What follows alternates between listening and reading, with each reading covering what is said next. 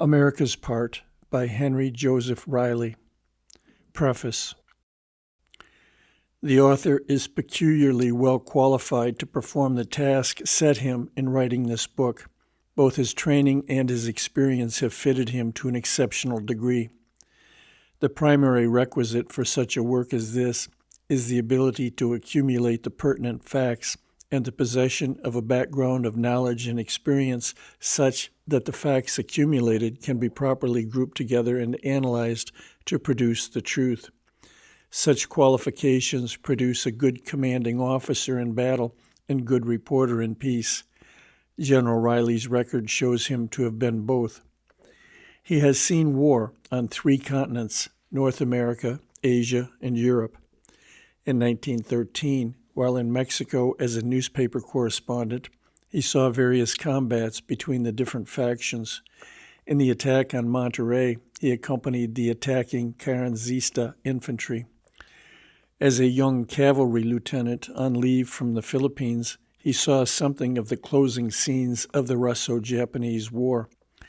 As a newspaper correspondent in China in 1925, while on a campaign with a Chinese force, he was captured by the opposing cavalry in the closing phase of a 2-day battle.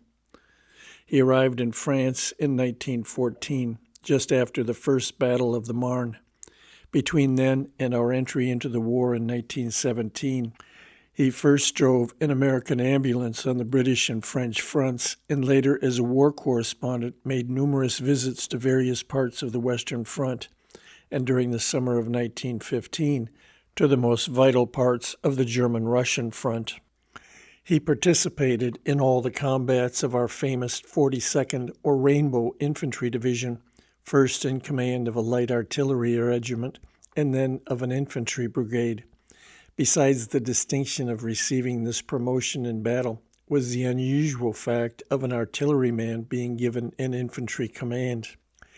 In 1920, he accompanied the Polish army in 2 campaigns against the Bolsheviki, the first in the spring, in which the Poles took the offensive, finally capturing Kiev, the second in the late summer, when the Poles, driven far back, finally stood on the Vistula, stopped the Bolsheviki, and then attacked, capturing such large numbers as practically to wipe the Bolsheviki army out of existence.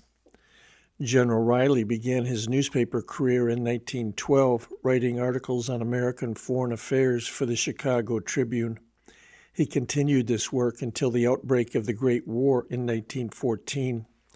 From then until we declared war, he was a war correspondent for the Chicago Tribune and part of the time for the New York Herald as well. Since his return to this country with the Rainbow Division from the Rhine in the summer of 1919, he has been at various times a special correspondent for the Chicago Tribune in Europe and for the Hearst papers in Eastern Asia, and editor of the Army and Navy Journal. Besides this, he has written for various magazines on foreign affairs and military subjects. General Reilly's qualifications are not limited to participation as an actor in or close spectator of interesting events. Constant study of our international and military affairs has given him a background from which to judge what he has seen. He is a graduate of the United States Military Academy at West Point. 7 years after graduation, he was sent back to that institution as an instructor in history. During the 10 years prior to the outbreak of the Great War in 1914, he not only saw but studied the organization, tactics, and connections with their civil governments of the French, German, British, Italian, Russian, Japanese, Peruvian, Bolivian, Chilean, Argentine, and Mexican armies. Since his return from the Rhine in the summer of 1919, he has, on each of 3 trips to Europe, talked with numerous Europeans who participated in the war on one side or the other, besides bringing home with him more than 1,000 books written since the war in various languages. He spent the greater part of 1927 in Europe, gathering additional material for this book. The figures he uses are from American official sources. Statistics of the military effort of the British Empire, official, Étude des statistiques chirurgicales, guerre de 1914 to 18, official. Colonel Pagnot, La défaite militaire de l'Allemagne in 1918. General Buat, L'armée allemande pendant la guerre de 1914 to 18. L'effort militaire des Alliés sur le front de France, from collection de memoirs, études et documents pour servir à l'histoire de la guerre mondiale, and numerous other highly reliable sources. The pertinent quotations which he has been able to obtain from distinguished leaders for this volume are a guarantee of his good standing as an active soldier, as well as a military critic among men whose records guarantee that they speak with authority. Marshal Foch, General Pershing, General Bliss, a representative on the Versailles Superior War Council, and General Summerall, the present Chief of Staff of the Army, have all given him direct expressions of opinion on various questions brought up in the different chapters of this book. J. G. Harbord, Major General, U.S. Army, retired. New York, July 10, 1928. End of section 0. Introduction. What part did we take in the Great War? Did we only lend money to our allies, or did we really fight? It is time we knew the truth, not only for purposes of history, but above all, because the answer to this question vitally affects our relations with the other great powers today, and particularly with Great Britain and her self-governing colonies, such as Canada, our nearest neighbor, and Australia, which is faced with the same problems in the Pacific as the United States. The stay-at-home American, even though he but glances at his daily paper, must be surprised at the chorus of abuse and even of rage directed toward us each time not only the war debts, but any other question in which we happen to differ with our associates in the Great War comes up. The American who has traveled outside this country, or better yet, lived among Europeans, and particularly Britishers and British colonials, be it in Europe, Asia, or the Americas, knows the origin of this feeling against us. He knows that the average foreigner believes that we did little fighting, and that of no particular consequence in the war.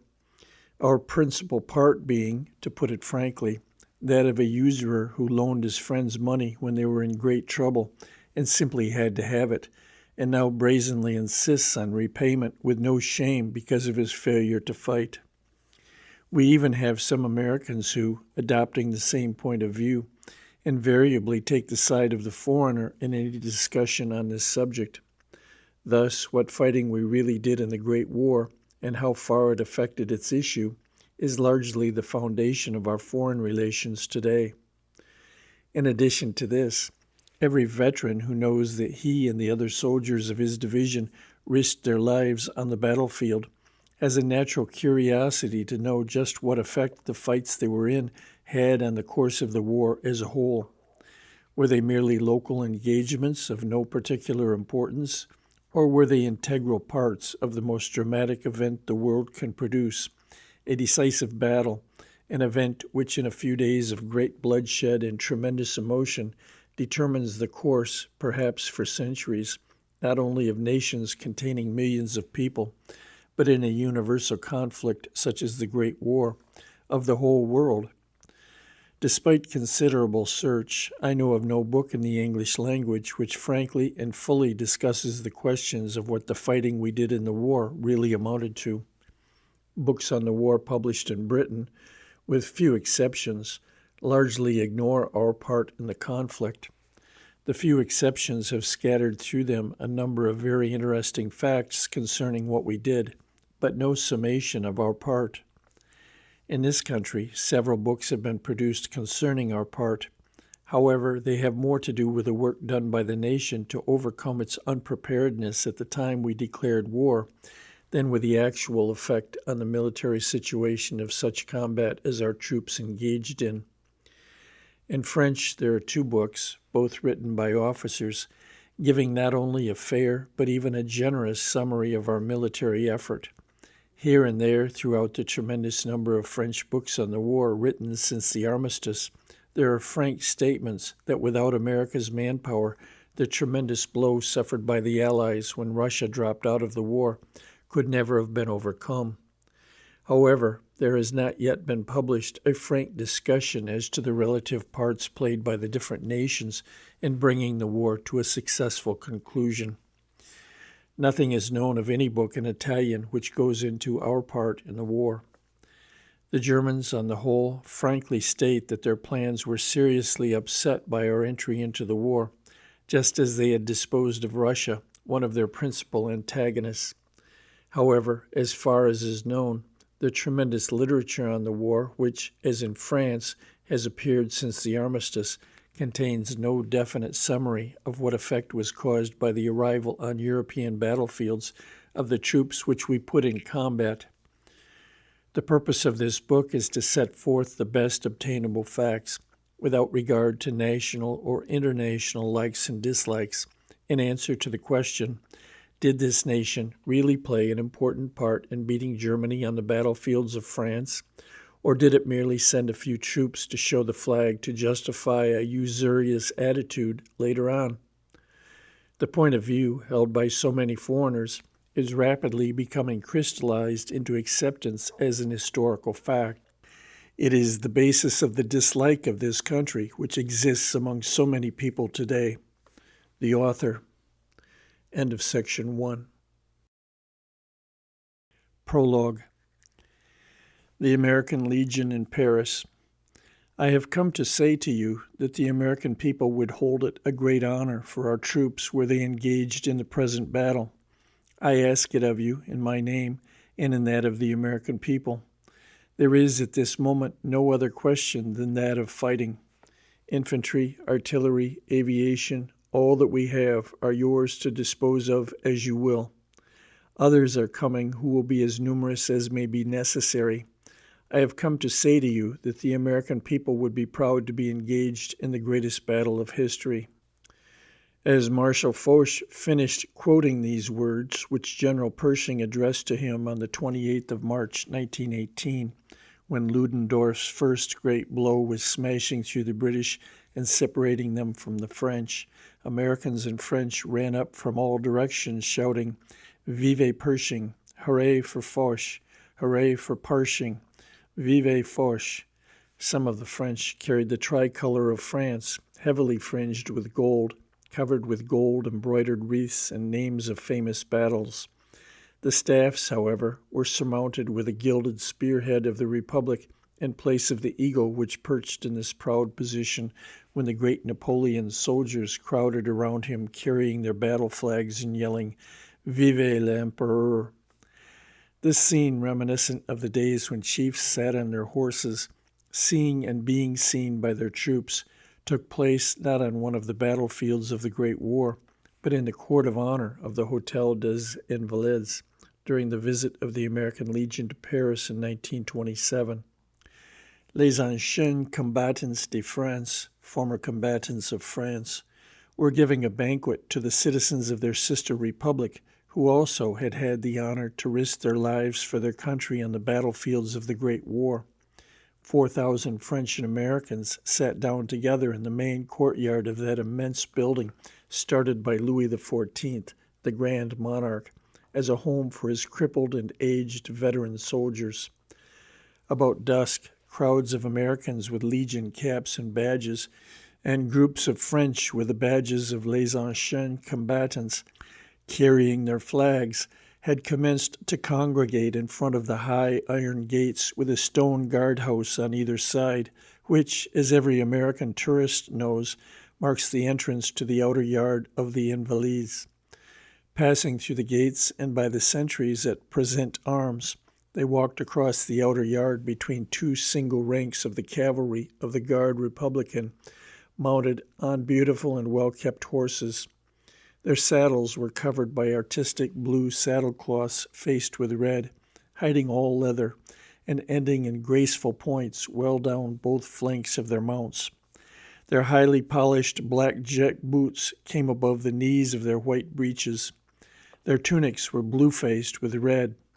Their sabers belonged to the age when cutting an enemy down was not a phrase, but a serious military problem met on every battlefield. Their heads were crowned as well as protected by the magnificent steel helmet with its upright red pompon and flowing black horsehair plume, the appearance of which in the thundering ranks galloping behind Napoleon's great cavalry leader Murat gave notice to the enemy's infantry on many a field that their hour had struck.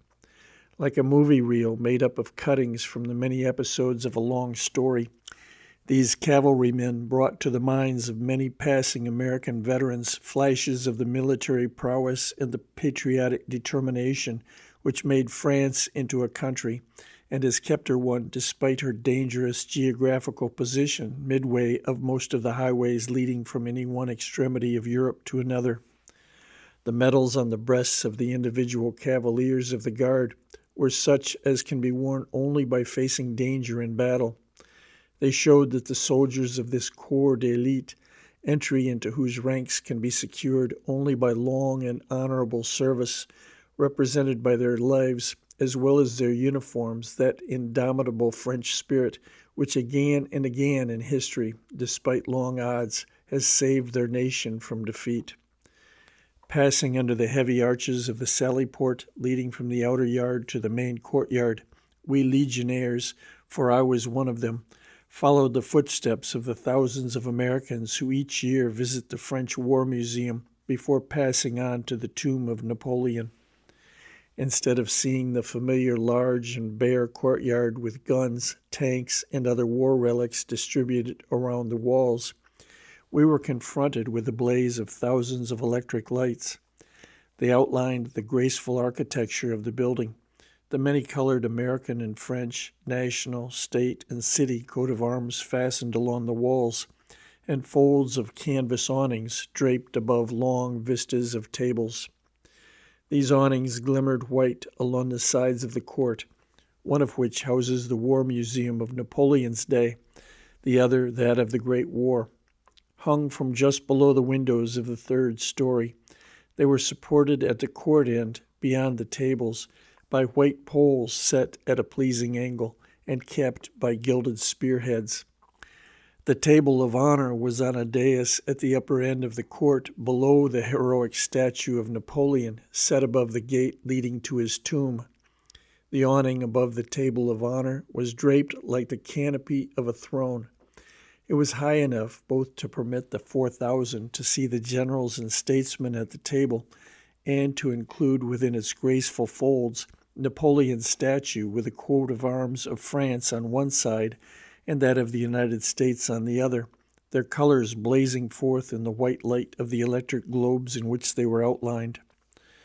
The beauty of the scene involuntarily produced the thought that it must be a stage setting. It could not be real. The magnificence, the grace, almost convinced that by some Wells time traveler magic we had been moved back in time to a fete at Versailles in the days of the glorious monarch. What were Marshal Foch and General Pershing thinking as they stood side by side directly under the heroic statue of Napoleon, smiling and waving their hands to the cheering French and American veterans? Through the minds of both must have flashed the thought that when it comes to leadership in war, many are called, but few are chosen. The war had put both to the acid test of facing failure. In September 1916, the fact that the then General Foch had reached the peacetime age of retirement of 65 years was used as an excuse to relieve him of his command. Almost until the armistice, General Pershing was the intended victim of a persistent effort to secure his relief because he insisted on organizing our troops into an American army instead of allowing them to be used as replacements for the armies of our allies. Were their personal escapes from going down in history as failures, however unwarranted such a fate, the sole or even the principal cause of their obvious emotion as they stood there facing the men whom they had commanded?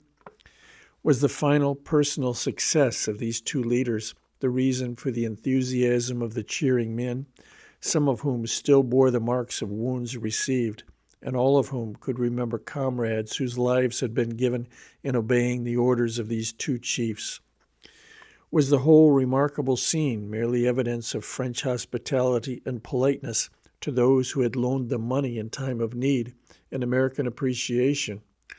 Or did those deep emotions, unknown to such as have never faced battle, cause a mutual French and American spontaneous outpouring of admiration to the leaders whose steadfastness and vision brought success out of black uncertainty, and abiding friendship to those whose comradeship during the passage through the dark valley of death helped bring the glorious sunrise of victory?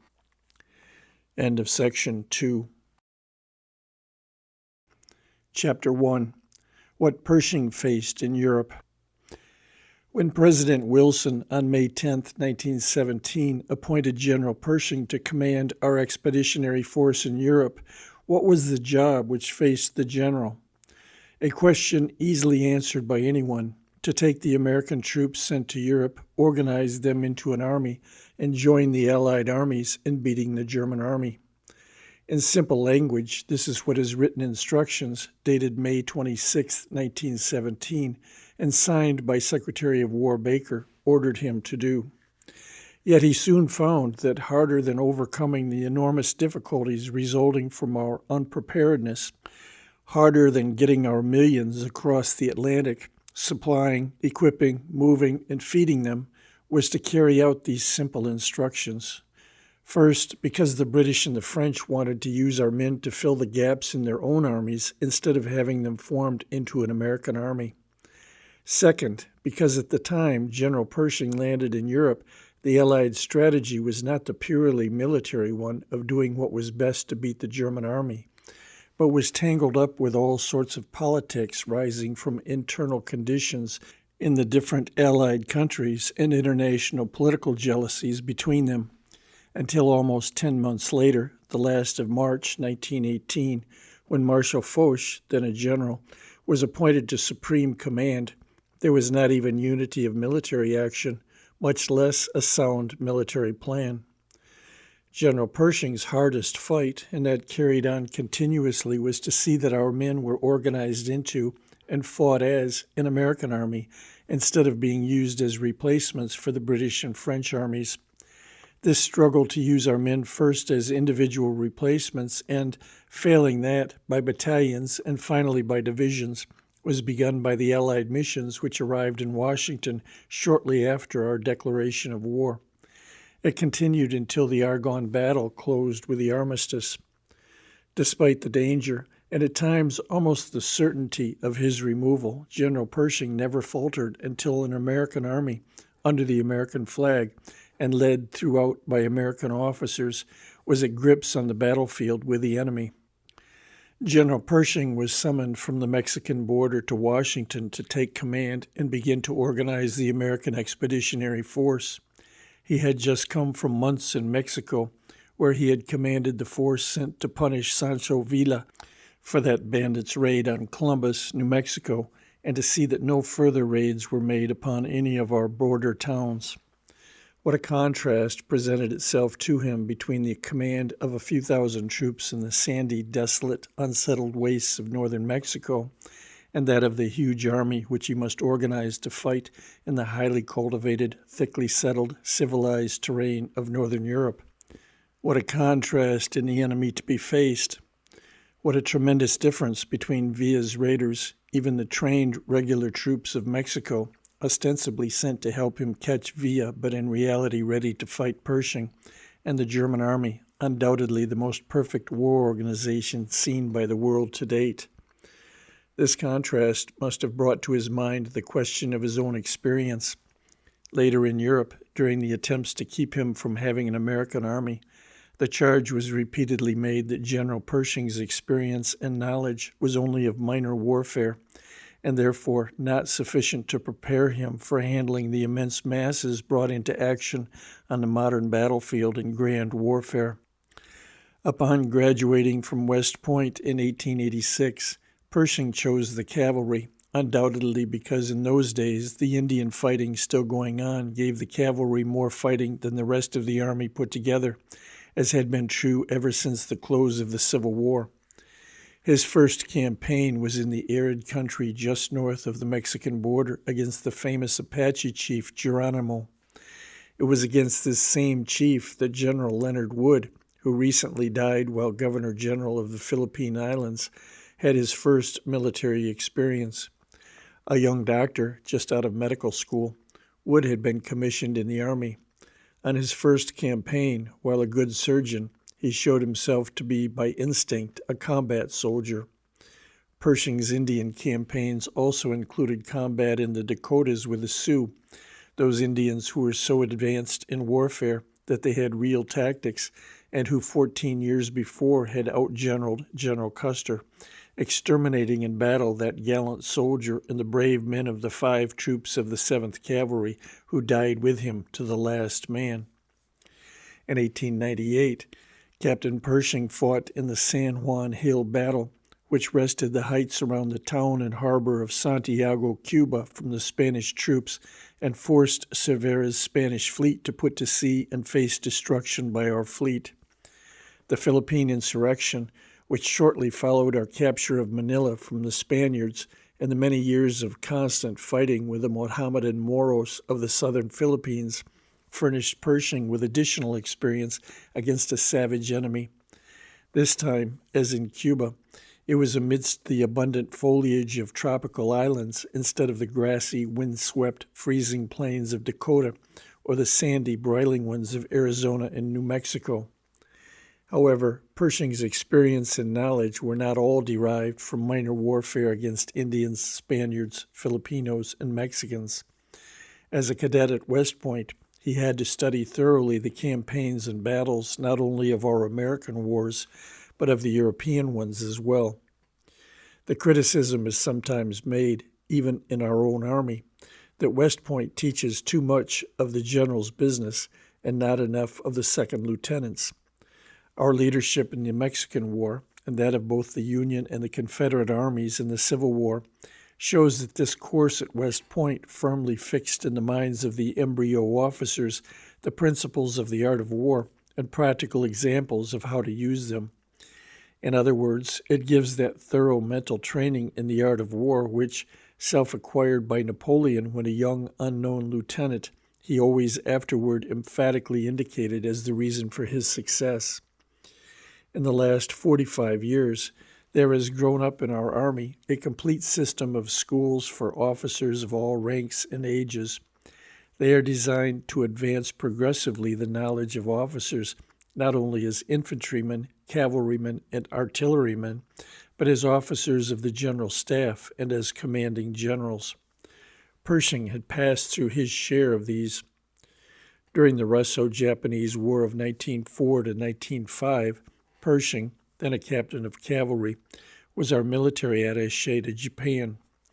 His visits to Port Arthur and to the Japanese army at the front in Manchuria gave him the opportunity to see the practical application in war of the principles of grand warfare first learned by him as a cadet at West Point.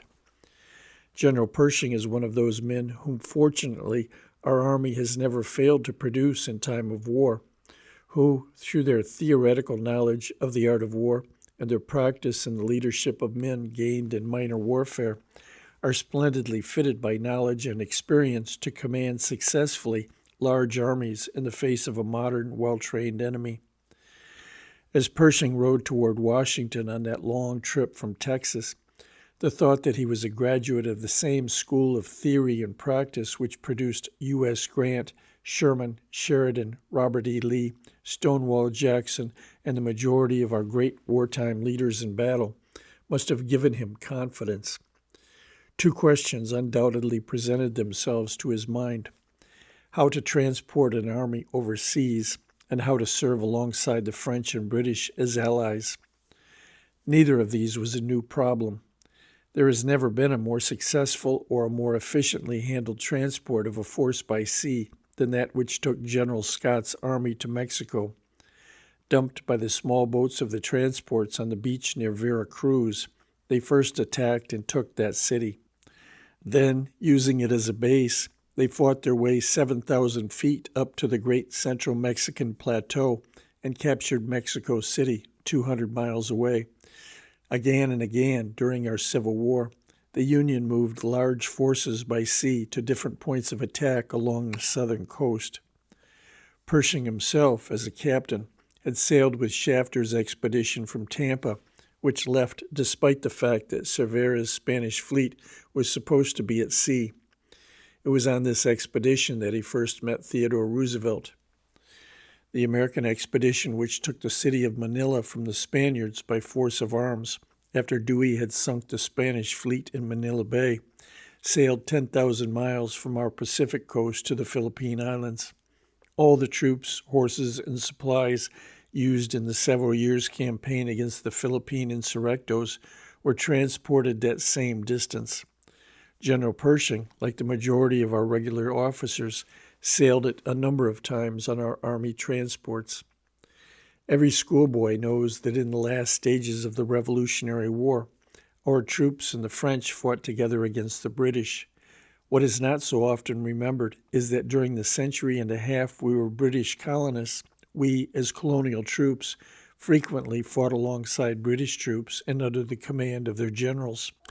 We materially aided the British in their campaigns, which gave them Canada and drove the French off the North American continent.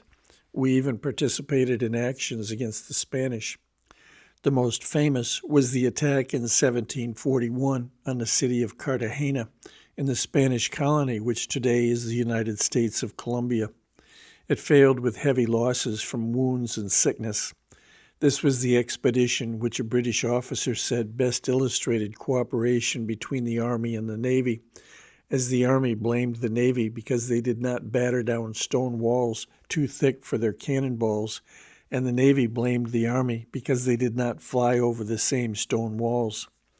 In fact, we served so much as British colonial troops that to this day, our military law, regulations, customs of the service, and some parts of our organization are still primarily British. Calling a lieutenant Mr., something the training camp officers naturally objected to, is one of them. Though General Pershing, as a regular, knew we were unprepared for war, as we always are, though we have averaged one war every 25 years, the condition of affairs he found when he arrived in Washington must have discouraged him. Despite the fact that Germany's increasing violations of our rights at sea had reached the point where they far surpassed the numerous transgressions of the Allies, making war a certainty, the administration had done nothing to prepare. No plans had been made prior to our declaration of war. Such efforts as the General Staff of the Army and the General Board of the Navy had made to call attention to this necessity had been rebuffed by President Wilson. He seemed to share the feeling, common to so many Americans and Britishers, that a brave and patriotic people does not need to prepare for war. When William Jennings Bryan talked of 1 million men springing to arms overnight, he only expressed this widespread feeling, which always results in an unnecessarily large butcher's bill in killed and wounded. The chance to win given to Germany because Britain entered the war unprepared, the continuation of this opportunity because of the time it took Britain to prepare, had taught us, with the exception of our military people, nothing. Another discouragement was the fact that Washington, like London, had a considerable number of statesmen unable to see that a war, like a prize fight, is won by fighting. Enthusiastic supporters of every scheme involving furnishing money, food, munitions, supplies of all kinds, and ships, they could not see that men, and still more men, up to the very limit of the manpower of the nations involved, on the battlefield facing the Germans, was the only way to win the war. They were ignorant of the struggle going on, and which had been unceasingly waged by the British generals to make their statesmen understand this. In justice to such men, it must be stated that probably the majority of the British and French missions, which hurried over here as soon as we declared war, encouraged this point of view. General Tasker H. Bliss, who was our representative on the Supreme War Council at Versailles, on which Marshal Foch was the French representative until he was put in command of the Allied forces, has shown this. And speaking of their activities in Washington, he said, quote, It became painfully evident that these missions represented the continued lack of unity that had been the costly bane of Allied efforts from the beginning. There was no common plan. There was no definite plan of any mission. Some individuals urged that what was wanted from the United States was not men, not an army, but money, food, munitions, supplies of all kinds. Others said, men, trained or untrained, and send them quickly. End quote. He summed up the confusion arising from their disjointed activities by saying, then, if ever, what was needed was not Allied missions, but a mission of the Allies. End quote. That we should be unprepared, that some of our statesmen could not see that a fighting army is the only way to win a war, was not surprising to a man of General Pershing's experience and knowledge. What must have astonished him was to find that some of the military members of both the French and the British missions advanced plans which meant that our untrained men would be sent to fill the gaps in their armies. General Harbord, who went to Europe as General Pershing's chief of staff and who later commanded the Marine Brigade at Belleau Wood, says that the plan of General Nivelle, then commanding the French army, called primarily for laborers, railroad workers, carpenters, miners, chauffeurs, that such fighting troops as were to be sent were to be recruits to be fed into the depleted battalions of the French army. He states that General Bridges of the British Army expressed the same idea, except that he wished the British Army to get its share of our men. If General Pershing thought that, perhaps, the ideas of the members of these disjointed missions were not representative of their countries, he was disillusioned when he arrived in Europe. While the Allied military and political chiefs always agreed in principle that an American army should be formed, they were continuously advancing, one way or another, schemes, the practical effect of which would have been the use of our men as replacements in the armies of our allies. General Pershing more and more found his greatest difficulty to be the problem of ensuring that while fighting on foreign battlefields, our men should risk their lives and limbs not under foreign officers and foreign flags, but under American officers and our own flag. As 1917 drew to a close, the pressure became greater. The Allied spring offensive on the Western Front had failed. The Russian Revolution, which in the spring had appeared to promise a more active participation by Russia in the war, by fall fell into the hands of the Bolsheviki, who began peace negotiations with Germany. The German divisions from the Russian front were commencing to arrive on the French front. The Italians had suffered a heavy defeat at Caporetto, losing 250,000 men in casualties and another 250,000 in prisoners. The Allies saw only the few divisions we had set up at that time landed in Europe. They did not see that the tremendous preparations we were making at home, once completed, would ensure an overwhelming force of American troops reaching Europe, instead of driblets, as would have been the case had we tried to send them continuously from the declaration of war. They did not take much stock in General Pershing's large-scale preparations to fit French ports, French railways, and territory assigned him back of the French front for the arrival and practically immediate use in battle of a large army. Because of the rigid censorship to ensure secrecy respecting our preparations, there was even widespread belief at home that we were not going ahead to win the war. It broke out in both houses of Congress and in the press. General Pershing, who thoroughly knew our military history, knew that this was the mood which led to insistent demands for immediate action, regardless of conditions. He knew this was the state of mind which had led the public and the press to cry, "On to Richmond," in 1861, when our hastily raised troops were not ready. He knew that at the beginning of the Civil War, some wanted to put General Sherman in an insane asylum as crazy because he said it would last 4 years and wanted a large army. He knew that in 1914, Lord Kitchener had been violently criticized, not only by civilians, but also in the British regular army, because he insisted on planning for a large army and a long war instead of sending his newly raised men in driblets to the front. In the midst of this, General Sir William Robertson, the chief of the British General Staff, got Lloyd George, the Prime Minister, to agree to a demand that 150 individual battalions of American infantry be sent to Europe and put in British divisions. The British divisions, because of lack of men for the army, had recently been reduced from 4 to 3 battalions. Putting 1 American battalion in each would restore them to their original strength. Mr. Lloyd George sent Lord Reading, the British ambassador to the United States, who was then in Europe, to Colonel House in Paris. Colonel House forwarded his request to Washington. Mr. Garrison resigned as Secretary of War in February 1916 because his efforts to prepare us for war met with the disapproval of President Wilson. Mr. Baker was appointed in his place. Generally believed to be a pacifist, his appointment was taken to mean that President Wilson intended this country to make no war preparations. However, once war was declared, Mr. Baker showed himself a great secretary. He had learned from his father, who had been a Confederate soldier in the Civil War, the evils of political interference with military affairs. He knew that Jefferson Davis, the Confederate president, had profited by his experience as a colonel of infantry in the Mexican War and at a later date as United States Secretary of War.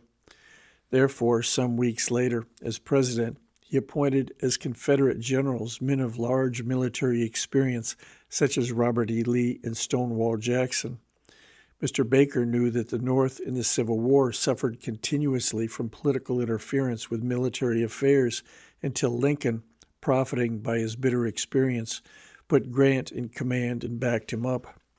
As a consequence, Mr. Baker referred the British request to General Pershing.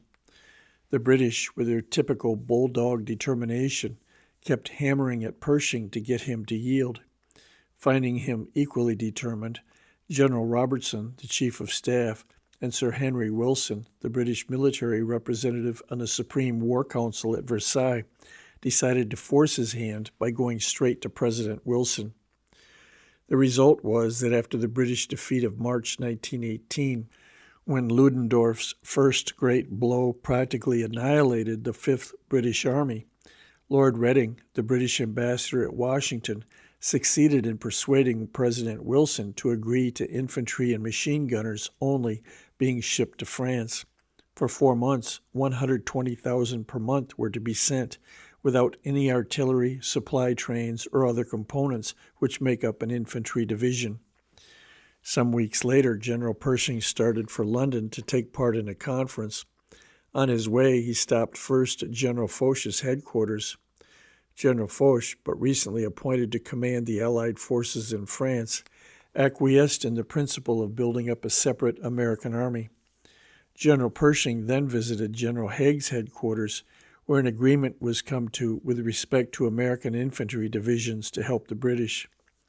Despite this, at the London conference, during discussion of the question of British shipping to help bring over American troops, the question again was brought up of incorporating 150 American battalions in British divisions.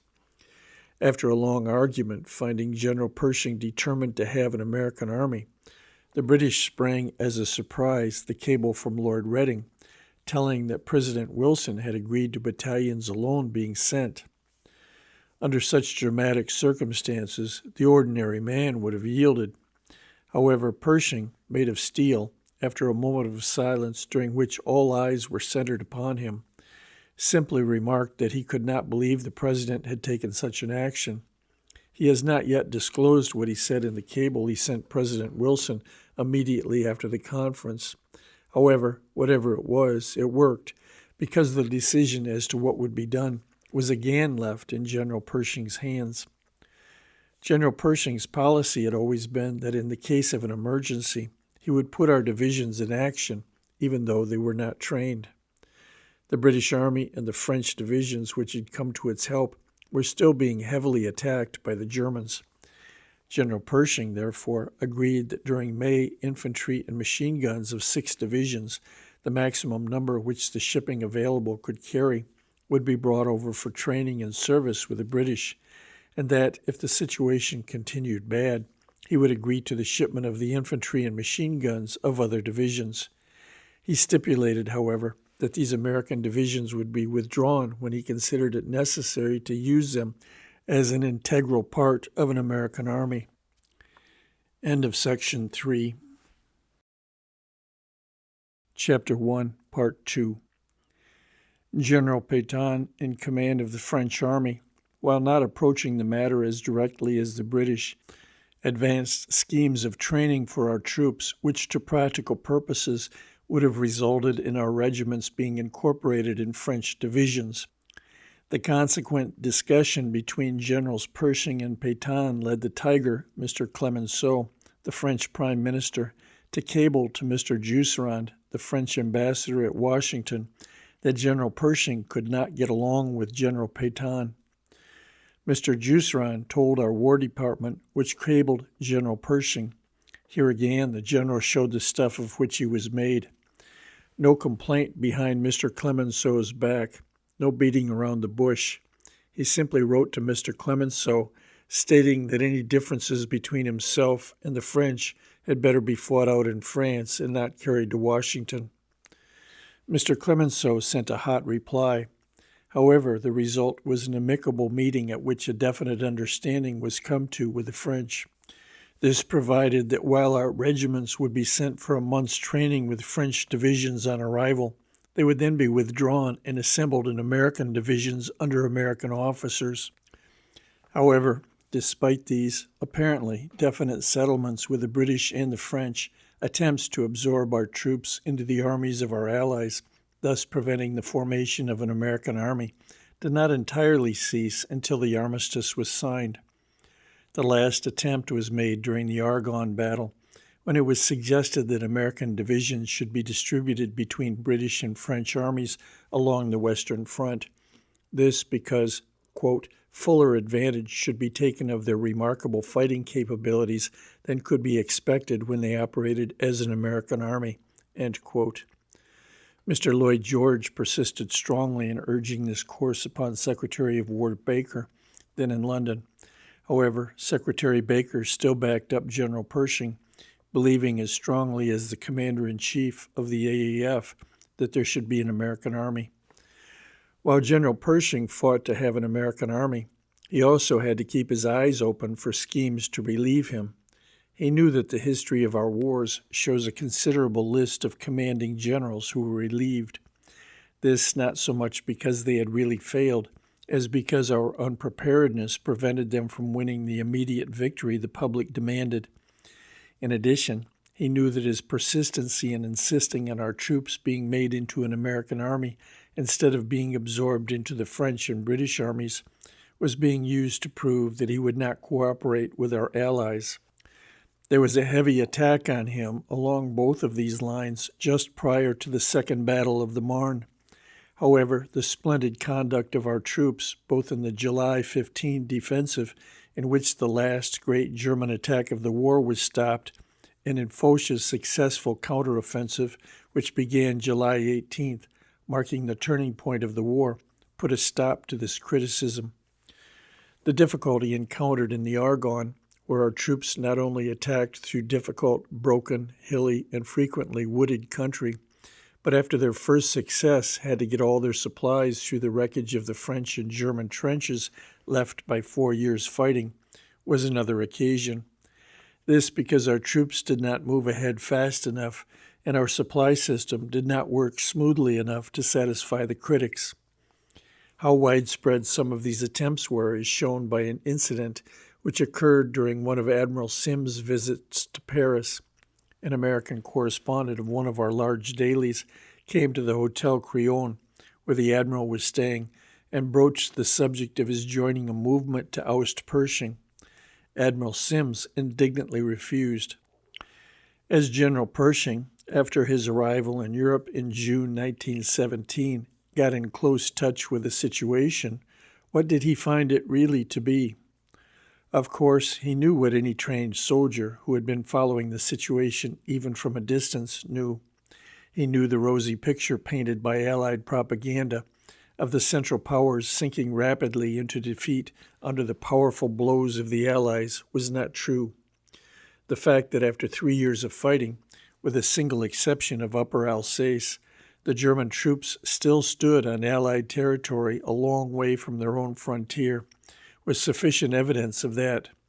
The much heralded Allied ring of steel around the Central Powers was still a long way from forcing them back on their own territory.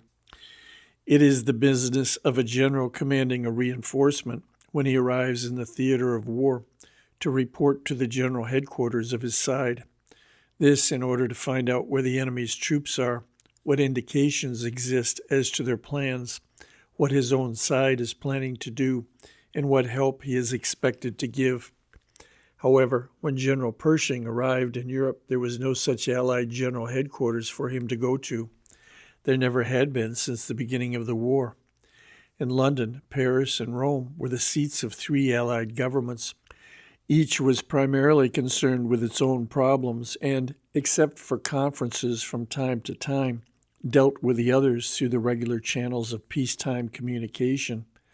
Along the Western Front from the English Channel to the Adriatic Sea were 3 general headquarters of large armies, the British, the French, and the Italian, and one of a small force, the Belgian. While the generals commanding had occasional conferences and each had liaison officers from the others, there was no central body continuously coordinating the activities of all, much less one commander-in-chief in control. Far off to the east was another capital, Petrograd, and another general headquarters, the Russian. Outside of submarine cable or telegraph messages, these could be reached only by a long, roundabout sea and land trip to the north or to the south, or else a trip around the world. By the north, it was necessary either to go around the Scandinavian peninsula and through the Arctic Sea, or else to attempt to cross the Baltic Sea, which was controlled by the German fleet. The southern route led through the Mediterranean, around Turkey to the Persian Gulf, and thence far overland through Persia. The around-the-world trip was across the Atlantic, then North America, followed by the Pacific, and finally the 2 weeks trip via the Trans-Siberian Railway. The then General Foch was advocating the formation of at least a central Allied body continuously in session, which could ensure the carrying out of a common plan. He was not being listened to. General Pershing arrived in the middle of a splendid illustration of the evil effect upon the Allied cause of this lack of coordination. He arrived just at the time when nearly 3 years of failing to fight the war with the single object of beating the Germans was commencing to bear fruit for the Allies in the discouragement and pessimism which culminated about a year later when Hindenburg and Ludendorff delivered the tremendous blows which not only the Germans confidently expected, but the Allies almost admitted meant victory for Germany. The chiefs of the Allies had met in November 1916 to plan the campaign for 1917. The idea was that all of them would attack the Central Powers at the same time. The British and French were to attack on the Western Front in France, the Italians along the Isonzo River, the Allied force of French, British, Italians, and Greeks from Saloniki north into the Balkans, and the Russians, with what was left of the Romanians, on the Eastern Front. Thus, with superior forces attacking them from all directions at the same time, the Central Powers would be crushed, because, unable to switch their troops from front to front as each was attacked, as they had been able to do in the past because of the failure of the Allies to attack together at the same time. Having agreed upon the general idea, the chiefs had to decide upon when to start the attacks. Immediately, there was that divergence of opinion which always characterized Allied councils. The French maintained they should be started early, as otherwise Hindenburg, the new German commander-in-chief, might start something first, thus wrecking their plans. As it turned out, this was exactly what happened. However, because of weather conditions on the fronts of other nations, the French were overruled. Before April 1917, the time finally set for the general Allied offensive, a variety of events took place which completely disrupted it. In England, Mr. Lloyd George succeeded Mr. Asquith as premier. From the beginning, Mr. Lloyd George was opposed to Marshal Haig, commanding the British forces in France. In general, he believed that the British casualty list was too heavy for the results the fighting produced. He also was inclined to attempt to finish the war by fighting somewhere else than in France. He thought an easier and less costly way of beating Germany would be to make the principal attack from the Balkans against Austria rather than against the Germans in France. Marshal Haig and General Robertson, the chief of the British Imperial General Staff, like all other trained soldiers, were convinced that unless the Germans were beaten in France and driven back into their own country, Germany would never be beaten. This fundamental difference of opinion between the British Premier and the British Commander-in-Chief operated from then on to prevent the British land forces from being assembled in one large force to strike a united blow against the enemy. Marshal Haig and General Robertson were worried about the size of the British armies. They would have liked larger British forces in the field. However, this was not their chief worry. What was causing them anxiety was that the point was being reached where the number of new men coming into the army was not sufficient to make good the losses. In other words, it was a question, only on a much larger scale, of the problem which faced Wellington during the Napoleonic Wars. He bitterly complained because the replacement sent him from England did not equal the number of his casualties. To prevent the British armies from shrinking in size, there was only one answer: conscription. Like all the other British military chiefs, Marshal Haig and General Robertson had been advocating it for a long time. They had produced any number of figures to back up their contention.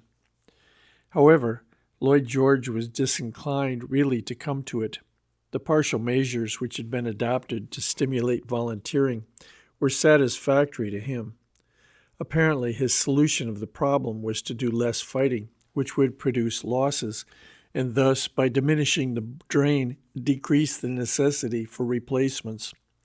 At the same time, changes in the French government and high command brought disagreement between French soldiers and statesmen. General Joffre had been relieved from command of the army and replaced by General Nivelle in December 1916. General Nivelle had the support of Mr. Briand, the French premier, and of General Lieuty, the French Minister of War. However, in March 1917, Mr. Ribot became premier and Mr. Painlevé Minister of War. They were both opposed to General Nivelle because they believed that plans which he had for an offensive would only cause the French army further tremendous losses without producing victory.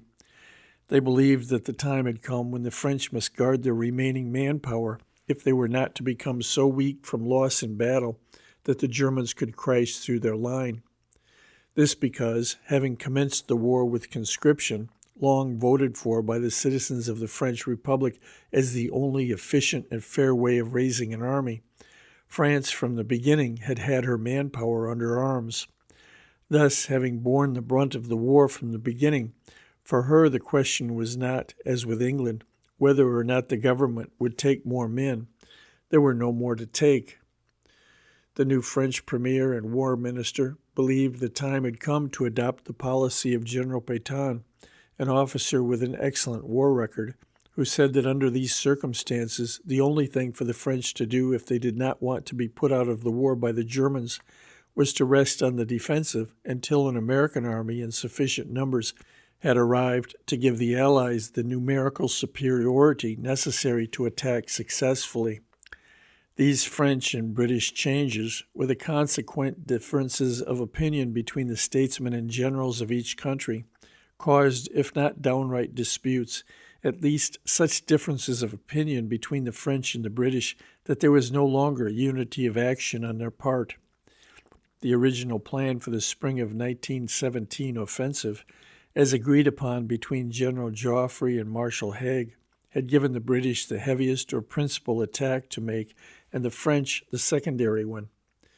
When General Nivelle became the French commander-in-chief, he reversed this.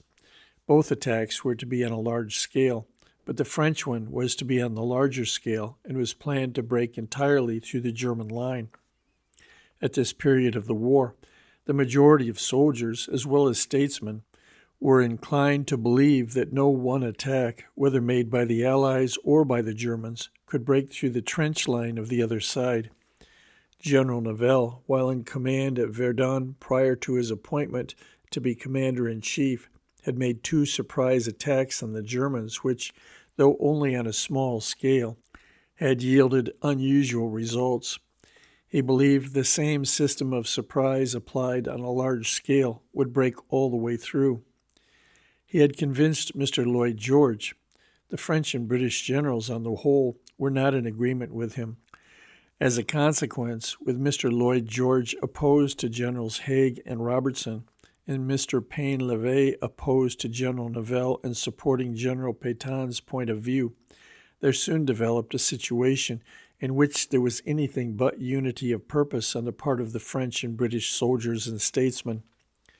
In the meanwhile, General von Hindenburg had moved first, just as the French had feared he would.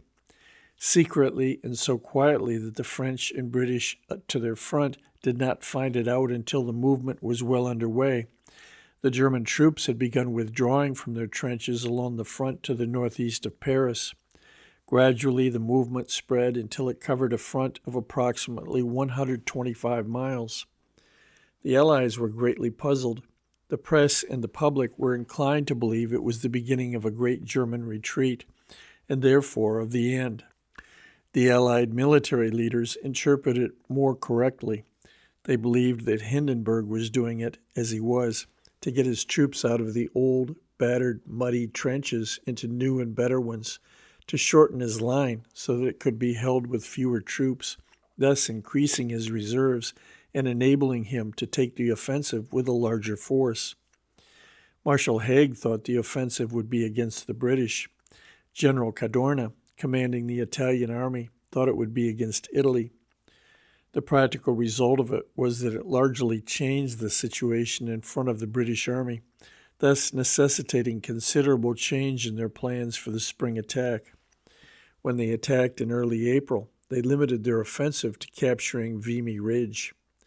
While it did not change the situation in front of the French, it did free German troops, thus increasing their reserves available for use when they did attack. As a consequence of this, and of the Germans having found out somehow when and where it was to be made, the attack, begun a week after the British one, was not a surprise and did not break through. The French gained ground, but at the cost of heavy losses. The first revolution in Russia in March had overthrown the Tsar's government and established that of Mr. Kerensky. One of the consequences of this was that General Alexeyev, in command of the Russian army, had wired asking for a postponement of the offensive. Nivelle answered that it was too late and that the Russians should move immediately. However, they only attacked the last of June. At this same time, General Cadorna wired General Nivelle that he saw no signs of any German concentration on his front, and therefore was not going to attack until the Germans had used up their reserves resisting the French. General Nivelle wired back, reminding him of the decision for the Italians to attack at the same time as the others. The Italians attacked May 12th, almost a month after the French. In the meanwhile, the Allies had made 2 attacks in the Balkans, weeks apart, one early in March, which was over almost a month before the French attack, the other in May, which was over shortly after the Italians began their attack. Thus, the great plans of the Allies, made in November 1916 for a simultaneous crushing attack on the Germans in the spring of 1917, came to nothing. As an outcome of the whole affair, General Nivelle was relieved, and General Pétain made commander-in-chief of the French forces. Just before this change took place, Marshal Haig had proposed that the French take over some of the southern part of the British line, so that he could have more British troops to use in an attack which he wanted to make in the north near Ypres. After this attack was over, he proposed that the French take over still more of the British line in the south, so that he could attack in the north in Belgium for the purpose of capturing the ports of Ostend and Zeebrugge. The British proposition meant that instead of a combined attack being made against the German army, the French were to subordinate their actions to a British attack which had for its purpose not the destruction of the German army, but the capture of seaports being used by the German submarines. In other words, the strategy on the Western Front was to be twisted from its proper purpose of winning the war through the destruction of the German army to the minor purpose of capturing enemy naval bases in order to help suppress the submarines which were operating in the waters around England.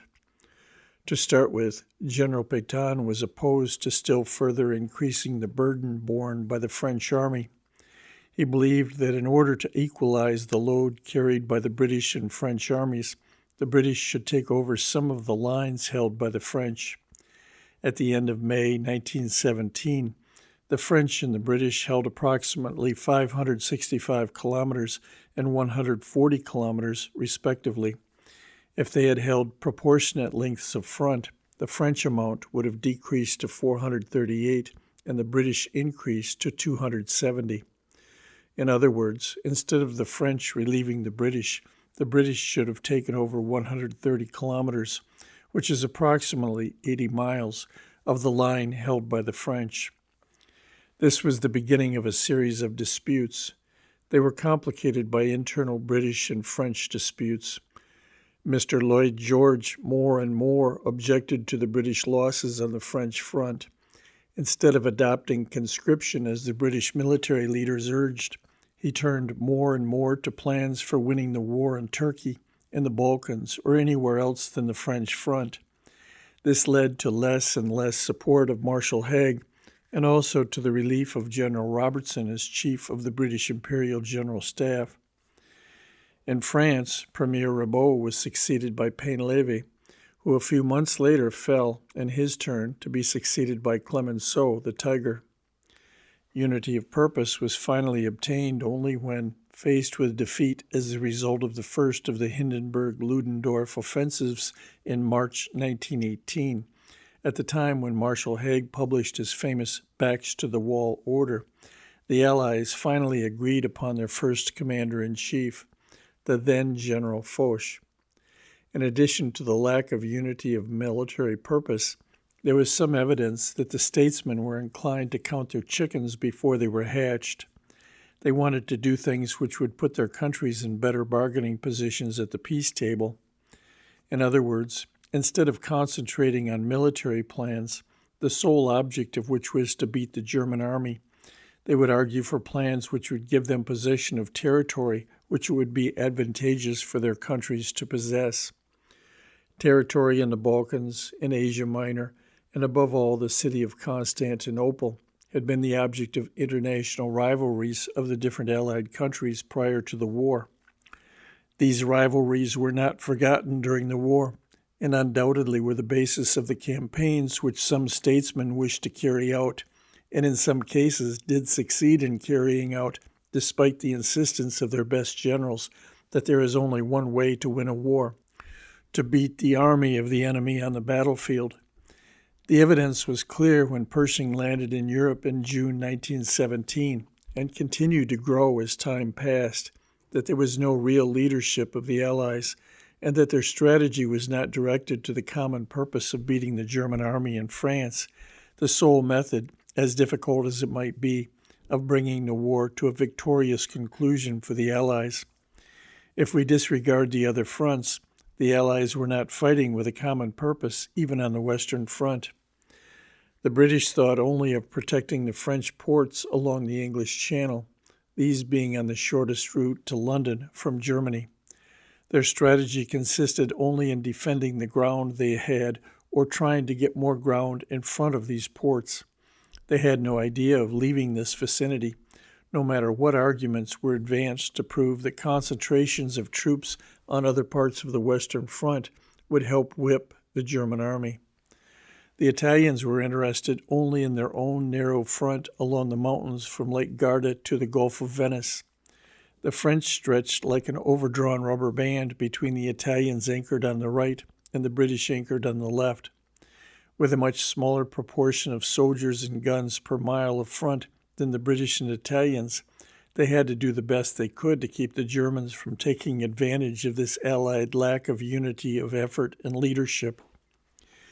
General Pershing saw that this condition of affairs was eating up Allied manpower without whipping the Germans. It was his job to use our manpower to beat the German army, not to defend the routes to London or North Italy. Turning our men over to the Allied armies obviously would not have done so. The only way to ensure the use of our manpower to strike the Germans where the most damage would be done was to organize it into an American army. This General Pershing did, equally regardless of the pressure brought to bear on him in Europe and of the attempts behind his back in Washington to secure his relief from command. The dramatic events of 1918, beginning with a near defeat of the Allies and finishing with victory, proved him right. End of Section 4. Chapter 2, Part 1. Why Germany Defied Us. Why was Germany willing to have us enter the war against her rather than give up her submarine campaign? She already had opposed to her 326 million whites, to say nothing of 320 million British Indians and 22 million natives of French Africa. Her population, plus that of Austria-Hungary, Bulgaria, and Turkey, totaled but 140 million. Yet she was willing to add to the formidable number of her opponents 105 million Americans. Was it an act of desperation? Was she like a gambler who, faced with defeat, stakes his all on a last desperate play, hoping the mounting tremendous damage done by her submarines would offset the slow but sure crushing of her land forces? No, she was not gambling. As the result of careful consideration by her leaders of the war to date, she was certain our unpreparedness would give her the time to obtain a decision, if not a knockout, from the Allies. She was convinced that even should we decide really to fight, we should be too late. This is the only conclusion which can be drawn from German literature dealing with the war, and above all, from numerous conversations I had with former German general staff officers during different trips to Germany. The majority are quite willing to talk about the war from an academic, professional point of view. However, desiring to live on good terms with their neighbors, they do not wish their names used. One conversation in particular was such a clear outline of what others had expressed that only direct quotation can do it justice. Germany figured America would be too late with a fighting army to help the Allies, began the former German officer. Therefore, we were willing for America to come in against us, rather than give up our submarine campaign, which at the very time you came in was more successful than ever before.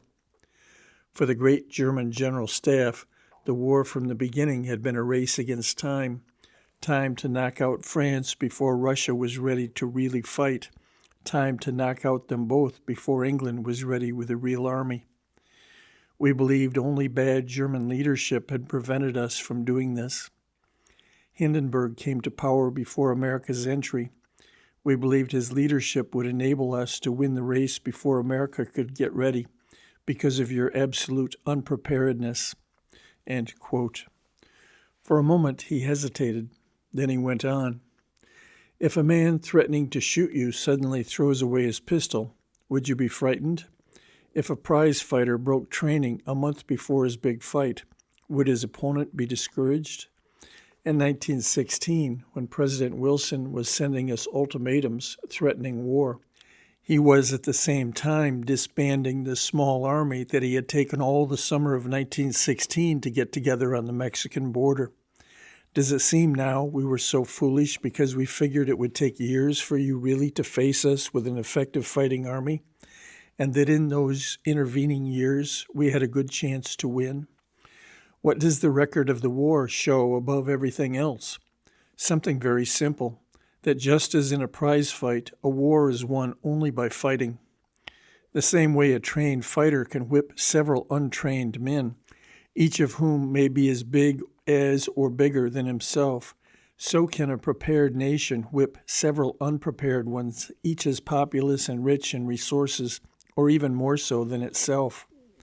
Allied war propaganda had taught you that the Russian steamroller was flattening us out on one side, while the British, French, and Italians overwhelmed us on the other, that we were on our last legs with our backs to the wall, End quote. I interrupted him for a moment. And like most war propaganda, that was the opposite of the truth. Exactly right, he continued.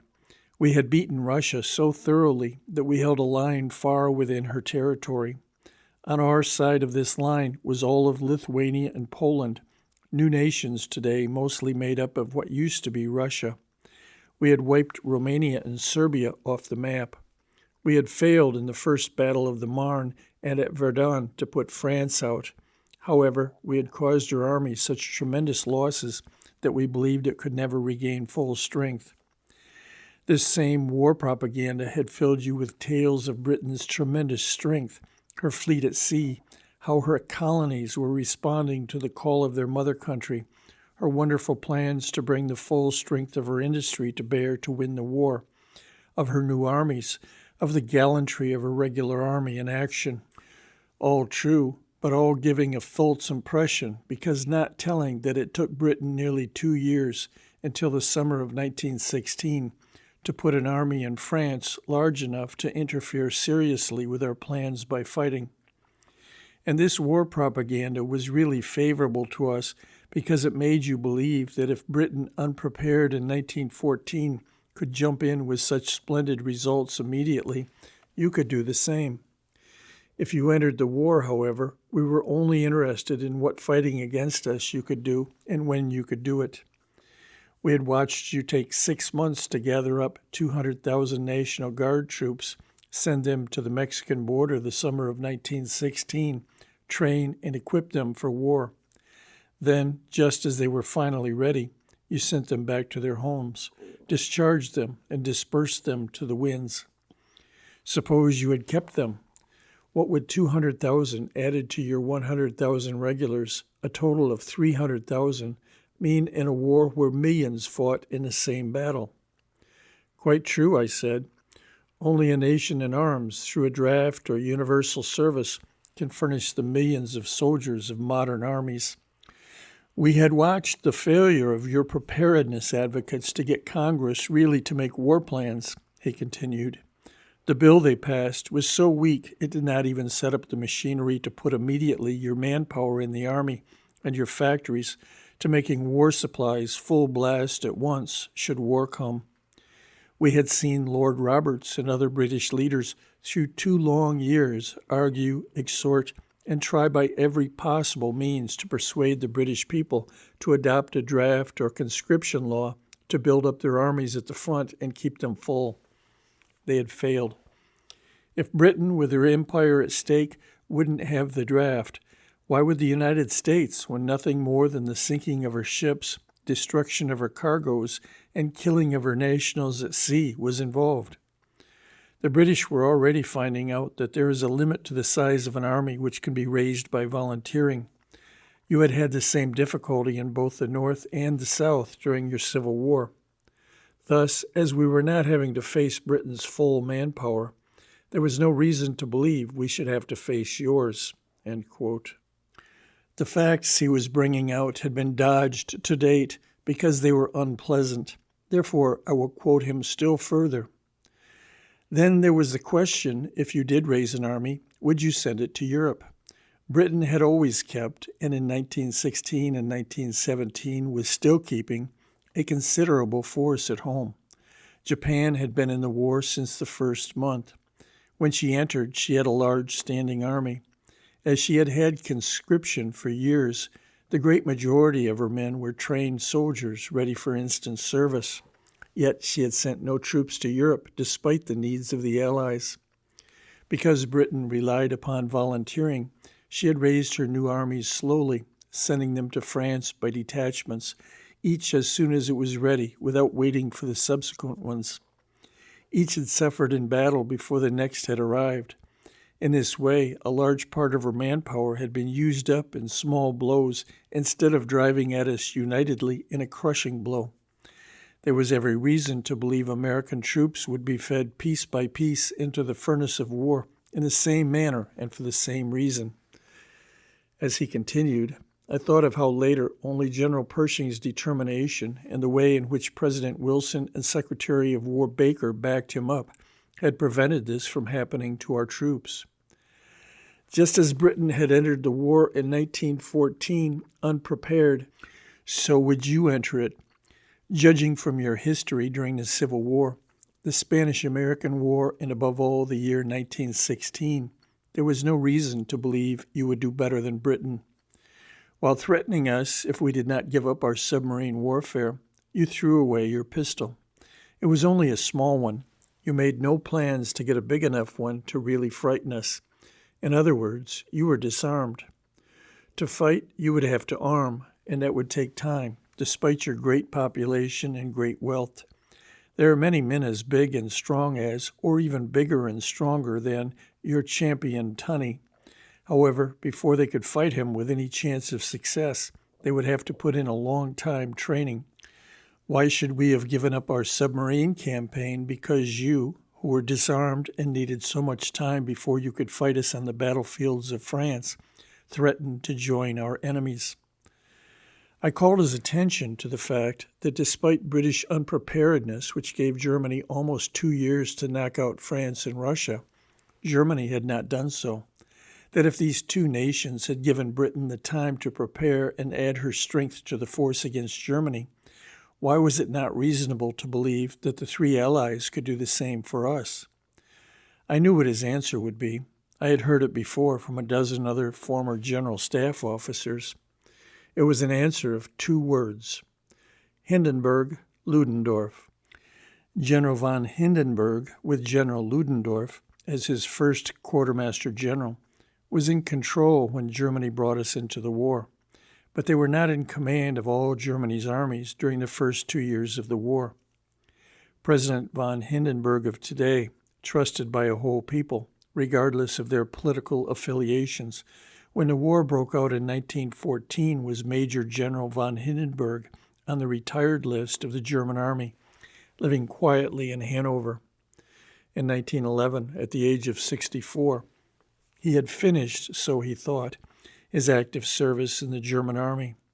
As he turned over his command of the German Fourth Army Corps with headquarters at Magdeburg, he is said to have remarked that the great military knowledge accumulated by him in 46 years of service, from second lieutenant commanding a platoon to major general commanding an army corps, would never be of use to his country.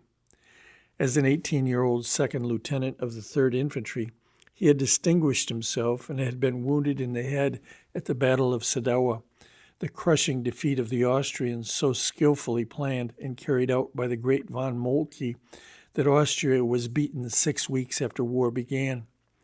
As a first lieutenant, he served in the Franco-Prussian War, in which von Moltke's plans led to the overthrow of the French regular army in 7 weeks. He took part in this Franco-Prussian War and the repeated and bloody assaults of the German infantry on the village of Saint-Privat, stubbornly held by the French, but escaped unharmed.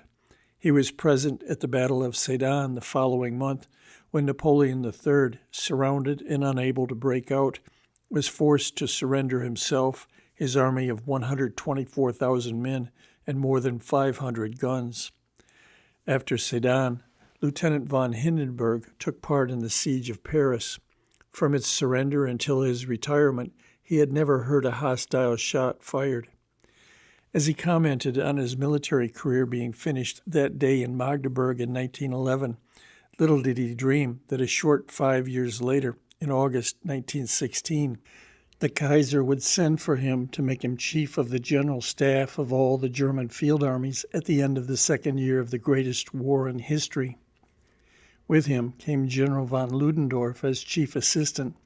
He is 18 years younger than von Hindenburg.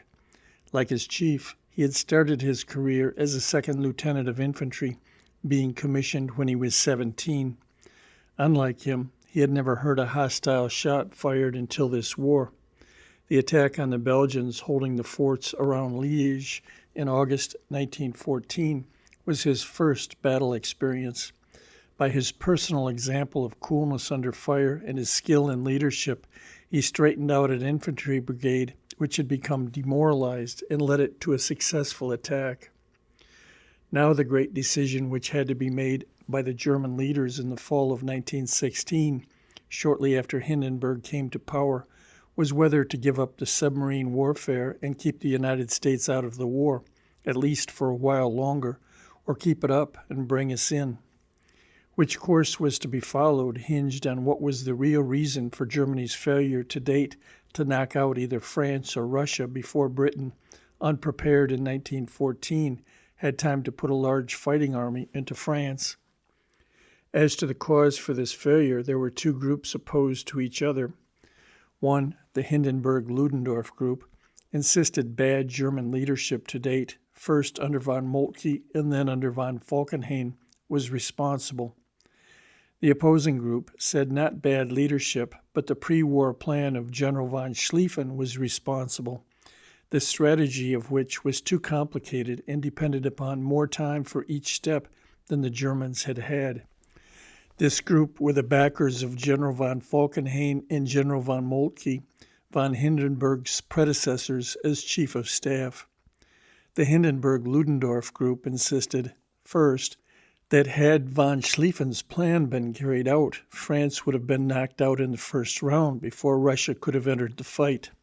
Second, that even after the failure to do this, Russia could have been knocked out before Britain produced an army, if von Falkenhayn had had the courage to seek a decisive battle instead of trying the usury method of wearing the Russian army down to a point where it would be too weak to fight effectively. They insisted that in each case, failure had been due to trying to play safe instead of following the bold policy of seeking great decisive victories, even though doing so meant risking defeat. What was von Schlieffen's plan? Why did he make it? Why didn't the Germans follow it when war broke out in August 1914? To find the answer to these questions, it is necessary to go back for a moment to Frederick the Great. Then we must glance at the Franco-Prussian War of 1870-71, the principal battlefields of which adjoin or overlap the Saint-Mihiel salient in the Argonne where so much American blood was shed. Frederick the Great put Prussia on the political map of Europe by whipping all his neighbors. From the beginning of his career, the war problem faced by her military leaders had been to successfully face enemies attacking her from several sides at once. By being constantly ready and by making the fullest use of his military genius, Frederick took advantage of the time it took his enemies to plan to crush him by a united blow, to whip first one and then another before they were ready to come at him together. In the Franco-Prussian War of 1870-71, the great von Moltke's constant fear was that before the German army could beat the French, the Russians, with their tremendous masses, would attack Germany from the rear. When Russia and France made an alliance in 1891, what von Moltke had feared might become his great problem in the Franco-Prussian War became the great problem for the next war with France. The problem the German General Staff had to find an answer to, if possible, was how to put out or seriously cripple one before the other would have time to do any vital damage, and then turn on and destroy the other. Some favored attacking Russia first as the more easily beaten, particularly because Austria-Hungary could help, and others, France first, as the more dangerous. The question of time led to the decision to strike France first. The Franco-Prussian War, with its bitter defeats followed by the long occupancy of French territory by German troops until the heavy cash indemnity demanded as the result of victory had been paid, had left the French people with no illusions as to what happens when a nation unready for war faces a prepared one. They had been beaten, and badly beaten, despite many examples which will live in military history of brilliantly courageous acts, not only by individuals, but even by regiments and divisions. When the leading American soldiers of the 1st and 42nd Infantry Divisions, in their race for Sedan in the last days of the Great War, gained the last crest held by the Germans, one of the heights their eager eyes saw before them on the other side of the Meuse River was the plateau of Flowing. Here, on a September day in 1870, General Marguerite's French cavalry division charged again and again in a vain effort to break the German infantry. General Marguerite, having been killed, and half the division killed and wounded, with the ground up to the very muzzles of the German rifles covered with the light blue and red of the uniforms of the French and the white bodies of their Arab horses, General de Galifet, who succeeded Marguerite, when asked if the division could charge again, said, "As many times as you wish, General, up to the last man," and charged again. After the French standing army had been virtually wiped out by the Germans, the people of the country sprang to arms and fought the best they could to oppose the invader, but without success. Beaten everywhere where their principal cities occupied, they had to agree to German peace terms. As a consequence, they learned the lesson that a patriotic but untrained people springing to arms may die in large numbers in battle, but will be unsuccessful against trained troops. They therefore adopted a real system of universal military service, which trained every young Frenchman and also taught him that along with the rights of citizenship goes the duty of every citizen to prepare in peace to defend his country in war.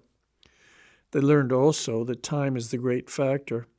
The side which is ready can strike first, and generally so hard as to prevent the unready nation from ever catching its wind long enough to make good its unpreparedness. As a consequence, the French had become a nation in arms, trained as soldiers, ably led, and ready instantly to strike a tremendous blow. On the other hand, the Russians had shown they needed time before they could strike. The Russian army had shown many weaknesses in the Russo-Japanese War. The small revolts and political disturbances in different parts of Russia during this war had shown the Russian government none too strong. After the war, the Russian army made a vigorous effort to take advantage of its military lessons. Considerable improvements were made in every direction. However, the internal situation of the country prevented taking all the measures necessary to bring about the immediate mobilization in time of war of a trained army with numbers in proportion to the total population of Russia. The Duma, or Russian House of Representatives, which the Tsar had but recently allowed to come into existence, was not sure that the improvements in the army were wanted only to fight an outside foe. It was inclined to refuse any money through fear that the army was being built up to subdue the Russian people, should they demand further political rights. On the other hand, the Tsar's government, not certain of the loyalty of the mass of the Russians, was not sure that it was a good idea to train an increased proportion of them to be soldiers. The result was that Russia, with her population of 170 million, had trained only about one-third of the number of men she had available for military service. Thus, France, with a population of only 40 million, by comparison with Russia's population of 170 million, could put practically as many trained soldiers immediately in the field as Russia. In addition, the French army could be fighting on the German frontier much more quickly than that of Russia. France, being a highly developed country industrially, had an excellent railway system covering every part of her territory. Also, the necessary lines had been built to enable her whole army to be quickly concentrated on the German border. Russia, a backward nation industrially, had comparatively few railroad lines. Despite the urgings of her own general staff, backed up by the French government once an alliance had been made, the railroads necessary to concentrate her army quickly on the German-Austro-Hungarian frontier had not been built. This meant that the French army, unless stopped by battle, would be pouring into Germany long before the Russians would have reached the German frontier. Thus, the best German plan was to use the time which Russia would have to take before she could attack to defeat the French army. That being done, Germany could then concentrate all her forces, except troops left for garrison purposes in France, against Russia. However, beating France would be a very different problem from that of the War of 1870-71. In the first place, she was ready with an efficient and much larger army. In the second place, in that war, Britain not only had kept out, but in general had favored the German side. Now, while not allied by a hard and fast treaties with France and Russia, she was practically tied to them by agreements. She might remain out for a time, but her ultimate entry was a certainty. The question was, what would and could she do when she entered? Our Civil War from 1861 to 1865 was the first war in which railways played an important part. The strength of any body of troops, the distance that can be moved, and the time necessary are the three fundamentals of strategy. Or, as the Confederate General Forrest, who had no education but was born with a sense of strategy, used to express it, get there first with the most men. By their ability to transport large bodies of troops and supplies a considerable distance in a short time, railways introduced a new feature in military strategy. General von Moltke was the first European general fully to grasp this. He attributed a large part of his success in whipping Austria in 6 weeks in 1866 and destroying the French regular army in 7 weeks in 1870 to his use of railways. Afterwards, he often advised, build no more fortresses, build railways. General von Schlieffen, who succeeded him in 1891 as chief of the German General Staff, also was a strong believer in the importance of railways. He used to say, no longer are we satisfied only to ask how many battalions our enemy has. Also, we must know what is the extent of his railways, as railways are now an engine of war without which the large modern armies of today are helpless. The tremendous growth in the sizes of the French and German armies and the consequent necessity to use railways were among the principal reasons why von Schlieffen had a more difficult problem in planning to defeat the French than that which faced von Moltke in 1870-71. From the earliest records in our history, there have been 3 main routes for armies from the territory which is modern Germany to invade that which today is France, or vice versa. The 3 are strewn with battlefields on which many bloods have been spilled, Roman, Gaul, Germanic, and Tartar in the days before firearms, Russian, Austrian, Dutch, British, German, French, and Spanish since. The southern one passes through the territory where Germany, Switzerland, and France come together, not far from Val d'Ahon, where so much of our artillery trained before going to the front. The central one comes by the fortress of Metz, which was the next objective of the American army when the armistice was signed, and the fortress of Verdun in 1916, the scene of the greatest defense in history.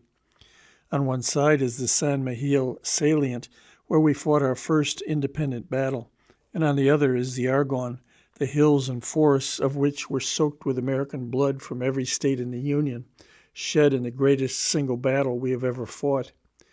Between these 2 routes lie the beautiful forest-covered Vosges Mountains, where most of our divisions had their first experience in trench warfare. The northern route lies through the plains of Belgium, on which there is hardly a town which has not been besieged or seen a battle nearby. Numerous towns, more than one. From the year 1500 until Belgium was proclaimed neutral in 1832, there were 395 battles fought on her soil. The country around Oudenarde, from which our 91st Infantry Division drove the Germans in one of the last combats of the war, had been the scene of 11 previous battles. End of Section 5. Chapter 2, Part 2. Why Germany Defied Us. Between the central and northern routes lie the wooded Ardennes Mountains, whose evergreen-covered slopes proved such a relief to the eye after the war-torn Argonne, for the divisions making up the left of our army in the long march from the Meuse River to the Rhine after the armistice. In the War of 1870-71, the Germans used the central route, as the French forces in battle at any one time never exceeded 125,000, and the total German 200,000, they did not overflow to the right and left very far. However, the German and French armies had steadily increased in size. When the war broke out in August 1914, Germany's standing army was 840,000, that of France 884,000, including native troops in Africa. By the time the First Battle of the Marne took place, Germany had mobilized a total of 3 million to face both France and Russia, and France a total of 2,600,000. The German and French forces, which would be deployed along the Franco-German border a few days after war was declared, would be so large that they would have to use more than one route. In fact, they would cover the whole Franco-German frontier with a great many left over. General von Moltke had won his victories by using the German railways to put his troops along a long, curved line so that when they marched toward the enemy's army, they would converge on it, the way an army of ants, starting from 1/3 of the rim of a wheel and moving down its spokes, would converge on the hub. Thus, when the two armies joined battle, the German one was in a position to attack not only from the front, but from one or both flanks as well. This was the way in 1870 von Moltke beat Marshal Bazaine's army, surrounded it, and shut it up in Metz, where it finally surrendered. Our line on the second day of the San Mihiel salient battle was almost on some of these battlefields. This also was the way he beat the Emperor Napoleon III a short while later at Sedan, surrounding him and forcing his surrender with all his army. The ridge south of Sedan, mentioned above, as captured by our 1st and 42nd Infantry Divisions in the closing days of the war, was occupied in the Sedan Battle of 1870 by German troops advancing in the same direction as ours in 1918. However, then Sedan and the hills around it were occupied by the French instead of the Germans, as in 1918. General von Schlieffen planned to do the same thing in the coming war, but because of the size of the armies on a much larger scale. However, as the French army more than covered the whole of the Franco-German frontier, the Germans would have to advance not only along the whole frontier, instead of just the central route, as in 1870, but along the southern route through Switzerland and the northern one through Belgium if they were going to turn both French flanks and bend them back until the whole French army was surrounded. The French thus forced to surrender, the Germans would be free to turn practically their whole strength on Russia. However, von Schlieffen did not have enough troops to turn both French flanks. Therefore, the question was whether to turn their right by going the southern route through Switzerland or their left by the northern route across the plains of Belgium. The Germans considered the Swiss system of universal training good as far as it went. However, they knew the time of service was so short that the Swiss were not sufficiently trained and disciplined to successfully resist an attack by the Germans. But this southern route is much further away from the greater part of Germany than the northern route through Belgium. The time necessary to get troops well on their way to Switzerland would put them across Belgium. Therefore, the northern route through Belgium was chosen. Could and would the Belgians put up enough of a fight to stop the Germans coming through Belgium? The Belgian people, as a whole, were indifferent to national defense and inclined to dodge the issue by saying that as their neutrality had been agreed to, they did not need any. The old King Leopold knew too much history to believe that neutrality would protect a small nation in the way of great powers at war, any more than being innocent protects a bystander in a street riot.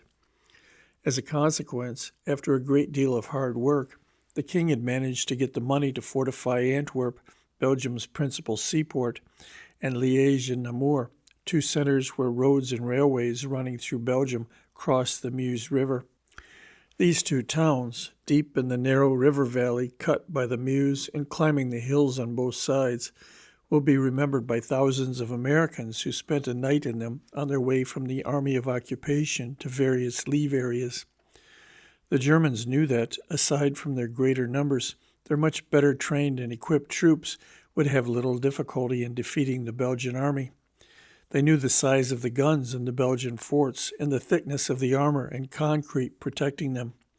They had learned the lesson taught by the Japanese during the siege of Port Arthur in the Russo-Japanese War.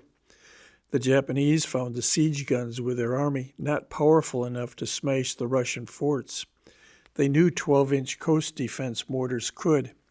Therefore, they tore up these mortars from their concrete foundations in the forts protecting Japanese harbors, transported them to their army in front of Port Arthur, where they set them up in concrete foundations. While this took time and was only done with difficulty, once they were in place, their heavy shells soon crushed the Russian forts. This prepared the way for their capture by the Japanese troops and the surrender of Port Arthur. Following this example, the Germans secretly prepared guns with shells heavy enough to smash the Belgian forts and carriages which could be taken apart and moved with an army. A greater question than that of any resistance which the Belgians might make was what Great Britain could do in case the German right flank came through Belgium on its way to turn the left of the French army. As Germany was her principal and steadily growing rival in overseas trade, carried by her own merchant ships and protected by an efficient navy, it was believed she would enter the war sooner or later. An invasion of Belgium undoubtedly would cause Britain to come in immediately. Her statesmen, as well as her soldiers and sailors, had always realized that the defense of England against a continental invader did not begin with her own shorelines, but with the Low Countries across the English Channel occupying its eastern or continental side. Von Schlieffen and other German military leaders, arguing from history, were certain Britain would come in. Britain's career as a great power started when she drove Holland out of the waters of the English Channel and took control herself. She had fought Spain to put her out of the Low Countries, Holland, Belgium, and northern France of today. She had fought France in the days of the kings to keep her out of the Channel and to stop her gradual movement to the north by which she swallowed southern Flanders. She fought the First French Republic and the First Empire under Napoleon to get the French out of Belgium and Holland. In 1870, she extracted a promise from Prussia not to send troops through Belgium in the war against France.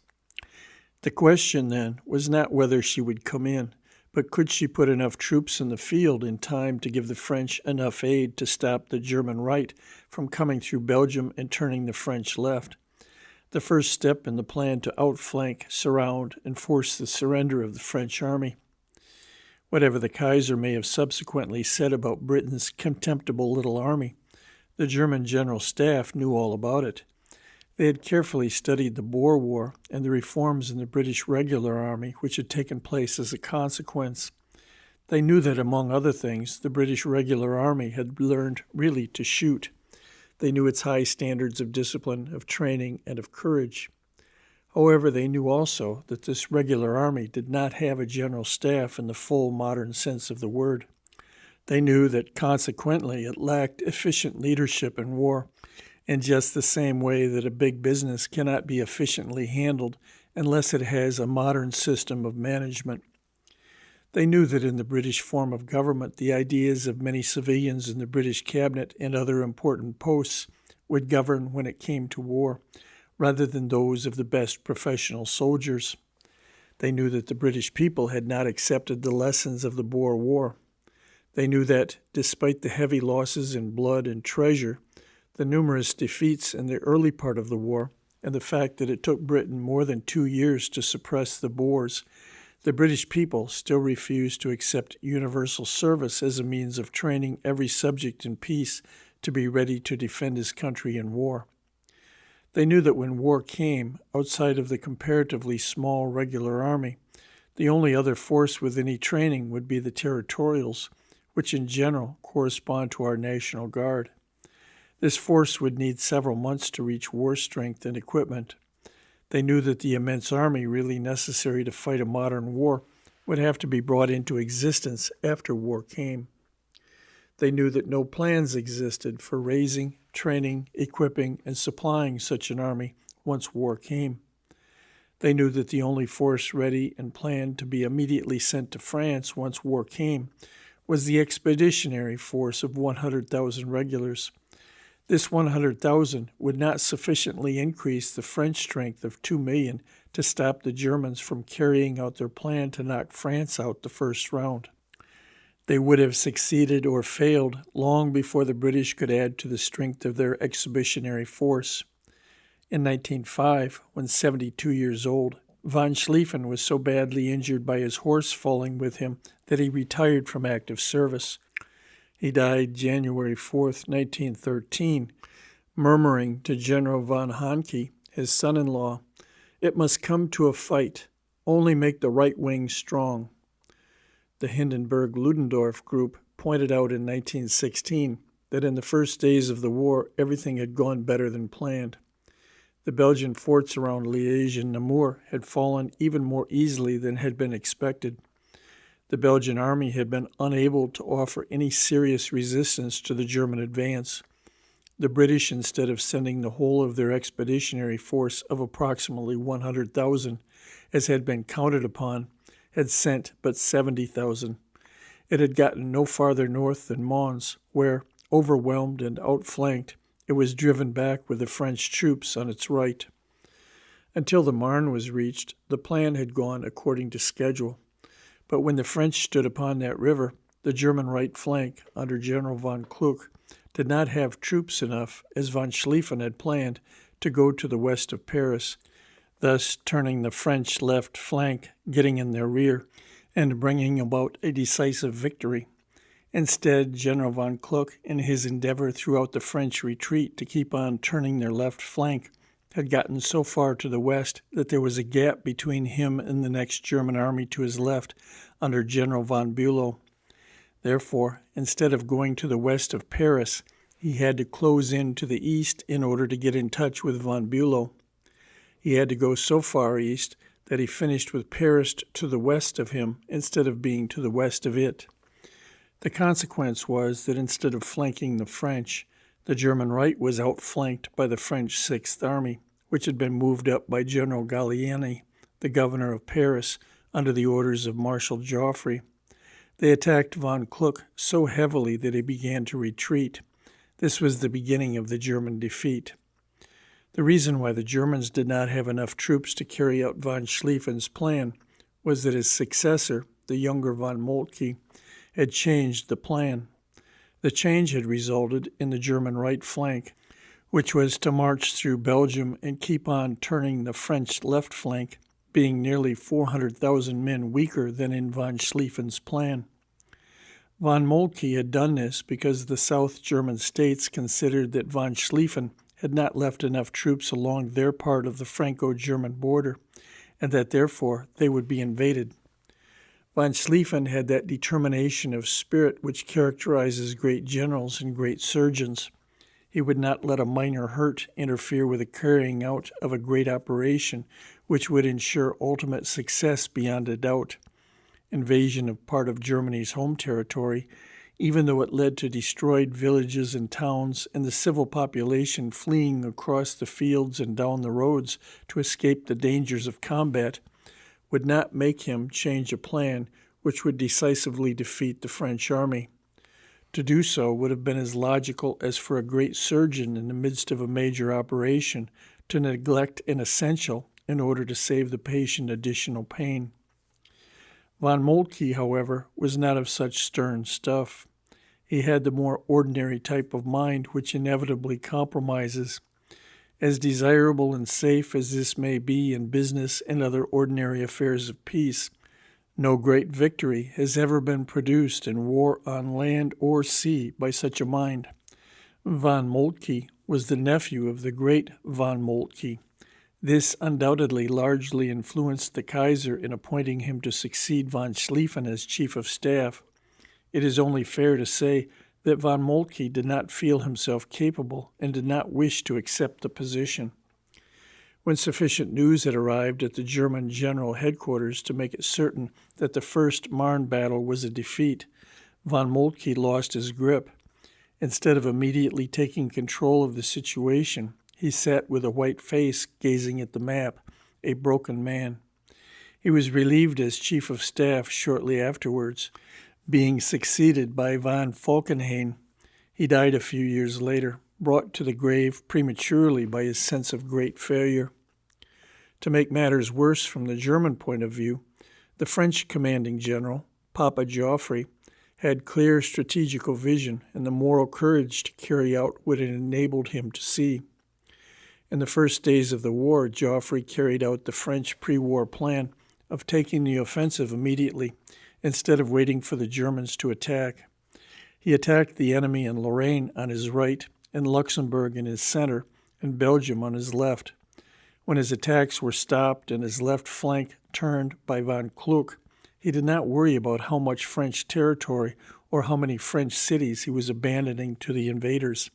He thought only of drawing his army south to escape the trap laid for him. This despite violent criticism from many of his fellow countrymen. He continued to retreat until the time came when, no longer in danger of being flanked, and reinforced by troops from the Franco-Italian front and from Alsace, which the extreme French right had invaded, he felt he could stand and successfully fight the German army. The great victory of the First Marne vindicated his judgment and confounded those critics who could only see that he had given up many square miles of the sacred soil of France to the invader. Papa Joffre's successful leadership emphasized the claim of the Hindenburg-Ludendorff group that not von Schlieffen's plan, but bad German leadership lost the First Marne to the Germans and their opportunity to knock France out in the first round. The second round, that with Russia, opened with Russia leading strongly. During the First Marne battle, the German retreat to the Aisne, which followed, and the subsequent race to the sea during the fall of 1914, the Russians had pushed ahead. Note: after the First Battle of the Marne, the Germans retreated to the Aisne River. Here they successfully resisted all Allied attempts to drive them farther back. Therefore, the Allies tried to flank them. The Germans tried to flank the Allies. Each checked the other until finally the Belgian seacoast had been reached. End note. In the north, they were invading East Prussia. In the center, they were within a few miles of the city of Krakow. In the south, they had crossed the Carpathian Mountains and were pouring into the plains of Hungary. Leaving as few troops as they dared in the entrenched lines in France, which now stretched from Switzerland 500 miles to the English Channel, the Germans concentrated all available forces against the Russians. Starting with a smashing blow on the Dunajec River in Galicia in May 1915, General von Mackensen's troops broke entirely through the Russian line. This started a series of defeats which by the end of the summer had driven the Russians out of East Prussia, Poland, Galicia, and Hungary well back into Russia proper. The Germans and Austro-Hungarians made such large captures of men and material that the Russian army was virtually put out of action for a year. However, it was not destroyed and put out of the war. During July and August of 1915, Hindenburg and Ludendorff had again and again insisted that the thing to do was to take the risk involved by first breaking through the Russian line and then boldly turning their rear. By doing this, they were sure they could bring about a decisive victory on a large scale, which would force Russia to make peace. Von Falkenhayn would not permit this plan to be carried out. He was content with a safer but less decisive method of steadily pushing the Russians back while killing, wounding, and capturing large numbers. Instead of taking the risk of using strategical skill to force the enemy's army to surrender after they had fought ineffectually to keep from being trapped, von Falkenhayn believed the enemy's army could be put out by wearing it down by constant friction. In other words, by constantly attacking, large numbers would be killed and wounded with the result that the enemy army would finally disintegrate. This method, called the usury method, later led to Papa Joffre's relief from command of the French army. It was to become the chief bone of contention between General Haig, commanding the British army, and Lloyd George, the British premier. By September, von Falkenhayn decided that the German Austro-Hungarians had advanced far enough into Russia and withdrew as many divisions as he considered safe in order to prepare for an attack on Serbia, followed by a second one on France. Thus, the second round, the one against Russia, came to an end without putting Russia out. While the Russians were so badly damaged they were unable to do any dangerous fighting for approximately a year, a considerable number of German troops had to be left to watch them. This considerably lessened the number available after Serbia had been wiped off the map in the winter of 1915-16 to attack Verdun. This second attack on France, the third round of the war, began February 21st, 1916. The Germans lost the round. First, because the French army put up the greatest defensive fight in history. Secondly, because von Falkenhayn again sought victory through usury. It is true he wore down the French army tremendously because of the loss of 340,000 which they took, but he also wore down the German army without decisive result. Thirdly, the British, by the end of June 1916, finally were ready with Kitchener's new army, and with a French force under the then General Foch, heavily attacked the Germans on the Somme. To add to the troubles of Germany, the Russians, whom von Falkenhayn had considered so worn down by his usury methods as to be unable to make another large offensive, came to life. The result was that in July and August 1916, when the British and French were hammering on the Somme, large German reserves, which might have been seriously needed to stop them, had to be rushed to Hungary to save the Austro-Hungarians. The Russian General Brusilov had started a surprise attack on them in June. By the middle of August, he had captured more than 350,000. The success of this offensive caused Romania to enter the war on the side of the Allies. Von Falkenhayn, in reality relieved, was allowed to resign. By the end of 1916, Hindenburg had stopped the Russians, stopped the British and French on the Somme, and almost wiped Romania off the map, killing, wounding, and capturing at least 200,000 Romanian soldiers. Once more, dark days for Germany had been changed to cheerful ones by Hindenburg-Ludendorff's successes, just as that first and darkest period for Germany in the failure of the First Battle of the Marne in 1914 had been brightened by them with victories over the Russians. At Tannenberg in East Prussia in the last days of August 1914, they killed, wounded, and captured 170,000 Russians, with a loss of but 15,000 Germans killed and wounded. They thus virtually destroyed the Second Russian Army. General Samsonov, who commanded the Russians, fleeing with the remnants of his army, could not bear the disgrace. He committed suicide after telling the few of his staff left him, "The Emperor trusted me. How can I face him after such a disaster?" 9 days later, Hindenburg and Ludendorff had defeated another Russian army under General Rennenkampf at the Battle of the Masurian Lakes. The remnants of this army, almost a disorganized rabble, were chased across the river Niemen back to Russia from which they had come. These two battles were over in 2 weeks. Two Russian armies, each stronger than the one commanded by Hindenburg, had been decisively beaten. 135,000 Russians had been captured, 40,000 to 50,000 killed, and at least 100,000 more wounded, making a total Russian loss of 250,000.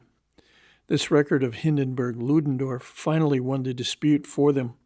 It was decided that had strategical skill and determination of the Hindenburg-Ludendorff type been used since the opening days of the war in 1914, Germany would have knocked out first France and then Russia before unprepared Britain was ready, and the war probably won. However, by the close of 1916, Russia and France were greatly weakened through having borne the brunt of the war for 2 years. They had passed their maximum strength and must steadily grow weaker. Therefore, Britain more and more would have to bear the brunt of the war. This not only in giving money and war material to her allies, but above all in putting fighting men on the battlefield. But as she had not yet adopted real conscription and volunteering had passed its maximum, her army would not greatly increase in size. It might decrease. Also, the submarine campaign was more and more seriously interfering with their supply of war material and food. To judge from Britain's example, it would be 2 years before the United States would have an effective fighting army. If she decided to send it to Europe, the submarines would seriously interfere with, if not stop, her doing so.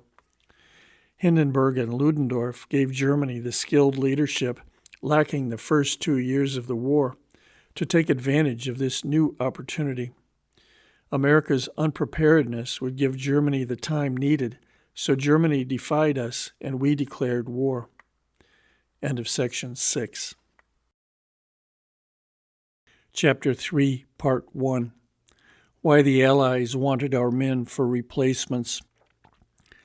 Why did the Allies bring such strong pressure to bear upon General Pershing to get our men as replacements for their armies? Because the military authorities of France and Britain not only were unable to get the men necessary to increase the size of their armies in the field, but were having a hard struggle to keep these armies from shrinking in strength. The idea generally held by the public during the war and since that the Allied armies always greatly outnumbered the armies of the Central Powers is wrong. The Allies did greatly outnumber the Central Powers in the total of their male populations. Had they all entered the war with armies raised by universal service or conscription, the Allied armies would have swamped the armies of the Central Powers with their overwhelming numbers. The same would have been true within 12 to 8 months of the outbreak of the war, if all the Allied nations, when war was declared, had immediately put universal service or conscription to work to produce the maximum-sized armies capable of being drawn from their male population. All except Britain entered the war with a universal service or conscription law in force. As a matter of fact, in August 1914, the only nations of any consequence in Europe, Asia, and North and South America without such laws were Britain and her colonies, the United States, and China. However, the only Allied nation which entered the war with such a law in full enforcement and kept up to that standard was France. Russia's armies in the field after her mobilization did not exceed in numbers those put in by France, though her population was 170 million and that of France but 40 million. Until the revolution took her out of the war, she did not better this record. Italy used her universal service law to increase the size of her armies in the field. Her strength ultimately bore a proportion of 13 to 8 to that of the Austrians on her front. However, her high command, far from feeling able to send reinforcements to the front in France, from time to time asked the French and British to send troops to the Italian front. After we entered the war, a request was made for several 100,000 of our troops. The greater part of Japan's large and efficient army, based on universal service, never fired a shot during the war. A relatively small force was sent to besiege Tsingtao, the German military and commercial base in the Shantung Peninsula in China. After its capture with the help of a small British force in November 1914, no more fighting was done. Britain and her self-governing colonies, with the exception of New Zealand, had not adopted universal service or conscription in its real sense up to the time we entered the war. Canada put such a law in operation 5 months after we had done so by our law of May 18, 1917. Britain waited until April 18, 1918, 11 months later. The British soldiers, like Lord Kitchener and Lord Roberts, knew that nothing less than the manhood of the nation under arms would create and maintain the large army which must be put in the field if the Central Powers were to be beaten. The British statesmen had not conceived the war on any such terms. From the beginning of Britain's history as a nation, she had never put her whole manhood under arms. Her wars on the continent of Europe, in Asia, Africa, and the Americas had been fought by her regulars, volunteers from the adventurous part of her population, colonials, and the troops of allies. Secure from invasion because of her large navy under such great admirals as Hawke and Nelson, the mass of her people remained at home, attending to their ordinary affairs. While navies cost large sums of money, the number of men they take from a population is small by comparison with the demands of an army and campaign and battle. Content with a military situation covered in this manner, the British statesmen helped toward victory by using diplomacy to gain additional allies and furnishing money and supplies to those nations which joined their side. These were the conditions under which Marlborough fought on the continent of Europe during the War of the Spanish Succession and Wellington during the Napoleonic Wars, the two big European convulsions prior to the Great War of 1914 to 18. Of the 750,000 Allied troops which moved against Napoleon I in the campaign in 1815, less than 40,000 were British. The rest were Russian and German mostly, with a few Belgian and Dutch. At the Battle of Waterloo, Wellington had engaged about 70,000 men of the army he commanded. Of these, 25,000 were British, the others being German, Dutch, and Belgian. When the Prussian Marshal Blücher appeared late in the afternoon and attacked Napoleon's right flank, he brought 50,000 Prussians with him. Until the Great War, the Boer War was the greatest military effort ever made by the British Empire. Of the 270,000 troops in round numbers sent to South Africa, approximately 40,000 were in colonial units. Shortly after Britain declared war, a struggle began on the part of those Britishers who believed that Great Britain must immediately raise and maintain large armies based on the number of males of military age in her population. From the first, they were resisted, and with considerable success, by those who believed Britain could fight this war by the same methods as she had her past wars. The great Lord Kitchener was appointed British Minister of War immediately war was declared. Lord Northcliffe, the owner of the Daily Mail, the London Times, and a long list of other British papers, was largely responsible. Through his papers, he had been warning his fellow countrymen for years of war with Germany. He knew that in such a war, Britain must throw in her whole power.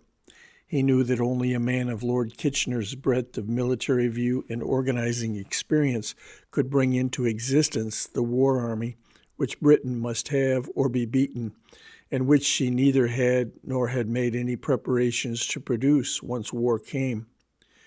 Through his papers, Lord Northcliffe so stirred up the nation that the Prime Minister, Mr. Asquith, stopped Kitchener, who was just leaving England for the post he then occupied in Egypt.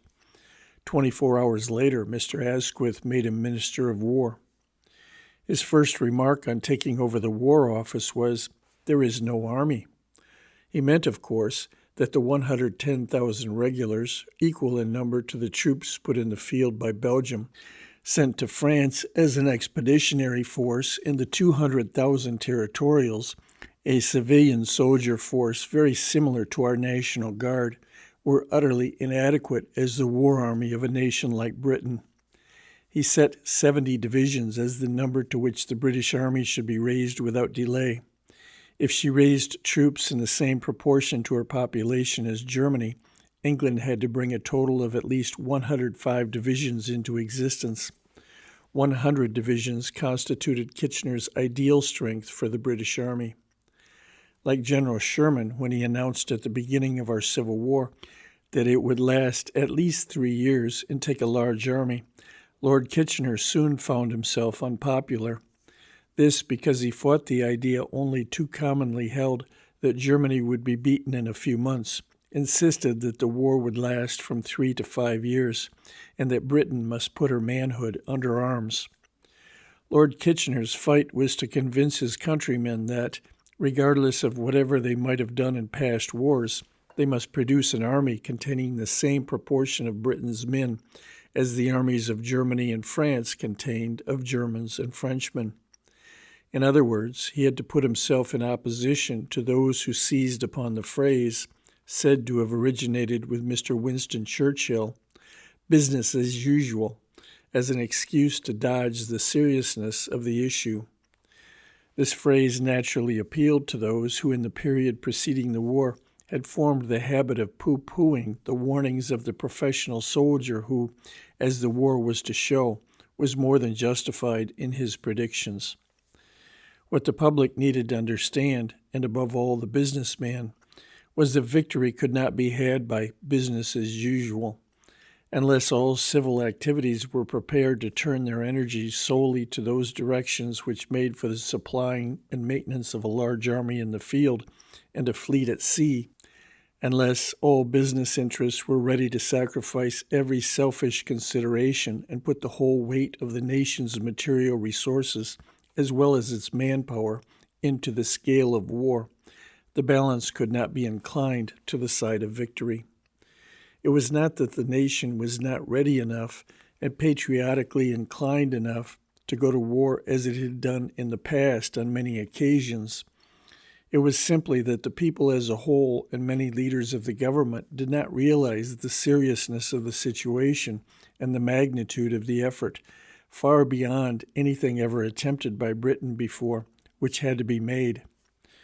Lord Kitchener saw that universal service must come if Britain was to put her manpower in the field. However, his position in the cabinet showed him the political difficulties which stood in the way of its immediate enforcement. At least half the cabinet was violently opposed to it. Also, Lord Kitchener's loyalty to Mr. Asquith, the Prime Minister, prevented his urging conscription until volunteering failed to provide the number of men needed both to make good losses and steadily to increase the size of the army. Mr. Asquith's energies were devoted to compromising the differences of opinion which existed. Therefore, for some time, Lord Kitchener devoted himself to the great task of getting the principle accepted that Britain must have a large army and of getting the immense work of its organization underway. The method used to supply the men he left to the cabinet ministers and Parliament. His real feelings on the matter are shown by an exclamation he made at a conference of the French and British ministers of war and a number of generals in France in March 1915. The conference had brought out the difficulties facing the Allies. Lord Kitchener said and repeated that, quote, the only way out of the difficulty was by conscription, and that if we had conscription, none of these troubles would have occurred, end quote. That he felt the necessity of working to get the principle of a large army accepted is shown by one of the first of the few speeches made by him in the House of Lords, of which he was a member. In this speech, he brought home in a striking manner that victory could come only as a result of beating the German army on the continent of Europe, that to do this, Britain must put an army proportionate to her strength in France. As an answer to those who feared that sending troops to France would leave England herself in danger of attack, and they were both numerous and politically strong, he said, defending the French Channel ports is the same as defending the suburbs of London. He was trying to illustrate the old military maxim that the best defense is offense. In other words, the only way to make England really safe from invasion was to go after the German army wherever it might be and beat it. The only way to beat it was to put a large army in the field facing the German one. Despite opposition, many discouragements, the tremendous mass of detail which bringing a new army into existence entails, despite ridicule which nicknamed his new army the shadow armies coming from nowhere, bound nowhere, he steadily persisted. When the waters of the North Sea closed over the British cruiser Hampshire, blown up by a mine or a submarine, which as yet unknown, bringing Kitchener's life on this earth to an end, his great work of bringing a British war army of 70 divisions into existence was virtually completed. A few weeks later, it was put to its first great test, the stubborn Battle of the Somme, which dragged its bloody way through the summer of 1916 to the fall of that same year. To begin with, volunteering was relied upon to raise the new armies. There was a splendid response. 2 million joined the first year. However, to quote Field Marshal Sir William Robertson, the general who longest held the post of Chief of the Imperial General Staff during the war, quote, by the autumn of 1915, the volunteer system, was rapidly breaking down, end quote. In August 1915, a National Registration Act was passed which registered every person between the ages of 16 and 65, but brought no men to the Army. In October 1915, the Derby scheme was started, by which men voluntarily attested, quote, their willingness to serve as called to fill the needs of the Army, end quote. The government promised to call the unmarried men first. However, it was found that out of 2 million unmarried men fit for service, Some 650,000 dodged service by simply failing to attest. This provoked so much indignation that in January 1916, the first act in any way compulsory was passed. This act gave these men the choice of voluntarily attesting or being considered, by failing to do so by a certain date, as having enlisted in the Army. In other words, like some of our Civil War legislation, the act was a club used to encourage volunteering. While a long step forward, this act fell far short of compulsory universal service. Everywhere the British generals in the field were demanding more men, both to make good the inevitable losses of war and to enable them to carry out the missions which they were given to execute and for which the forces assigned them were inadequate. Sir John French, commanding the British forces in France, found himself badly in need of more troops early in 1915. As a consequence, plans were made to incorporate the Belgian army into the British by brigades. However, the Belgian king would not permit this to be done. Marshal Robertson shows that though the Board of Trade, the then recognized authority on British manpower, agreed that 358,000 men could be taken in the first quarter of 1916 without great disturbance of trade, and as many as 530,000 without disaster, the Army got only 212,000. The need was for 390,000.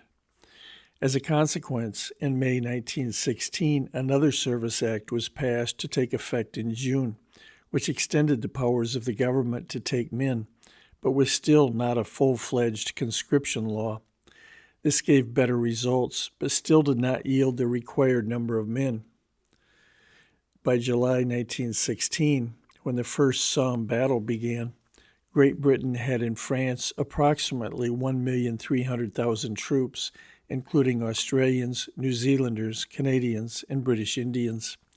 She had another 600,000 from these countries and also from South Africa scattered in the Mediterranean, the Near East, and Africa. Something over a year later, in August 1917, the British had reached their maximum strength in France of not quite 2 million men. Thereafter, their strength dropped from time to time to as much as 200,000 below this figure. They had something over 1,500,000 more scattered in the Mediterranean, the Near East, and Africa.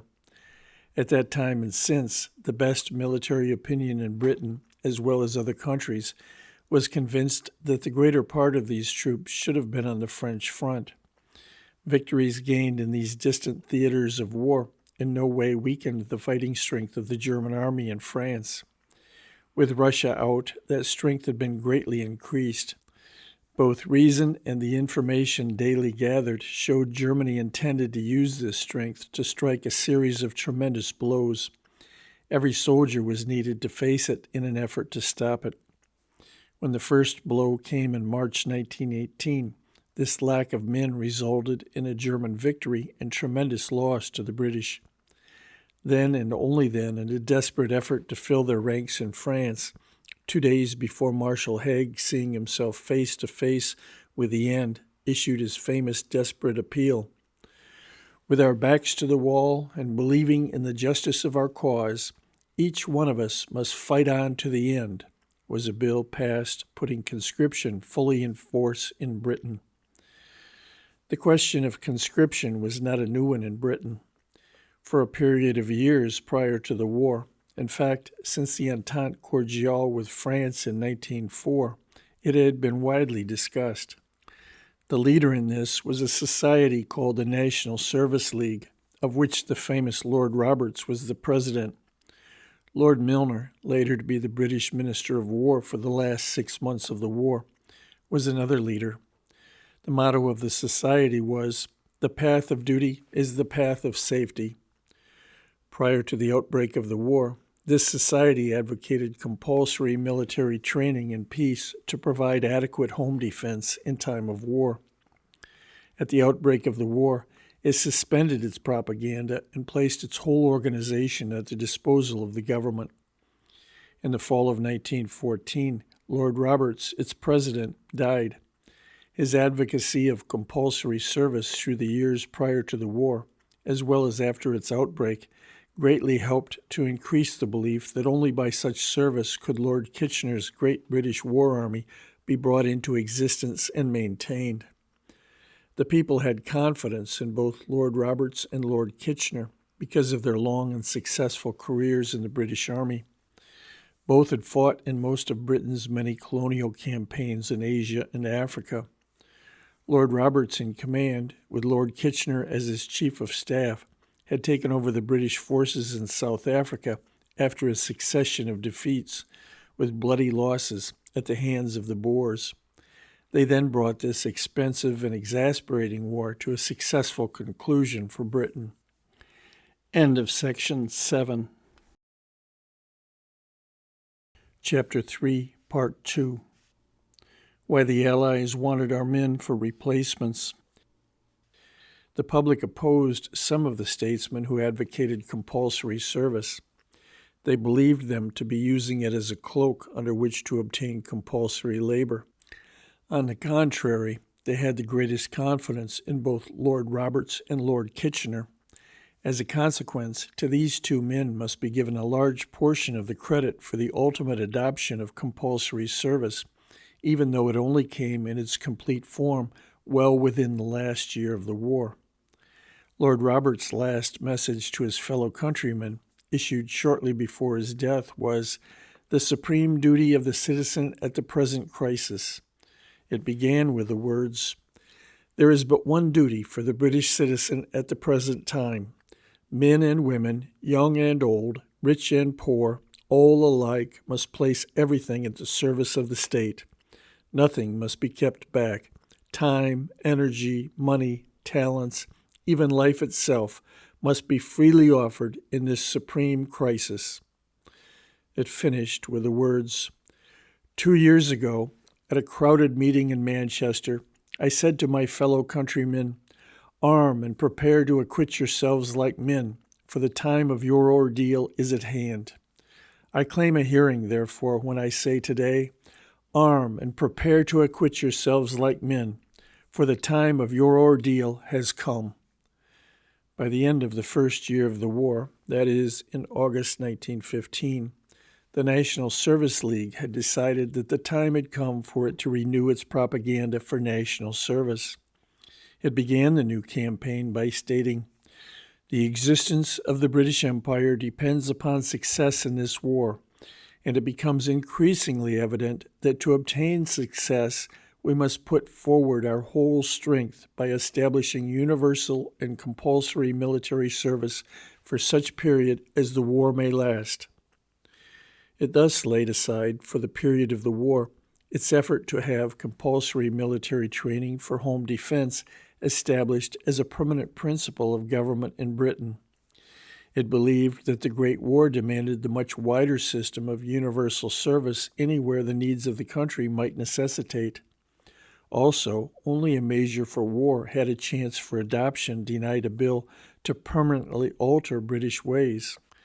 As an answer to those who thought the volunteer system sufficient, the League said, "It is evident that the fullest value can only be got out of our fighting material by the adoption of universal service, which substitutes a comprehensive system and an assured source of supply for a hand-to-mouth method which leaves to the accident of the moment the provision of the personnel."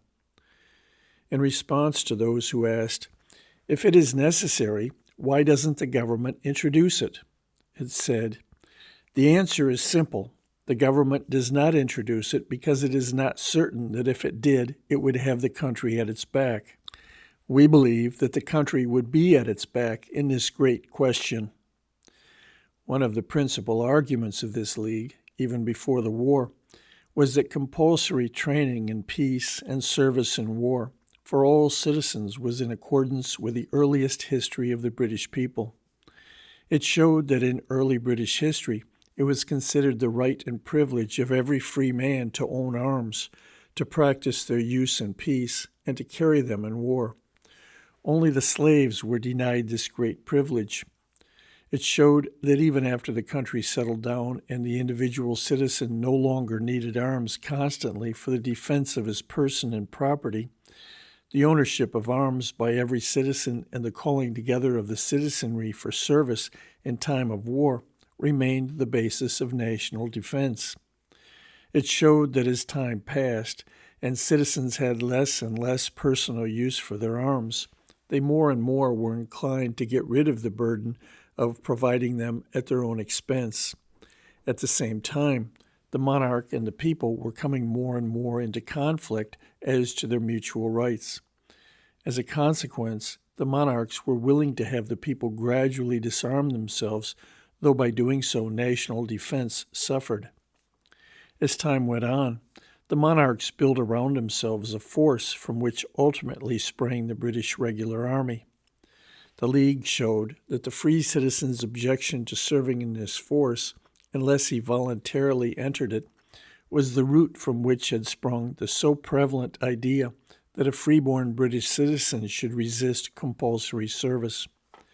Undoubtedly, there was also a considerable number of people who still believed that only a volunteer made a good soldier. This despite the fact that the armies of continental Europe were daily showing that men brought into the army as a result of compulsory universal service were excellent soldiers. The point was missed that it is not the method through which a man enters the army which counts, but whether or not he is willing to fight for his country. In the days of autocracy, large numbers of unwilling men could be and were conscripted for service. In these days of democracy, the passage of a conscription law is equivalent to the whole nation volunteering, because no such law can come into existence unless the majority of the citizens believe it a fair and proper measure. Field Marshal Sir Henry Wilson, who during the latter part of the war was chief of the British Imperial General Staff, played a considerable part in creating sentiment for universal or compulsory service even prior to the war. Shortly after returning on the staff of Lord Roberts from the South African War, he was made Commandant of the British Staff College. He held this position for a number of years until he became Director of Military Operations of the British General Staff, his post when the Great War broke out. This pre-war period included Lord Haldane's reformations of the British military system. These, like the beginnings of our National Defense Act in 1916, while an improvement on the system which they replaced, were far from being adequate for war. The majority of British military and naval leaders, and many of her most distinguished civilian ones, considering war as inevitable in the near future, opposed them. As Commandant of the Staff College, the then Colonel Wilson kept in constant touch with Lord Roberts. He helped in the campaign for national service to such an extent and so openly as finally to be attacked by part of the British press. During the Balkan crisis of 1912, which almost precipitated the general European war 2 years before it came, Colonel Wilson, the Director of Operations, worked vigorously to show the government how unprepared Great Britain was. In 1913, a bill for compulsory service was introduced in the House of Commons, but did not become a law. To Colonel Wilson belongs a considerable share of the credit for the matter having gotten this far. The opposition to the enforcement of real universal service or conscription was led by various cabinet ministers. Lord Grey, British Minister of Foreign Affairs before the war and during its early years, writes, "Conscription in the early days of the war was impossible. Public opinion was not ready for it. It would have been resisted.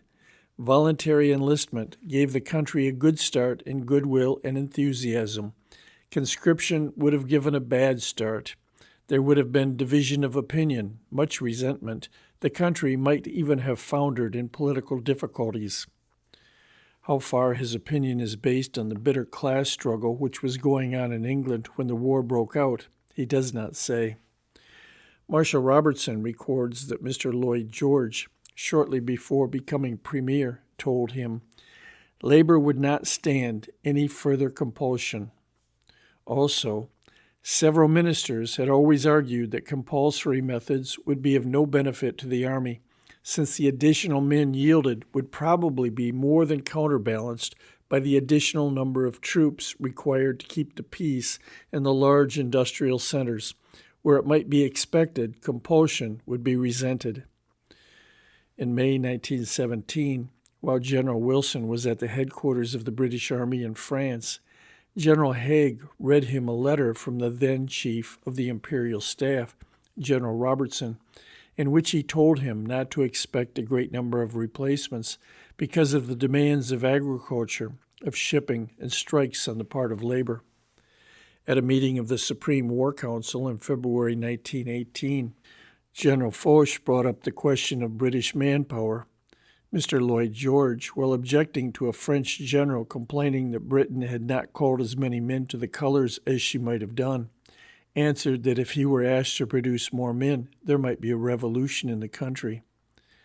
Lord Kitchener, in 1915, foreseeing possible opposition from labor, had made it his business to get in close touch with Mr. Arthur Henderson, who represented labor in the cabinet. Lord Kitchener told him that by early in 1916 he would have to ask for legislation to produce enough men for the Army to relieve the commanding officers in the field of the fear that their forces would fall off in strength. Mr. Henderson replied that the Labor Party would not oppose any legislative measure which Lord Kitchener believed necessary for victory. At a later cabinet meeting, Mr. Henderson told the members that in the last extremity, if a definite and publicly stated object was given, he was ready to accept compulsory service. Marshal Robertson also believed that labor would not be against compulsory universal service, fairly applied for military purposes only. He believed that the opposition came from the unfairness of the existing methods. In numerous cases, young men escaped altogether through the many exemptions granted. Others were taken for non-combatant branches of the Army and Navy, while older men, and in some cases married ones, who were more patriotic and had a higher sense of duty, served in the trenches. Whether the soldiers were right in believing that the nation would have submitted to conscription long before it did, or the statesmen in fearing resistance and civil disorder, the fact remains that until the much-feared German attacks had started in March 1918, the British government would not enforce full-fledged conscription in order to increase the British forces on the French front by putting more men in the British Army. Many British statesmen, and in particular Mr. Lloyd George, when he became Premier, believed the need for more men could be avoided by seeking victory in theaters of war, where results might be obtained with less bloodshed. On the British front in France, 5 men out of every 9 became casualties. On the Saloniki front in the Balkans, 1 out of every 21. In Egypt, 1 out of every 15. And in Mesopotamia, 4 out of every 25. As the British force in France was much larger than that in any other theater of war, the number of men needed to make good its losses alone would, in any of the others, both replace all casualties and furnish a substantial reinforcement as well. In this manner, the constant pressure being exerted by the British generals upon British statesmen to produce more men if they expected victories would be greatly decreased. Austria-Hungary was much weaker than Germany. So was Turkey. As they would be easier to whip than Germany, why not do so? An Allied army in the Balkans, particularly if successful, would help to get Greece and Romania into the war, as ultimately happened, and thus increase the Allied manpower. Also, there is good reason to believe that the trading which inevitably takes place at European peace tables was not lost sight of by some statesmen. Possession, at the close of the war, of Mesopotamia, of Syria, of the Dardanelles and Constantinople, and of parts of Austria-Hungary would afford the possessor a good trading position. A victorious army in France would occupy no soil to be traded off. Thus, political aims were mixed with and confused with military issues. Some French statesmen also allowed political ideas to overrule military ones. The result was a number of expeditions and campaigns. All consumed a large number of men. Some brought defeats. The most successful played no decisive part in bringing the war to a successful conclusion. By the time we entered the war, 3 expeditions had been undertaken. The first was the attempt to break through the Dardanelles and capture Constantinople. It failed. 3 British battleships and 1 French were lost. 26,500 French and 114,000 British were killed and wounded. There was, besides, a heavy sick list. A total of 400,000 troops had been used. This was a heavy and unexpected drain on British manpower at a time when her new armies were just coming into existence. The result was that the question of producing the men needed both to replace casualties and to increase the size of the forces in the field became so immediate and pressing as to place the British cabinet face to face with compulsion. The second expedition was to Mesopotamia. This Turkish province in the heart of Central Asia was occupied only after repeated efforts and General Townshend's humiliating surrender. The British losses were 31,000 killed, 15,000 missing and prisoners, and 50,000 wounded. 400,000 British and Indian troops and 460,000 non-combatants had been used by the time the war ended in 1918. The third was the Saloniki expedition. By the end of the war, the British had used a total of 400,000 and the French practically the same number in this theater of war. These expeditions only added to the scattering of the Allied force, already distributed upon the Russian, Italian, and French fronts. None of these operated to reduce the strength of the German armies which attacked under Hindenburg and Ludendorff the spring and summer of 1918. All of them did materially reduce the strength of the Allied armies, and particularly the British ones, which had to meet these attacks. The relatively slow raising of Britain's armies after the first patriotic rush to volunteer had passed meant a greater drain on her manpower than would have been the case had conscription been adopted in the early stages of the war. In August 1914, there were 4 British infantry divisions in France. December 1914, 11, June 1915, 21, September 1915, 29, February 1916, 41, July 1916, 55, December 1916, 58, April 1917, 62, the maximum number ever there. As a rule, after each increase in strength, a blow was struck. While not strong enough to cause decisive results, these blows caused casualties. Thus, the slow raising of Britain's strength resulted in feeding it by sections into the furnace of war. This caused each section to suffer loss before it was strengthened by the arrival of the next.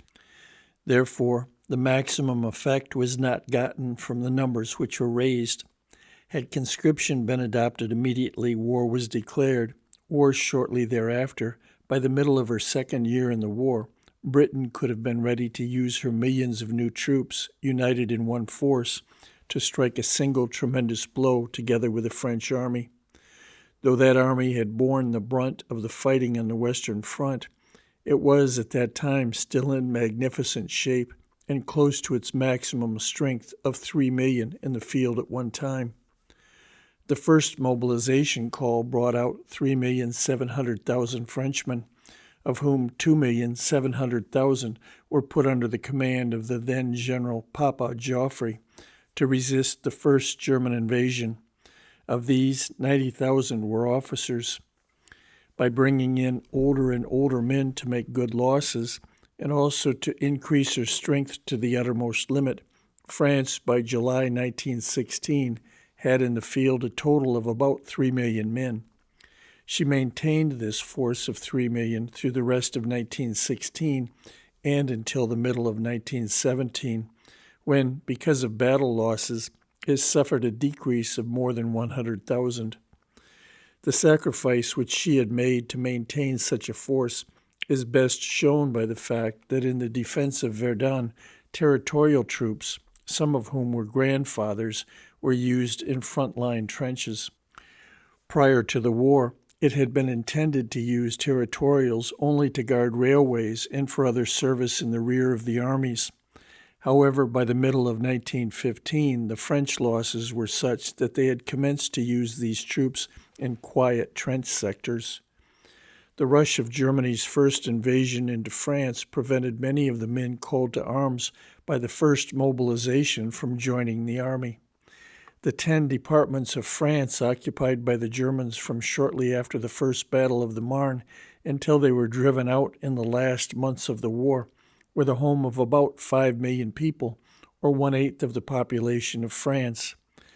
As the war went on, and older Frenchmen were called out in the rest of the country to make good the losses suffered in battle, the men of the corresponding age in the occupied territory were not available, because held by the Germans. Thus, shortly after we entered the war, France, having already given her manpower to the uttermost, could furnish no more men. In fact, from then on, it was only by taking older men, really unfit for field service, and young men hardly of military age, that she succeeded in keeping her armies from serious decrease in numbers. It was because France was so drained of her manpower that General Pétain, after taking command of the French army in the spring of 1918, decided to remain on the defensive, with the exception of small local attacks. He knew that only by such a policy could he prevent a still further and rapid shrinkage of the French army, already fallen off in its numbers. As Russia dropped out of the war, the chance to persuade her to put a far greater proportion of her 17 million men of military age under arms disappeared. Thus, during the anxious winter of 1917-18, there remained but 3 ways of increasing the number of soldiers on the Western Front: to concentrate there both the considerable forces held in England because of fear of invasion and the troops operating in distant theaters of war, to enforce full-fledged conscription on Britain's remaining manpower, and to tap liberally America's yet untouched large reservoir. End of section 8. Chapter 4, Part 1. Would American troops really fight? Would the American troops really fight? This was a question asked with increasing anxiety by both the Allies and the Germans as the fateful spring of 1918 gave place to the historic summer of that year, the hot July days of which were to bring forth one of the great dramas of the human race, the Second Battle of the Marne. The Americans had no doubt. The Europeans had. The Europeans did not expect the Americans would refuse to fight. They doubted, however, if they would fight with the determination, the desperation of men whose hearts and souls are wrapped up in the success of the cause for which they go to battle. As Russia withdrew from the war, the question became a burning one. To the Allies reeling under German blow after blow, because if this American reinforcement would not fight, it could not help them. To the Germans, because if this American reinforcement would fight, it might rob them of their opportunity to beat the French and British to their knees, with the 1 million men Russia's dropping out had permitted them to add to their strength on the Western Front. How burning the question was is best shown by the effect on General Pershing of my asking him a short while ago, "Today, 10 years after the war, what do you think, General, as to European doubts after we came into the war as to whether or not our entry would make good Russia's loss?" He jumped up from his desk in the State, War, and Navy building in Washington, his famous impassiveness gone, all the instinctive combativeness of his nature showing, with eyes flashing, jaw stuck out, and said, "The superb way in which the American soldier put his heart and soul into his fighting from the very first soon settled the doubts of the Germans and fears of the Allies as to whether America's entry would compensate for Russia's going out of the war.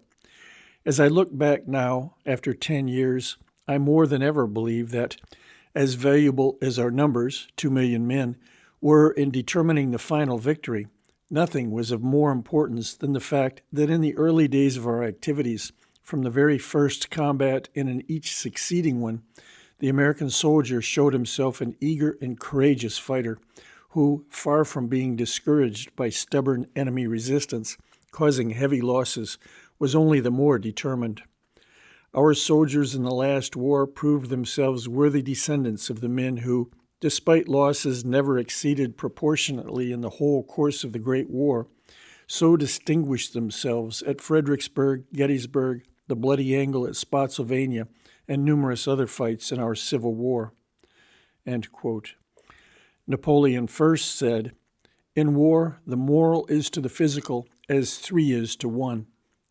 If that was the proportion in his day, when battles were usually over in a few hours, 20 to 1 was the proper ratio in the last war, when men were under fire for weeks at a time. When we declared war, the morale of the Allies was still good. The Russian monarchy had been overthrown, but the press was full of reassuring statements as to the determination of the new Kerensky government to keep on fighting. The increasing ravages of the German submarine campaign were fairly well hidden from the peoples at large and the armies in the field. The withdrawal of the Germans along the whole of their line from just south of Arras to the north of Paris to the new Hindenburg line was hailed as a great German retreat. In many quarters it was interpreted as the beginning of the end. The disgust of the French and British publics because Germany had not yet been crushed had been met some time before by changes in political and military leaders. Hence the fact that America's coming into the war had made her vast material resources freely available to the Allies, while entirely denying them to their enemies, was of more interest than how hard such American soldiers as came to Europe would fight. However, shortly matters commenced to change for the worst. The French spring offensive of 1917, from which so much had been expected, came to an end with slight gains and after really bloody losses. As the French had borne the brunt of the fighting and the bulk of the losses, not excepting Russia, since August 1914, when the war began, this failure seriously depressed the morale of both the army and the nation. The British new armies, now finally at full strength and with the losses of the Somme Battle of 1916 made good, started in to pound down the enemy. They captured ground, notably Vimy and Messines ridges, taken with great gallantry, but gained no decisive victories. The price paid in blood was so high that those British statesmen who insisted the war could never be won on the Western Front, that some easier way must be found, received support both in the army and in the nation. Then came blow after blow, any one of which was bound to depress Allied morale, and the succession of which inevitably left them staring defeat in the face. In November 1917 came Caporetto, the great Italian defeat. In December 1917, the Bolsheviki seized control of Russia and signed a truce with the enemy. In March 1918, the British suffered the greatest defeat in their military history. In May 1918, the French, with tremendous losses, found themselves, after almost 4 years, driven once more to the banks of the Marne River. Thus the question not only of how many Americans would arrive, but how they would fight in battle, became a vital one to the Allies. The war-worn Germans had spurred their energies by visions of a German peace as the inevitable and immediate result of the staggering blows they were dealing the Allies in 1918. They had been told the Americans could not arrive in time and in sufficient numbers to prevent it. However, as these attacks progressed, they found a steadily increasing number of American soldiers facing them. But numbers are not everything, as the German soldier's war experience had taught him. In most of his battles with the Russians, he had been outnumbered, but had won.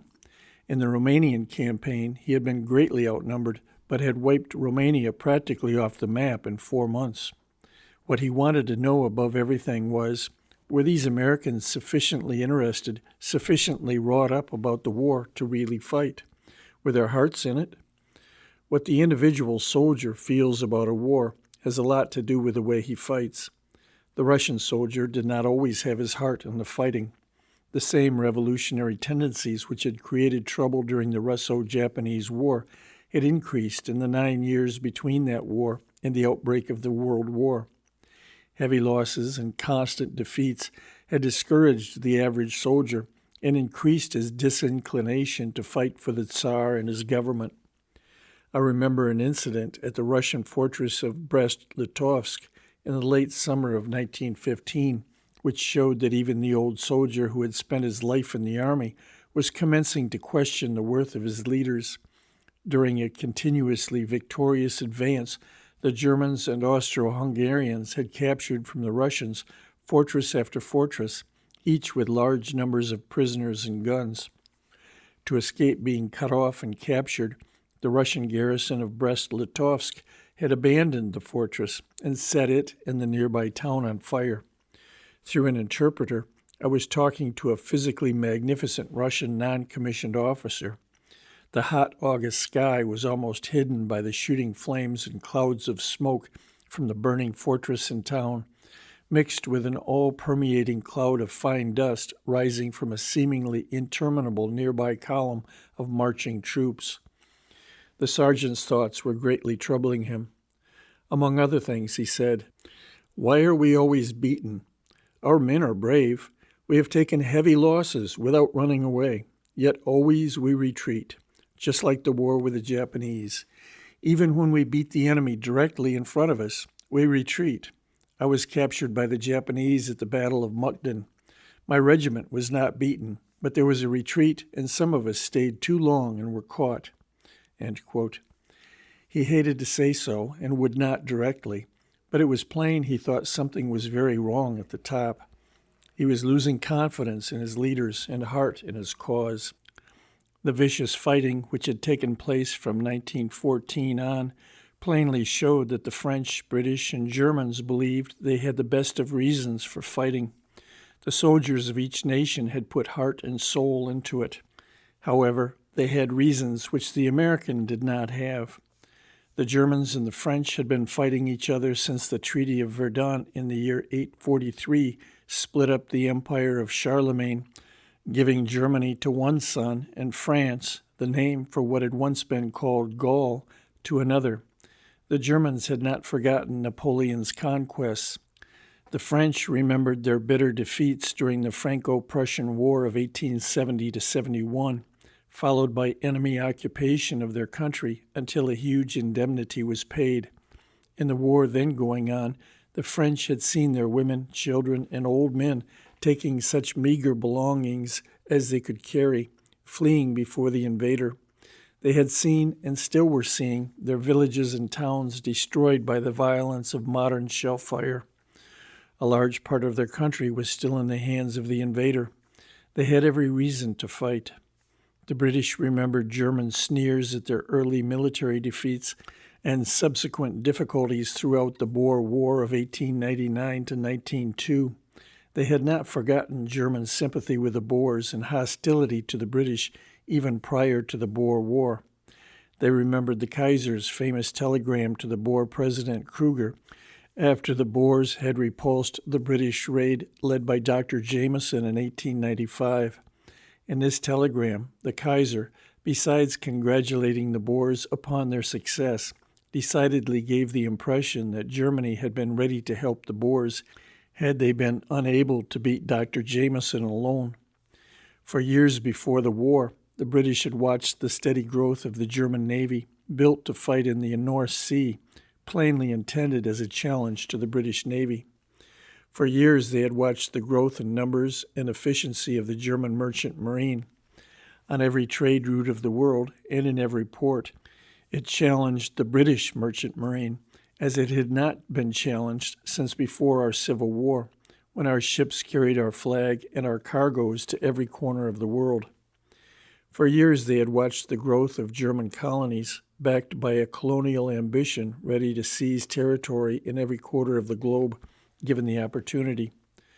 So convinced had they become of the challenge of Germany that they had settled their troubles with France and Russia, their two hereditary enemies, and made agreements which the world accepted as being, for all practical purposes, alliances against Germany. Consequently, for years prior to the outbreak of the war, the Briton and the German had looked upon each other as enemies who would have to fight it out. The general staffs of these three countries were interested from the professional point of view.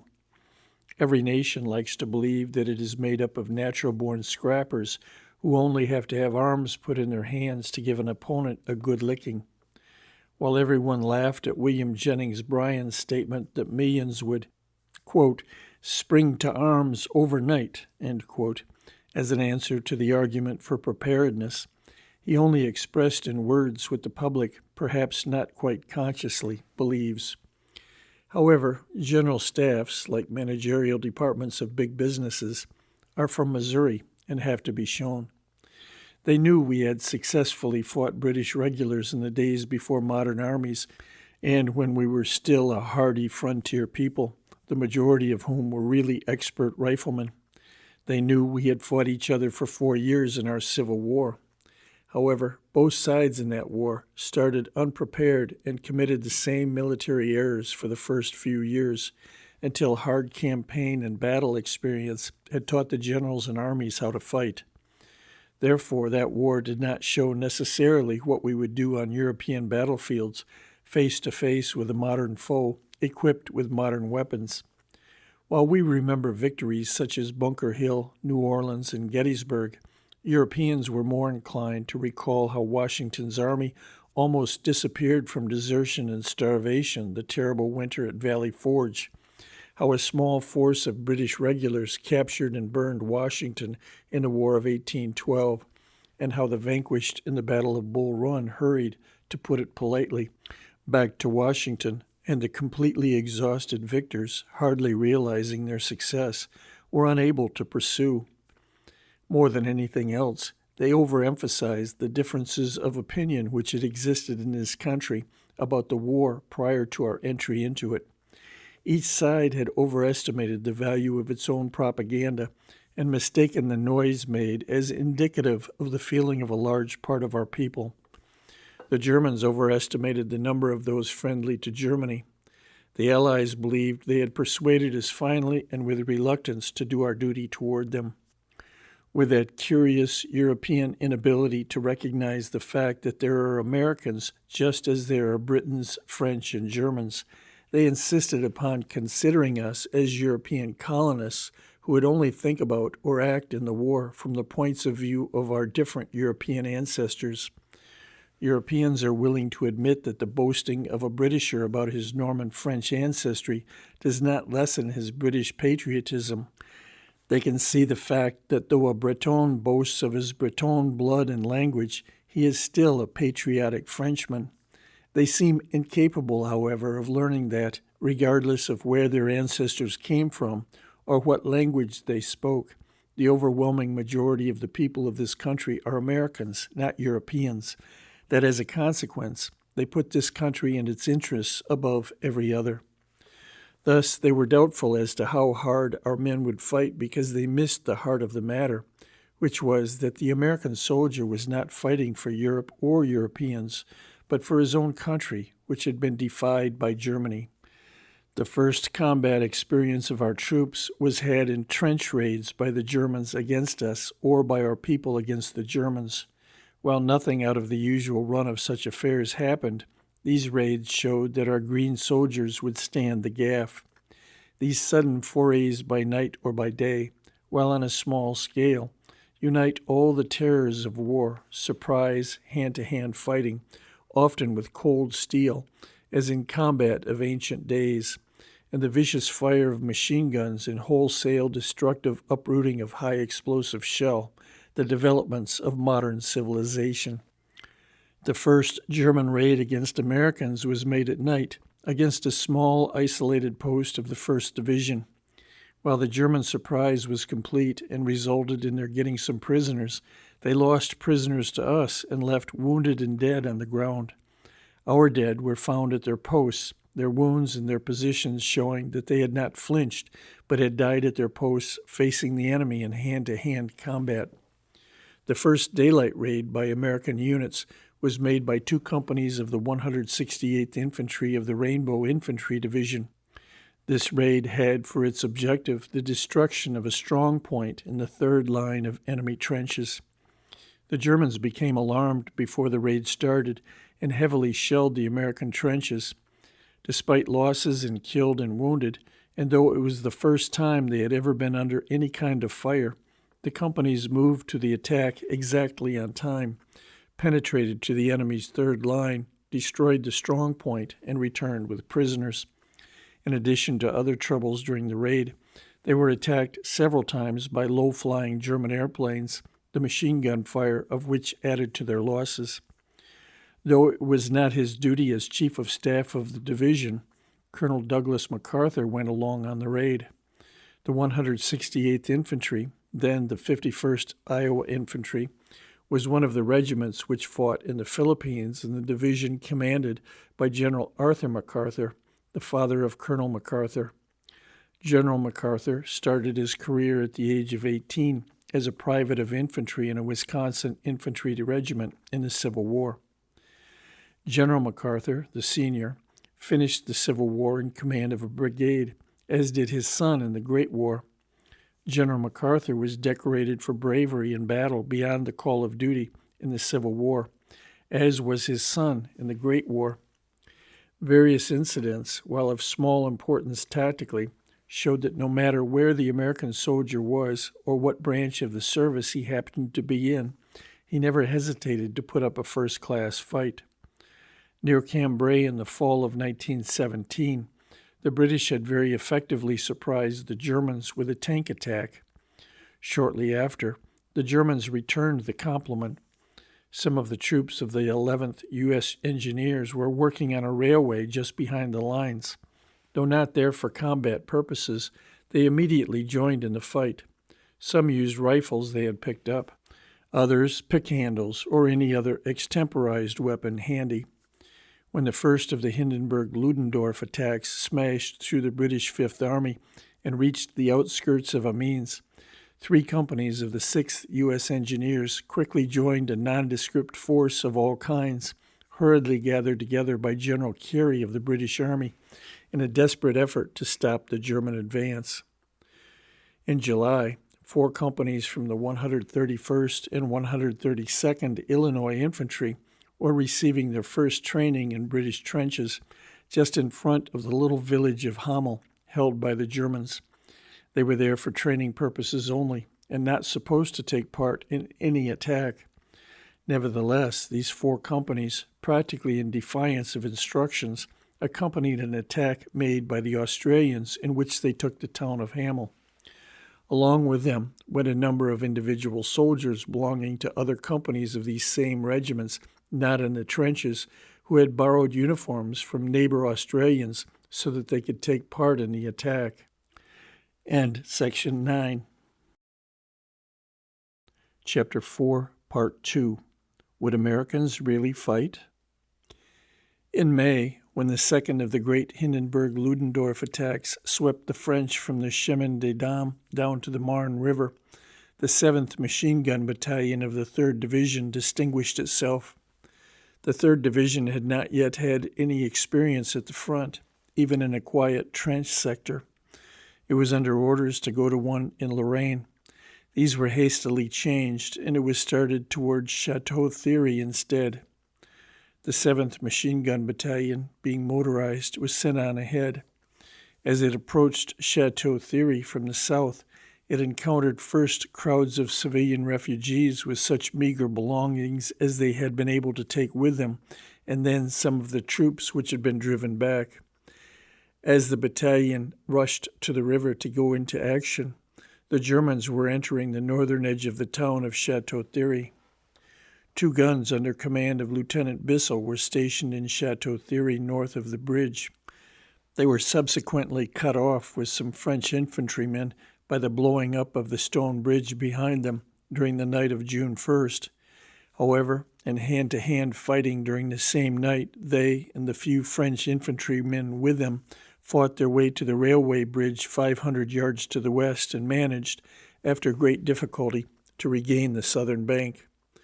The fire of these 2 guns and of the rest of the battalion along the south bank is given the credit for having held up the Germans long enough to permit the last of the French to gain the south bank of the Marne and blow up the two bridges, thus preventing the Germans from crossing.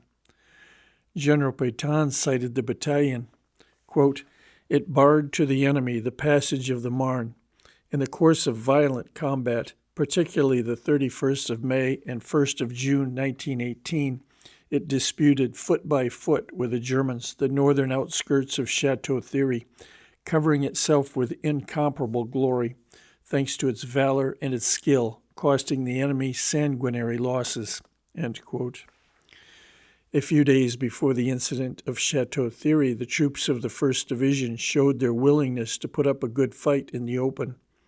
Brought around from a trench sector in Lorraine, where they had had their first experience under fire in this war, they had been put in the line northeast of Paris, reached by the Germans as a result of their March attack.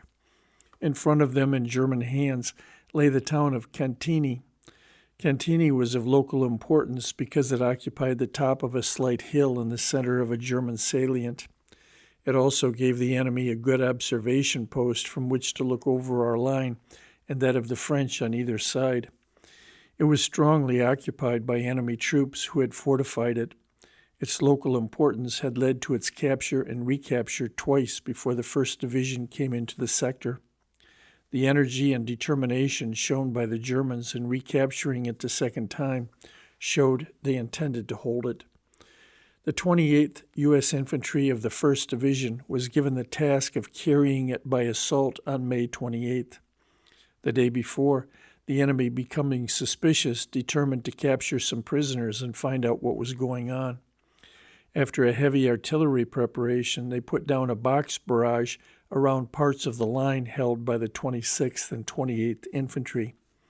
However, their infantry raiding parties got no American prisoners.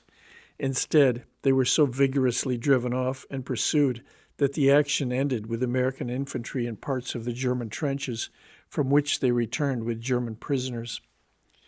Early in the morning of the 28th, the assault was made and the town captured after considerable fighting at close quarters. Despite a continuous heavy concentration of enemy artillery fire and a number of infantry counterattacks, Cantigny was held. The night of May 30th to 31st, when the 28th Infantry was relieved by the 16th Infantry, also of the 1st Division, the losses to that division were 45 officers and 1,022 men killed and wounded, mostly from the 28th Infantry. During these same fateful last days of May and first days of June, the 2nd Division showed that it also had a stomach for a good fight. The artillery and one brigade of infantry of this division were regulars of the Army, and the other brigade of infantry were regulars from the Marine Corps. Just as the 3rd Division was rushed for the Marne just south of the Chateau Thierry, the 2nd was hurried from the west out along the Paris-Chateau Thierry highway. Taking up a position across that highway about 4 miles west of Chateau Thierry, it successfully resisted several attacks made upon it by the Germans.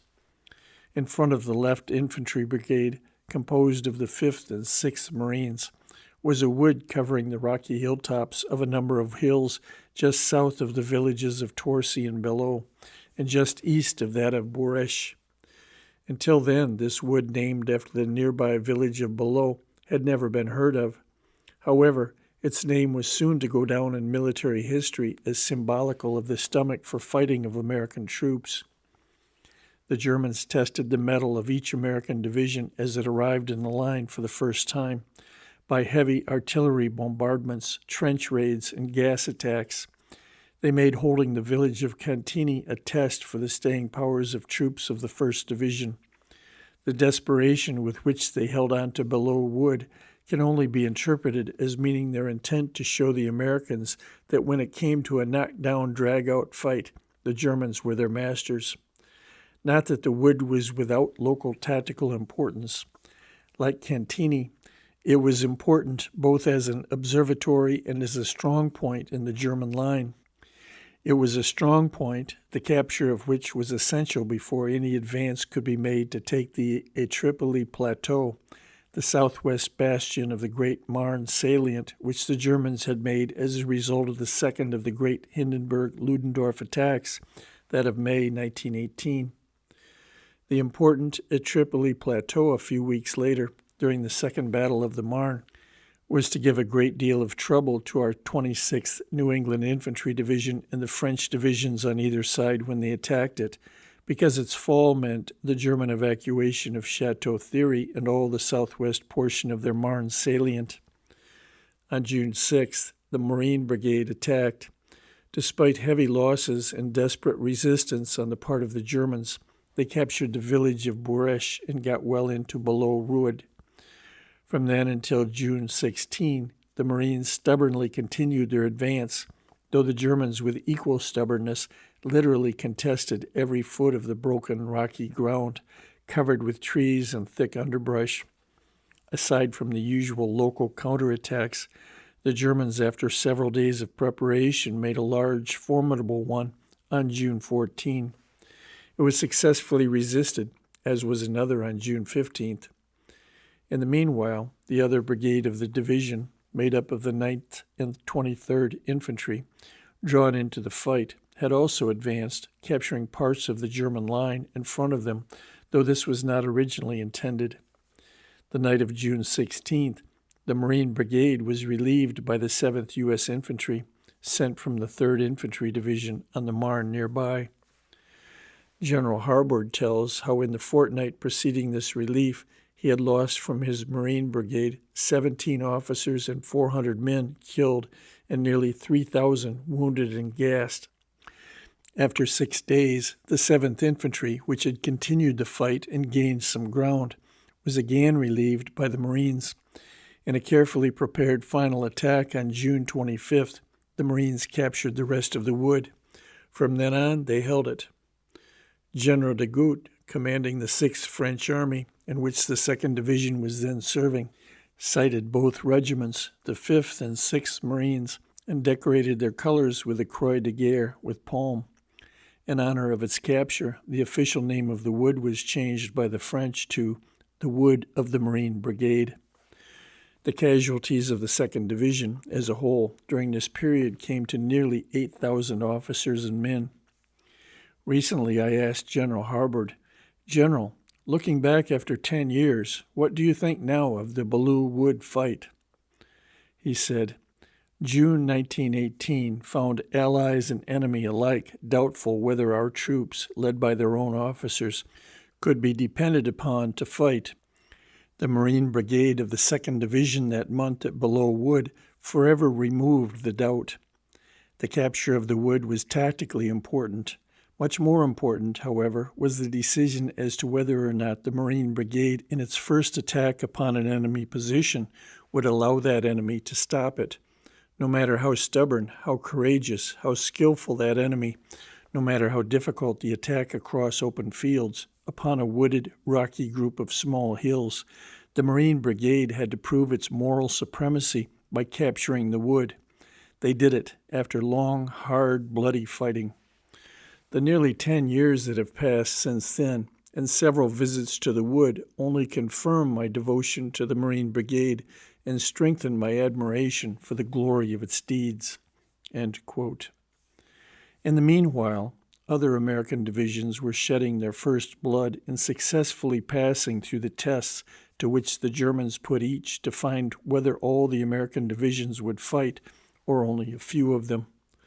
The 26th New England National Guard Division and the 82nd National Army Division from Georgia, Alabama, and Tennessee were on the south side of the San Miguel salient, occupying part of the trenches from which the first attack of an American army in Europe was successfully to be made in the coming fall. In Lorraine were the 77th National Army Division of New York, the 5th Regular Division, and the 35th National Guard Division from Kansas and Missouri. In that portion of Alsace seized by the French in their first offensive in 1914, and always held on to thereafter, the only piece of German territory held by the Allies throughout the war, was the 32nd National Guard Division from Wisconsin and Michigan. In the north, in the plains of Flanders, where almost every village has seen at least one battle during the last 400 years, there were, besides the 33rd Illinois Infantry Division, several others getting their first experience in the line with the British. There were the 30th National Guard Division from Tennessee and the Carolinas, the 27th New York National Guard Division, and the 80th National Army Division from Pennsylvania, West Virginia, and Virginia. Throughout all this preliminary period, prior to the Second Battle of the Marne, when both the Germans and the Allies were finding that the Americans would really fight, there were many individual acts of bravery. Some brought the Distinguished Service Cross, only awarded for extraordinary heroism in action. Two won the greatly coveted Medal of Honor, only granted, quote, for conspicuous gallantry and intrepidity above and beyond the call of duty in action with the enemy, end quote. Of the 2 million American soldiers and officers who served under fire during the Great War, but 78 won the Medal of Honor. Of these, 20 were killed or so seriously wounded that they died in winning it. A considerable portion of those who survived winning it were wounded doing so. The Distinguished Service Cross must be awarded by the President. The Medal of Honor award must also be confirmed by Congress. One of the two Medals of Honor was won by Corporal Thomas A. Pope of the 131st Illinois Infantry during the Americans' unauthorized attack on the village of Hamel. His company was advancing behind a line of tanks when it was halted by violent hostile machine gun fire. Pope, undismayed, rushed forward alone and attacked a machine gun nest. He killed several of the crew with his bayonet and then stood astride the gun, holding off the others until other men of his company, encouraged by his action, rushed forward, capturing or killing his assailants. The other Medal of Honor gotten in this preliminary period was won by Gunner Sergeant Charles F. Hoffman of the 5th Marines on June 6th, the day of the first attack on Belleau Wood. Sergeant Hoffman, while attempting to organize a captured position, saw 12 of the enemy armed with 5 light machine guns crawling toward his group. Immediately, with great gallantry and utter disregard of danger, he rushed the hostile detachment single-handed, killed the 2 leaders with his bayonet, and forced the others to run away, abandoning their guns. Private Harold C. Batley of the 308th Infantry, 77th Division, won a Distinguished Service Cross for extraordinary heroism in action during the first experience of his division at the front. A patrol sent out to get information about the Germans had attracted their attention, with the result that their artillery had brought down a defensive barrage. The patrol failed to penetrate this barrage and thus was unable to gain any information as to the Germans to its front. A second patrol also failed. Private Batley then volunteered to see what he could do. Bravely and successfully, he got through the barrage to the German trenches and back again through the barrage, bringing the information which was wanted. Sergeant Charles E. Cunningham, 126th Infantry, 32nd Division, won a Distinguished Service Cross by declining to go to the rear and remaining in command of his men, though seriously wounded during a German surprise attack on the trench which his platoon occupied. He stayed and directed his men until the enemy attack had been stopped and those attackers not killed or wounded driven off without having captured any American prisoners, the purpose of their assault. Private William R. Davis, 104th Infantry, 26th Division, was accorded the Distinguished Service Cross for exceptional courage and devotion to duty and action.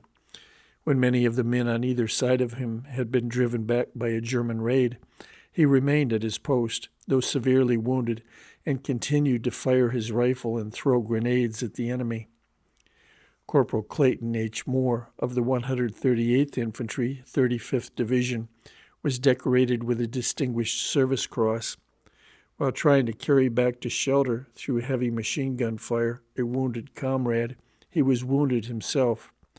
Despite this, he succeeded by a display of unusual pluck in bringing his comrade to safety. Then, finding a scarcity of stretchers, he insisted on the other wounded being carried to the rear, while he struggled back on foot as best he could.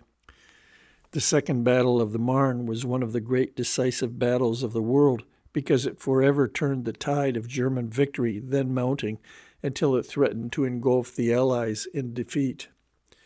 Like Joffre's great victory of 1914, it was named after that river which through the long centuries so often had had its waters stained with the blood of men killed in battle. Roman and Gaul and Hun in the early stages of European history, German and French and English later, and finally Americans from a continent undiscovered when the Marne Valley was already old as a highway for armies. In it, the Americans, regulars of the 1st, 2nd, 3rd, 4th, National Guardsmen of the 26th, 28th, 32nd, 42nd, and National Army men of the 77th Infantry Division, showed beyond doubt to friend and foe alike that they would fight and fight with heart and soul.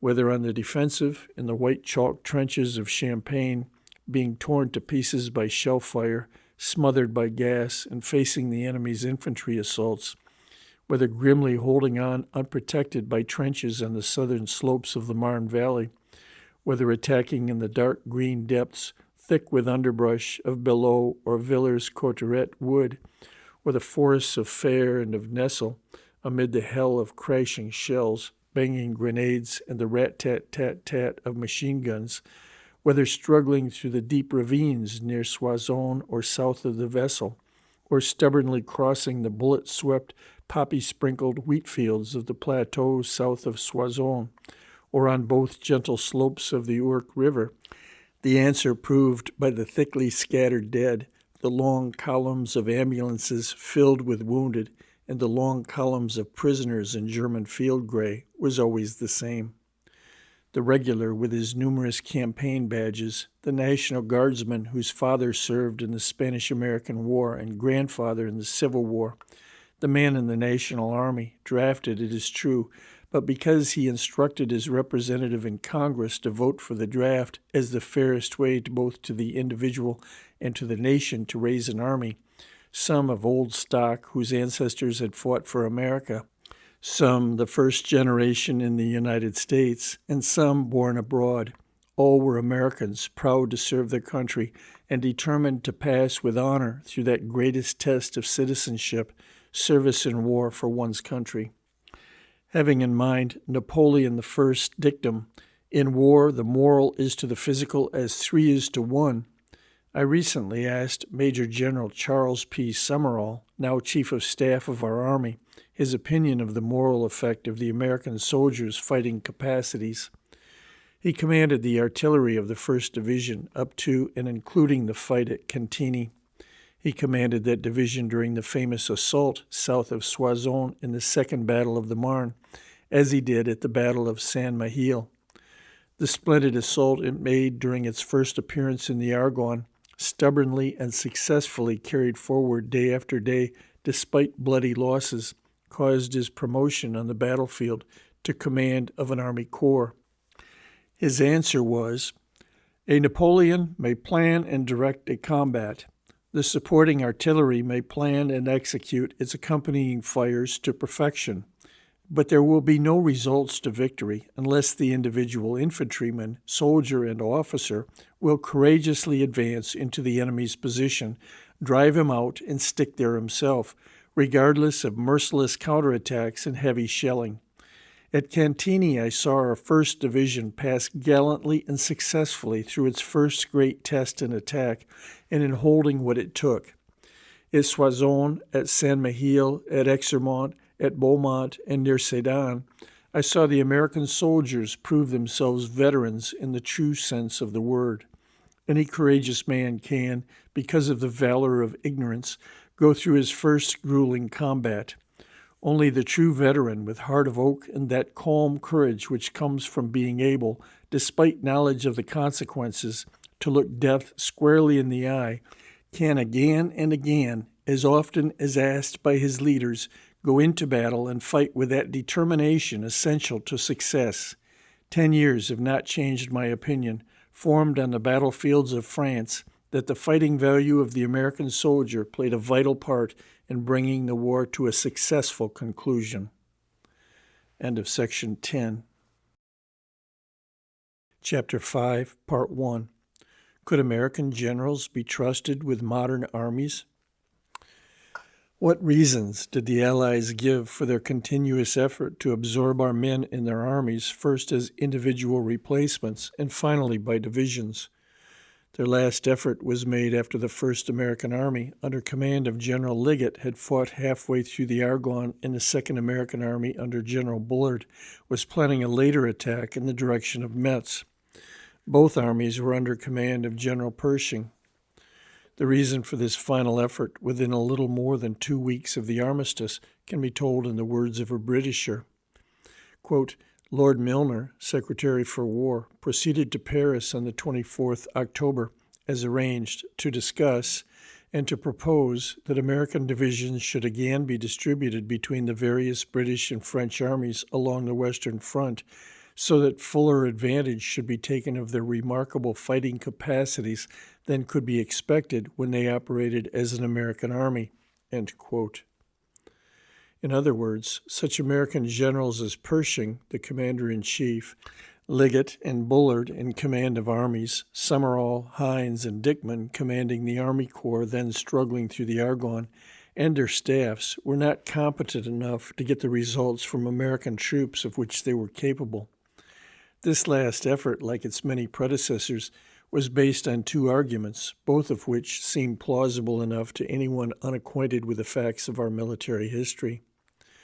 The first was that we did not know much about war in general, this because we had had but little war experience in the past and also had no military traditions to speak of. The second was that the Great War was quite different from any other war, and therefore needed a special knowledge which we could not possess. These ideas were a natural outcome of the Europeans' practice of ignoring our military history. They studied all their own wars to the last insignificant detail. With the exception of a few of their students, they ignored ours. There was hardly an action of a cavalry patrol of an officer and a few men in the Austro-Prussian War of 1866 and the Franco-Prussian War of 1870-71 that was not studied in great detail. The main fighting in both was over in 6 weeks. Our Civil War of 4 years, by far the greatest war between those of Napoleon and the Great War, was practically ignored. One German student of war, whose works were avidly studied all over Europe, dismissed it in a few paragraphs as a conflict between large bodies of undisciplined men from which no military lessons of importance could be gathered. Here and there, particularly in England, Stonewall Jackson's campaigns and General Lee's leadership of the Southern armies were studied. General Grant, the father of modern war, and that he was the first general to recognize the necessity for and to put in practice the principle of concentrating the whole manpower and resources of a nation in an effort which never ceased until the enemy was destroyed, was generally ignored. This attitude was typical of that of military Europe until some of those Europeans, particularly the logical French who saw the American expeditionary force in action, sought the causes for its success. They discovered our long military history, rich with examples of the splendid results obtainable in war, when a hard-headed people refuse to be bound by doctrine and insist on obtaining results by the most practical methods available. Our attitude has always been the reverse. When our people served as British colonial troops and when they were fighting the Revolutionary War, they carefully studied the methods brought from Europe by the British regulars and the Hessian mercenaries, both troops of considerable battle experience. From the time of our independence, our professional military people have studied European methods, not only through military literature, but by direct observation in both peace and war. General Sheridan was an eyewitness of the Franco-Prussian War. General Greene, an eyewitness of the Russo-Turkish War, wrote a book containing his observations, which, to this day, is widely used as a textbook. Hundreds of our officers have witnessed the yearly maneuvers of every army in Europe. Scores of our officers have taken courses in continental military schools. When the war broke out in 1914, we had a number of regular officers serving in both French and German regiments who, of course, were promptly relieved. Until our relations with Germany became really strained, we had officers as observers on the German side as well as the Allied one. We have never allowed national pride to interfere with the adoption of any European method which proved on study to be better from a practical point of view than our own. We had in our revolutionary armies numbers of officers who, like George Washington, had served with British troops in the colonial wars on this continent. Also, a considerable number of enlisted men had served in American colonial units incorporated in British forces. We were therefore quite well acquainted with British methods of those days. Our trumpet signals for the mounted service and drum and fife signals for the infantry were British. During the War of 1812, the British trumpet calls were abolished and French ones adopted instead. The American reveille today and that of the French infantry are exactly the same. Our tattoo is French and was the favorite call of Napoleon I. The British drum and fife signals were kept, today at West Point, about the last place where the drum and fife is still used in our army. The cadets still assemble for mess to the tune of "The Roast Beef of Old England." Our first articles of war, which have not greatly changed since, were the same as the British. The customs of the service, many of which still obtain, were British. Calling a lieutenant Mr. instead of lieutenant, which the new officers of the Great War never understood nor practiced, any more than did the volunteer officers of the Civil War, is British. When it came to artillery and engineers, our Revolutionary Army copied the French, long recognized in the military world as the masters in both. For this reason, the majority of our terms in both these branches of the service are still French. For example, the word caisson, familiar to every artilleryman, is the French equivalent for ammunition wagon, the term used by the British. In the same way, we did not hesitate to take from the Prussian von Steuben such ideas as were useful in raising the discipline of our hastily organized troops, who were only too inclined to do as they pleased. From the close of our Revolutionary War until the present, any number of examples could be cited of our willingness at all times to take anything from Europe which we thought practical and beneficial. Some years before the Great War, it was decided that while our mounted service was excellent from the point of view of Western rough riding, it did not know enough about horse mastership. In other words, while our cavalry and field artillery, like the Western cowpuncher, were perfectly willing to take and capable of taking any kind of horse and getting work out of him, they did not know enough about the higher training of animals. A number of cavalry officers was sent abroad to study all European cavalries, and above all, their schools of equitation. We then sent a number of cavalry officers to take the courses at these schools. As a result of a thorough study of the whole question, we decided that the French methods of horse mastery were the best, and accordingly adopted them for the instruction of our cavalry and field artillery. Some years before the war, the French were the first to invent a quick-firing field gun, the famous 75. They surprised the world when they equipped their field artillery with it. They were the first to work out the new artillery tactics possible as a result of its rapid fire. We frankly recognized that this was the greatest forward step in field artillery since the invention of the breech loader. We, with equal frankness, promptly adopted the French artillery methods. With slight modifications, they were the ones we used when we entered the war in 1917. This readiness to adopt European ways, which are better than ours, has never led to the desire for the wholesale adoption of European methods, except on the part of individual officers here and there. In admiration of courage, the American yields to none. At the same time, he believes that anything as serious as war should yield practical results. Thus, as much as he always has admired the splendid examples of great courage and determination with which the record of all Europe's wars is replete, he has not hesitated to examine European tactics with a critical eye as to the results produced. The result has been that in general he believes the European too conservative in his methods, too inclined to stick to tactics which have proved successful in past wars, and not ready enough to change when new weapons open up new ways, or when an enemy using methods not familiar to Europeans is encountered.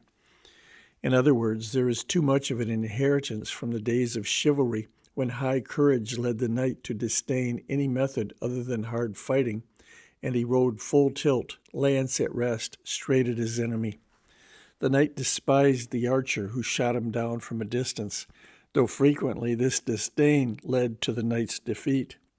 He equally despised the first musketeers until gunpowder finally shoved the knight off the battlefield into the Museum of Military Antiquities. Saboté and his Mongols invaded Europe in the 13th century. They brought with them tactics new to Europeans. Mounted archers prepared the way by shooting holes in the Christian ranks. Then the mounted men-at-arms attacked through these gaps. Though they had suffered defeat a number of times as a consequence of these attacks, the Europeans would not change their methods. 70,000 Christians died gallantly on the plains of Hungary in a final battle. The Knights Templars died to the last man rather than yield or retire. The exhibition of courage was superb. The inability to adopt new tactics gave all that part of Europe to the Mongols. Near the present site of Pittsburgh on July 8, 1755, General Braddock, with 1,373 British regulars and several hundred Virginia militiamen, was ambushed in the depths of the forest by Captain Bugeaud of the French army, with 70 French regulars, 140 French Canadians, and 650 Indians. General Braddock was a veteran of 45 years' experience. Fighting on Flanders Field was an old story to him. He knew European tactics thoroughly and had practiced them often enough in battle to be confident of their value. He did not know the methods used on this continent. He was not open to advice. As the enemy fire poured in upon the British from hidden sources, they first advanced and then stood firm, firing crashing, steady volleys into the forest about them. However, the pitiless fire from hidden sources, steadily taking its toll on dead and wounded, finally was more than the bravest man could stand. They broke and fled. Braddock, exposing himself with the utmost courage, had 4 horses shot under him, while on his 5th he was mortally wounded. Of the 1,373 British, only 459 escaped being killed or wounded. 16 French and a small number of Indians were killed or wounded. The territory around where Pittsburgh stands today remained French. At Bunker Hill, the British regulars made 2 unsuccessful assaults upon the American entrenchments from its front only. Despite heavy losses, they gallantly made a 3rd, which drove the Americans from the hill. Of 2,500 British, 1,054 were killed or wounded. The Americans numbered 1,700, of whom 450 were killed or wounded. They were untrained, undisciplined volunteers for the most part, but they were deadly shots with a rifle. The same result could have been attained with less loss to the British and more to the Americans if the British had attacked, as they easily could have done, on one flank as well as from the front. The British got the hill, but the morale of the Americans was so raised by the heavy loss they occasioned the British that to this day the Battle of Bunker Hill to the American mind is a victory. From a technical military point of view, it was a British victory. In 1899, the early battles of the Boer War showed the same methods. Direct attacks across the open gallantly carried forward despite heavy losses. Despite the courage of the British, these attacks were generally stopped by the Boers with their deadly rifle fire from concealed positions, with but slight loss to themselves. The practical mind of the American, with its disinclination to be bound by doctrine when reason tells him there is a better way, has led our cavalry far away from the European idea of its proper use in battle.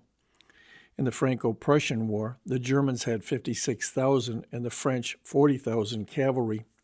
The majority of this mass of nearly 100,000 horsemen had no firearms other than pistols. The minority had carbines or short rifles, but no pistols.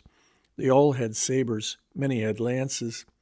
This enormous number of mounted men had no decisive influence on the war. The German cavalry did excellent scouting work, while at the same time keeping the French from obtaining information of their army. Small bodies of the cavalry of each side made charges with such courage and persisted under such heavy loss that they can justly be described as heroic. These charges brought no results of any particular practical value.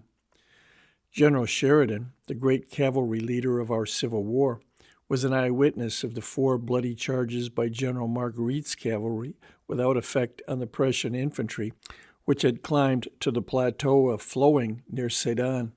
He said the charges were most nobly made. Little did he dream that 48 years later, 2 American infantry divisions, the 1st and the 42nd, would lose their last killed in action in a race for the crest of the hill south of Sedan, just across the Meuse, which he must have seen every time he raised his eyes from the thrilling but useless sacrifice of the heroic men and gallant horses taking place in front of him. 5 years before, our Civil War had been brought to an end by the decisive use of cavalry in the hands of Sheridan. With his cavalry, he had cut off, surrounded, and forced to surrender that splendid soldier, General Ewell, and his corps of infantry, the rear guard of General Lee's army.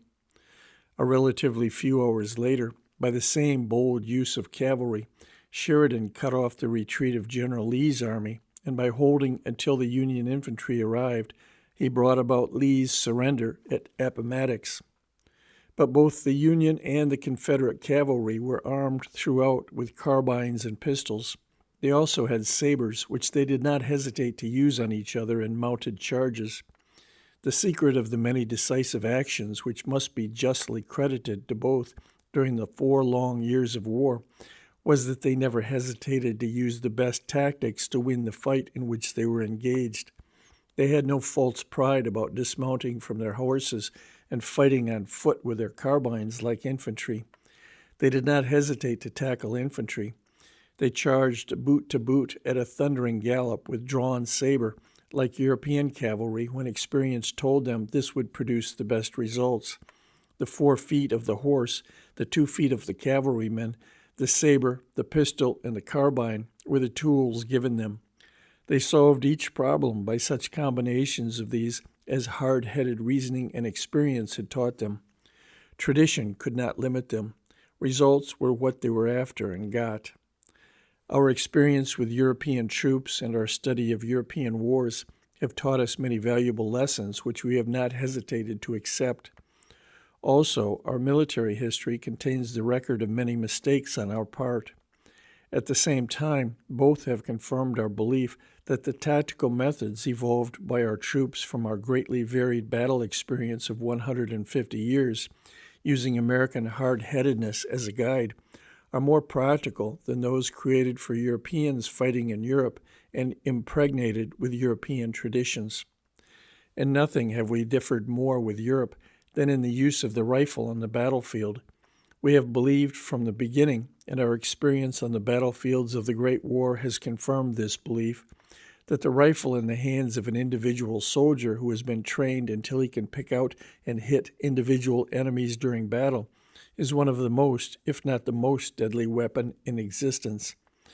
Throughout our history, the individual soldiers, not only of our infantry, but also of our cavalry, have been taught to the limit of their personal ability to be such shots.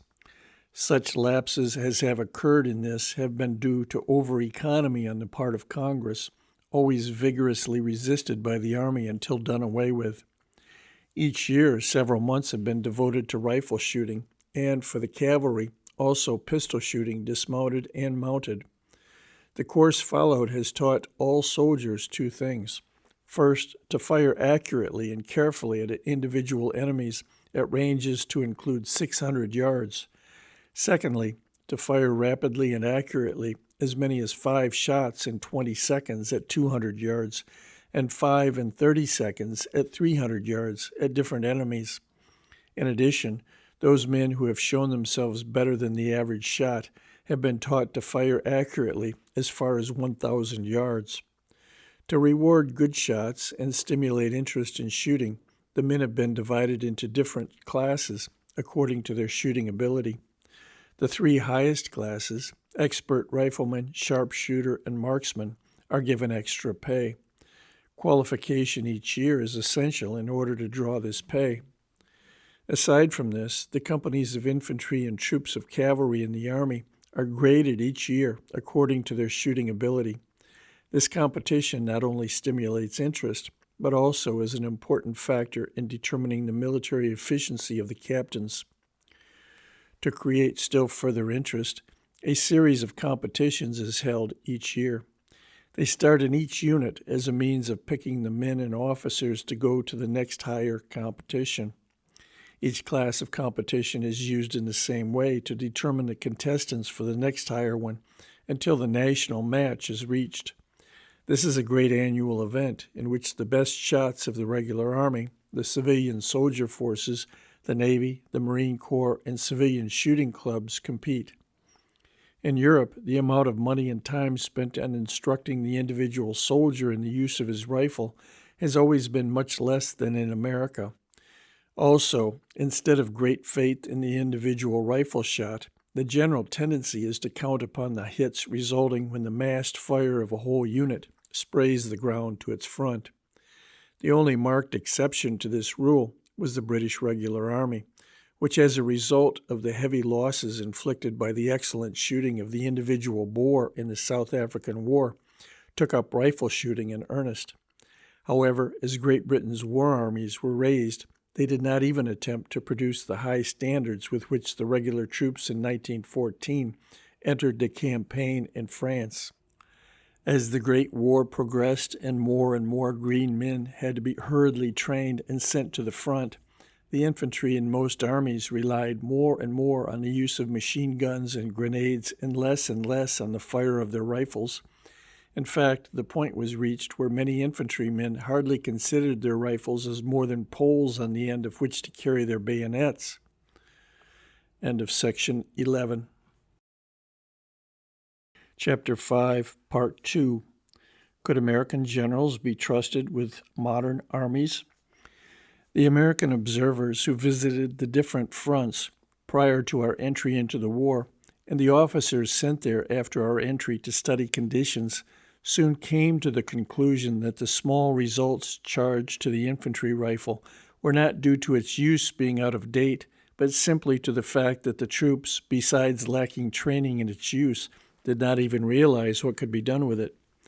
Thus, while not hesitating to increase the proportion of machine guns with our infantry units and to add hand and rifle grenades to our infantry armament, we vigorously trained our new infantry in the individual and accurate use of the rifle, and took every means to create a feeling of confidence in this weapon. After the tactical use of weapons, the next question of importance is the leadership of an army. Where do the officers come from?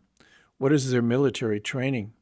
What capacity have they for successful leadership of our men in battle?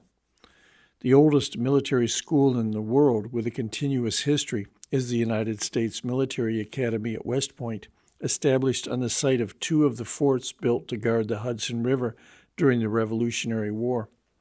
George Washington's foresight was responsible. For a century and a quarter, the school has proved the value of his belief. To be prepared for war is one of the most effectual means of preserving peace. Its roll of graduates contains the names of the vast majority of all our military leaders in all the wars since the Revolution. Its graduates killed in action and the dates of their death cover well over a century. The places where they fought their last battle extend from France on the east to China on the west, and from the wintry plains of the Dakotas and Wyoming on the north to Cuba, Mexico, and the Philippines in the tropical south. The majority of European military schools have a course of but 2 years. The course at West Point is a 4-year one. As the new class enters each year a day or two following graduation, the course is really 4 years. There is but one summer vacation at the close of the second year, when the cadet has actually been there 2 full years. There are no other regular vacations. The men with the highest standing, and above all upperclassmen, are allowed a few days off now and then, where most schools, including the European military ones, grant a vacation to all their students. The course is the same for all. There are no elective subjects. Failure in any one subject ensures dismissal. The course is planned to keep the cadet continuously busy up to the physical and mental limit of the average healthy boy of the age of the cadets present. Practically all European military schools are either to train cavalry and infantry officers or else engineer and artillery officers. The fundamental idea of West Point is that a man must graduate with a theoretical and practical knowledge of all branches of the service: engineers, ordnance, artillery, cavalry, and infantry. The carrying out of this idea through 4 years, crammed to the limit with study, drills, marches, and exercises of all kinds, is considered to be the reason why Grant, Sherman, Sheridan, Lee, Jackson, Longstreet, and the long list of other commanders were such successful generals in war, though their service in the Army was before the days of higher military education. Their 4 years at West Point had given them an understanding and grasp of all branches of the service and their mutual coordination, which is the first essential of good generalship. A man who is only a first-class infantryman, a first-class cavalryman, a first-class artilleryman, or a first-class engineer is a specialist. A specialist is not competent to command a body of troops made up of all arms and successfully direct their energies to a single end: defeat of the enemy. That great British soldier, Lord Kitchener, was asked by the Australians what military school to take as a model for the one they were about to establish. He told them West Point. Lord Kitchener visited West Point when Major General Hugh L. Scott, who was our chief of staff when we entered the war in 1917, was superintendent. Later, Colonel Bridges, who subsequently established the Royal Military Academy outside Melbourne, came to study the system used. General Scott tells how on a visit to Britain in 1917, at dinner one night he sat next to the officer in command of all the Australian forces in Europe. General Scott asked if the Australian West Point had been of any value in the war. The answer was, "Any value? Why, it has been the backbone of all our Australian forces in Europe, and we will never let it go." Shortly after Marshal Foch's return from his trip throughout the United States, I talked with him in his office in Paris about what he had seen. Among other things, he said, shaking his finger at me and smiling, "Your country claims to be so pacifistic. Never in my life have I seen so many people who like military things. For example, at the head of the parade in Indianapolis was a magnificent squadron of cavalry, young men in handsome uniforms, mounted on splendid black horses. I asked, 'What corps d'élite of your army is that?' The answer was, 'Oh, they don't belong to the army. That is the Black Horse Troop of the Culver Military Academy.' I found on inquiry that the Culver Military Academy is a private school, maintained from the tuition fees paid by parents, that the magnificent black horses came from the same source." The marshal then went on to tell how he had found that Culver was not the only military academy maintained by funds other than those from the national government, that the country was dotted with excellent ones maintained by private and state funds, the only assistance from the national government being the loan of a certain number of regular officers and sergeants for instruction purposes. The Culver Military Academy in Indiana was established as a result of the belief of a businessman that military training was not only essential for war purposes, but above all, an excellent training for the vocations of peace. Aside from its regular courses, summer training camps of the same kind as the one established by General Wood at Plattsburgh were started in 1915. In addition, in the summer of 1916, foreseeing our entry into the war, the Academy held a training camp for graduates to bring them up to date. This was the first of a series of short courses held for the same purpose, not only before we entered the war, but throughout its continuation. More than 1,300 graduates or students of Culver served in the Army, Navy, or Marine Corps during the recent war. More than 70% were commissioned officers. Another famous school is the Virginia Military Institute at Lexington, Virginia. It was created by an act of the Virginia legislature in 1835 to provide for military education. It is organized like West Point. The course of study is similar, the discipline and training the same. During the Civil War, this school furnished many efficient officers to the Confederate armies. Its battalion of cadets took part in the Battle of Newmarket, in which it successfully carried by assault a Union battery of artillery, driving off its infantry escort. During the recent war, large numbers of its graduates were officers of the Army and Marine Corps. The numerous other military schools throughout the country have produced a respectable list of officers for our peacetime regular army and long lists for our war armies, the records of which demonstrate the great military value of these schools to the country. Our Army has not been content that the military education of its officers should cease with the close of their first military school days. In the course of years, a complete system of schools has grown up to train officers as specialists in engineers, artillery, cavalry, and infantry, as general staff officers, and as generals commanding. The first of these higher schools was established at Fort Leavenworth, Kansas in 1881 by General Sherman, then in command of our Army. His experience in our Civil War had taught him the necessity to devote more attention to completing the education of officers. Also at this time, there were a good many officers who had gone into the regular Army at the close of the Civil War, who had gained great practical experience during the 4 years of that war, but who lacked a thorough military education. As time passed, the 2 years course widened its scope. The idea that Leavenworth should be a school to make good the fundamental military education of officers, where lacking, gave place to the present one that Leavenworth was primarily a school in which officers who possessed that education got higher instruction, which would enable them efficiently to perform the duties of general staff officers and generals commanding in the field in war. And looking back over our military history, it was evident that our great defect was not that great military leaders failed to appear when needed, but that we failed to have a sufficient number of well-trained subordinate generals, and above all, general staff officers who knew organization, equipment, training, transporting, and handling of an army and combat requirements, and who furthermore were competent to do all these things with certainty and success. More and more, graduation from this school came to be looked upon as a requisite for promotion to the higher grades of the Army. As its graduates increased in number and spread throughout the regiments of the regular Army, and as instructors in the various military schools of our country, the knowledge taught there of what constitutes and of the necessity for staff and command work permeated our military system. In 1902, during the term of Mr. Elihu Root as Secretary of War, the General Staff Corps of the Army was established.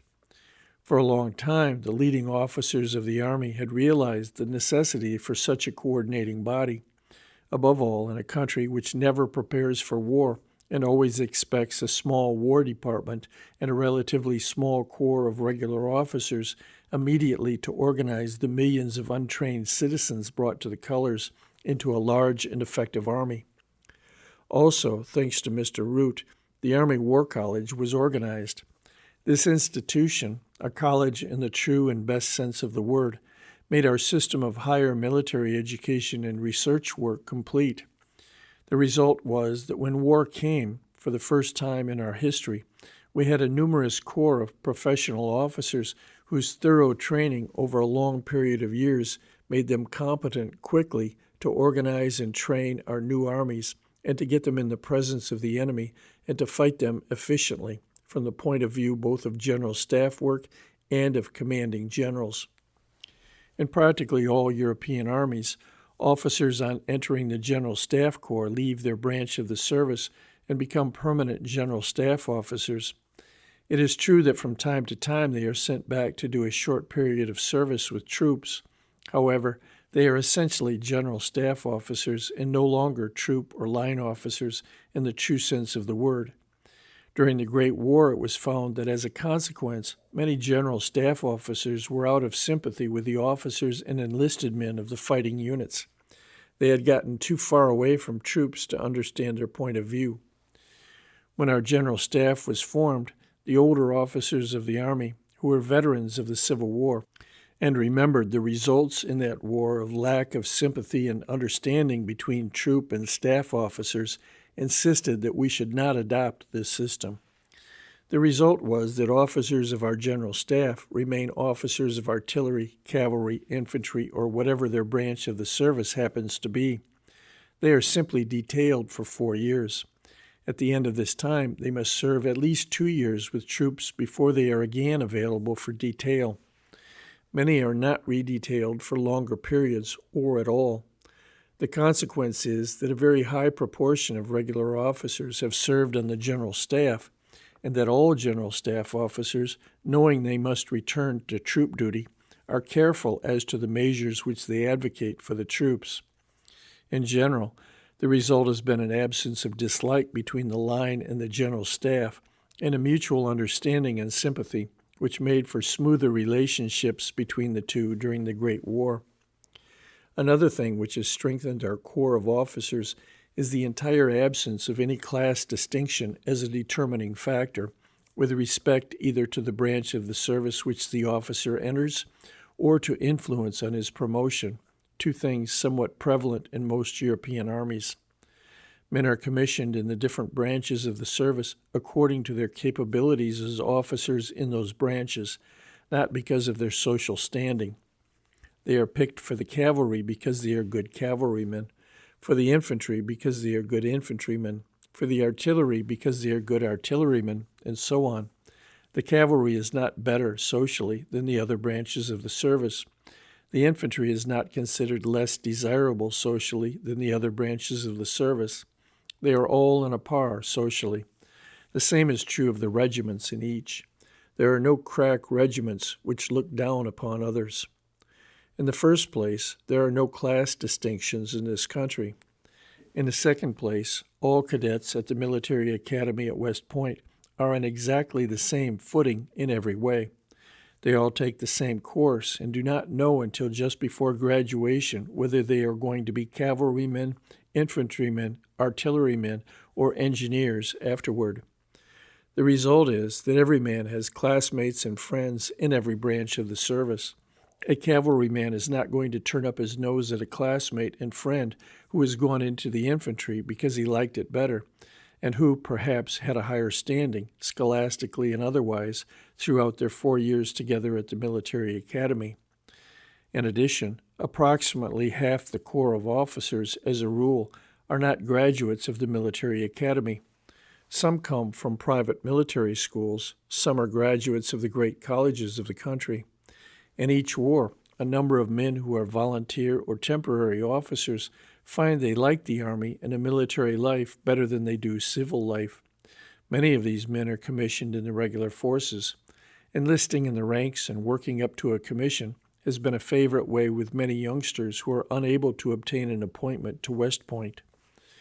Regardless of which methods the officers use to obtain their commissions, their military and social standing are absolutely alike. Being essentially American, they do not consider themselves a class apart from the mass of their fellow citizens. In accepting a commission in the Army, they are merely following a profession in the same way that other men become lawyers, doctors, or engineers.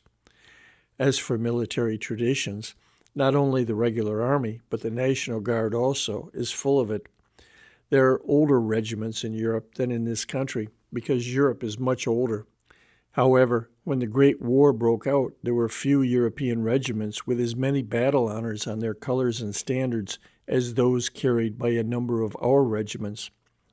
In the periods between the Revolutionary War, the War of 1812, the Mexican War, and the Civil War, the Indians kept our regulars busy.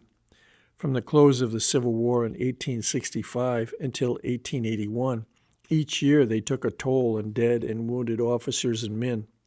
They have done so several times since. The Spanish-American War, the Philippine insurrection, the Boxer campaign in China, and various armed expeditions into Mexico all have furnished their list of brave deeds done in battle and of men who suffered wounds and death in the service of their country. Many of our National Guard regiments have old traditions. Belonging to their communities, they have gone to each of our wars as the direct representatives in our Army of these communities. There were numerous of these regiments in the Great War, which contained men, sons of those in the same regiment in the Spanish-American War and the Philippine Insurrection, and grandsons of soldiers in these same regiments in the Civil War. The 42nd Infantry Division of our Great War was called the Rainbow because it was made up of picked National Guard units from New York to California and from Minnesota to Alabama. Upon being assembled, the New York Infantry Regiment and the one from Alabama, later to become the best of friends, promptly engaged in a row because they had faced each other on several battlefields of the Civil War. The New York Regiment was in the Army of the Potomac throughout. The Alabama Regiment was in the Army of Northern Virginia throughout. Both regiments served in 1898 and on the Mexican border in the summer of 1916. Some of our National Guard regiments antedate our Revolutionary forces, having been in existence as troops of a British colony. The idea that the Great War was different from other wars was not held by all the French and British military leaders. Marshal Foch never believed it.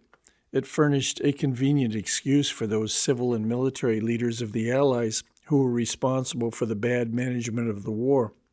It was a good answer to the question, why had not the Allies yet beaten Germany, when they so outnumbered that country in population and material resources of every kind?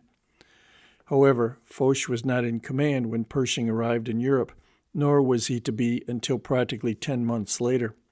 Furthermore, what Foch advised to be done was not done. It was only when face to face with defeat by the Germans in March and April 1918 that the British and French authorities finally agreed to put him in charge of the Western Front. When Marshal Foch was put in charge of the Western Front, he showed by the orders he gave and the movements he had carried out that he did not think the Great War was different in principle from the wars which had gone before it. Since the armistice, 2 books on the art of war, written by him prior to 1914, have been widely in demand. Though new editions have been printed, the only change the Marshal has made is to add a preface. In other words, his war experience has not led him to add to or change the principles he enunciated in these books. General Pershing and our trained officers did not believe the Great War different from other wars, any more than did Marshal Foch. The fact that fighting was going on with both sides in trenches was nothing new. The use of trenches to aid armies, both in attack and in defense, was steadily developed in our Civil War. The final stages of that war found Lee's army in trenches stretching from in front of Richmond to in front of Petersburg, with Grant's army in trenches facing them. While the trench line in the Great War was much longer than the Richmond-Petersburg line, the only reason was that the armies facing each other were much bigger than those of Grant and Lee, and therefore needed more trenches to protect them. Grant's troops made headlong assaults, which failed with heavy loss, just as did similar assaults in the Great War. Mines were dug underneath enemy trenches and exploded, blowing them and their occupants into the air. Hand grenades were used, in fact, had been used in the siege of Vicksburg nearly 2 years before. A short mortar, called a coehorn, was used, just as the trench mortar of the Great War, to throw a shell full of explosives almost straight up into the air, so that it would drop down into the enemy's trench and explode there, thus robbing the men in it of the protection given by digging in. The Russo-Japanese War was seen by General Pershing, by General Kuhn, the chief of our War College when we entered the Great War, and by General March, General Pershing's first chief of artillery in Europe, and later the War Chief of Staff in Washington. This war was studied by all our higher-ranking officers. Trenches were extensively used in it. There were no developments beyond those of our Civil War, except those which the greater range of modern weapons and the greater force of modern explosives demanded. Our past military history had shown us the way and furnished us the experience to determine proper organization for our armies, the tactical methods best suited to modern weapons, and the leadership which would carry our people to the greatest success in battle. our study of European methods, extending over a period of more than 150 years, including the Great War up to the time of the appearance of our troops on its battlefields, had convinced us of the adequacy of our own methods for modern warfare. The records of Pershing, Liggett, Bullard, Summerall, Harbord, and our other successful corps and divisional commanders show them worthy successors of Grant, Sherman, Sheridan, Lee, Jackson, Longstreet, and the other leaders of our armies in our Civil War. They also prove the European fear of the inadequacy of our leadership to meet the problems of the Great War to have been baseless. End of section 12. Chapter 6, Part 1. The Race Between Hindenburg and America. Were the Germans right in thinking because of our unpreparedness we would be too late in bringing to the hard-pressed Allies a sufficient reinforcement of fighting troops? This was the great question as the doubt and anxiety of the winter of 1917-18 gave place to the Black Depression of the spring and early summer of 1918. As Russia first signed a treaty with the Central Powers late in 1917, and then a peace treaty in the spring, the Allies saw defeat staring them in the face as the consequence of the disappearance from their ranks of her 3 million soldiers. Could unprepared America get enough of her 105 million civilians into her army, into France, and into battle in time to make good this tremendous Allied loss of manpower? General von Hindenburg, delivering smashing blow after blow against the Allies, expected to crumple them up before it could be done. America, straining every nerve, worked to get an army on the battlefields of France before it was too late. Nowhere were the fears and hopes engendered by this race more openly expressed than in the secret conferences of the Allies at the Supreme War Council in Versailles. Therefore, recently I sought out our representative on that council, General Tasker H. Bliss. In the fall of 1917, he was appointed Chief of Staff of our Army. A short while later, he was made a full general. President Wilson considered his services to be of such value that though General Bliss reached the age of retirement December 31, 1917, the President continued him on active duty. He was sent abroad by the President as his military representative on special missions to London and Paris. When finally, faced with defeat, the Allies put aside their mutual jealousies and organized for the first time a central coordinating body, the Supreme War Council. The President appointed General Bliss to represent him on it.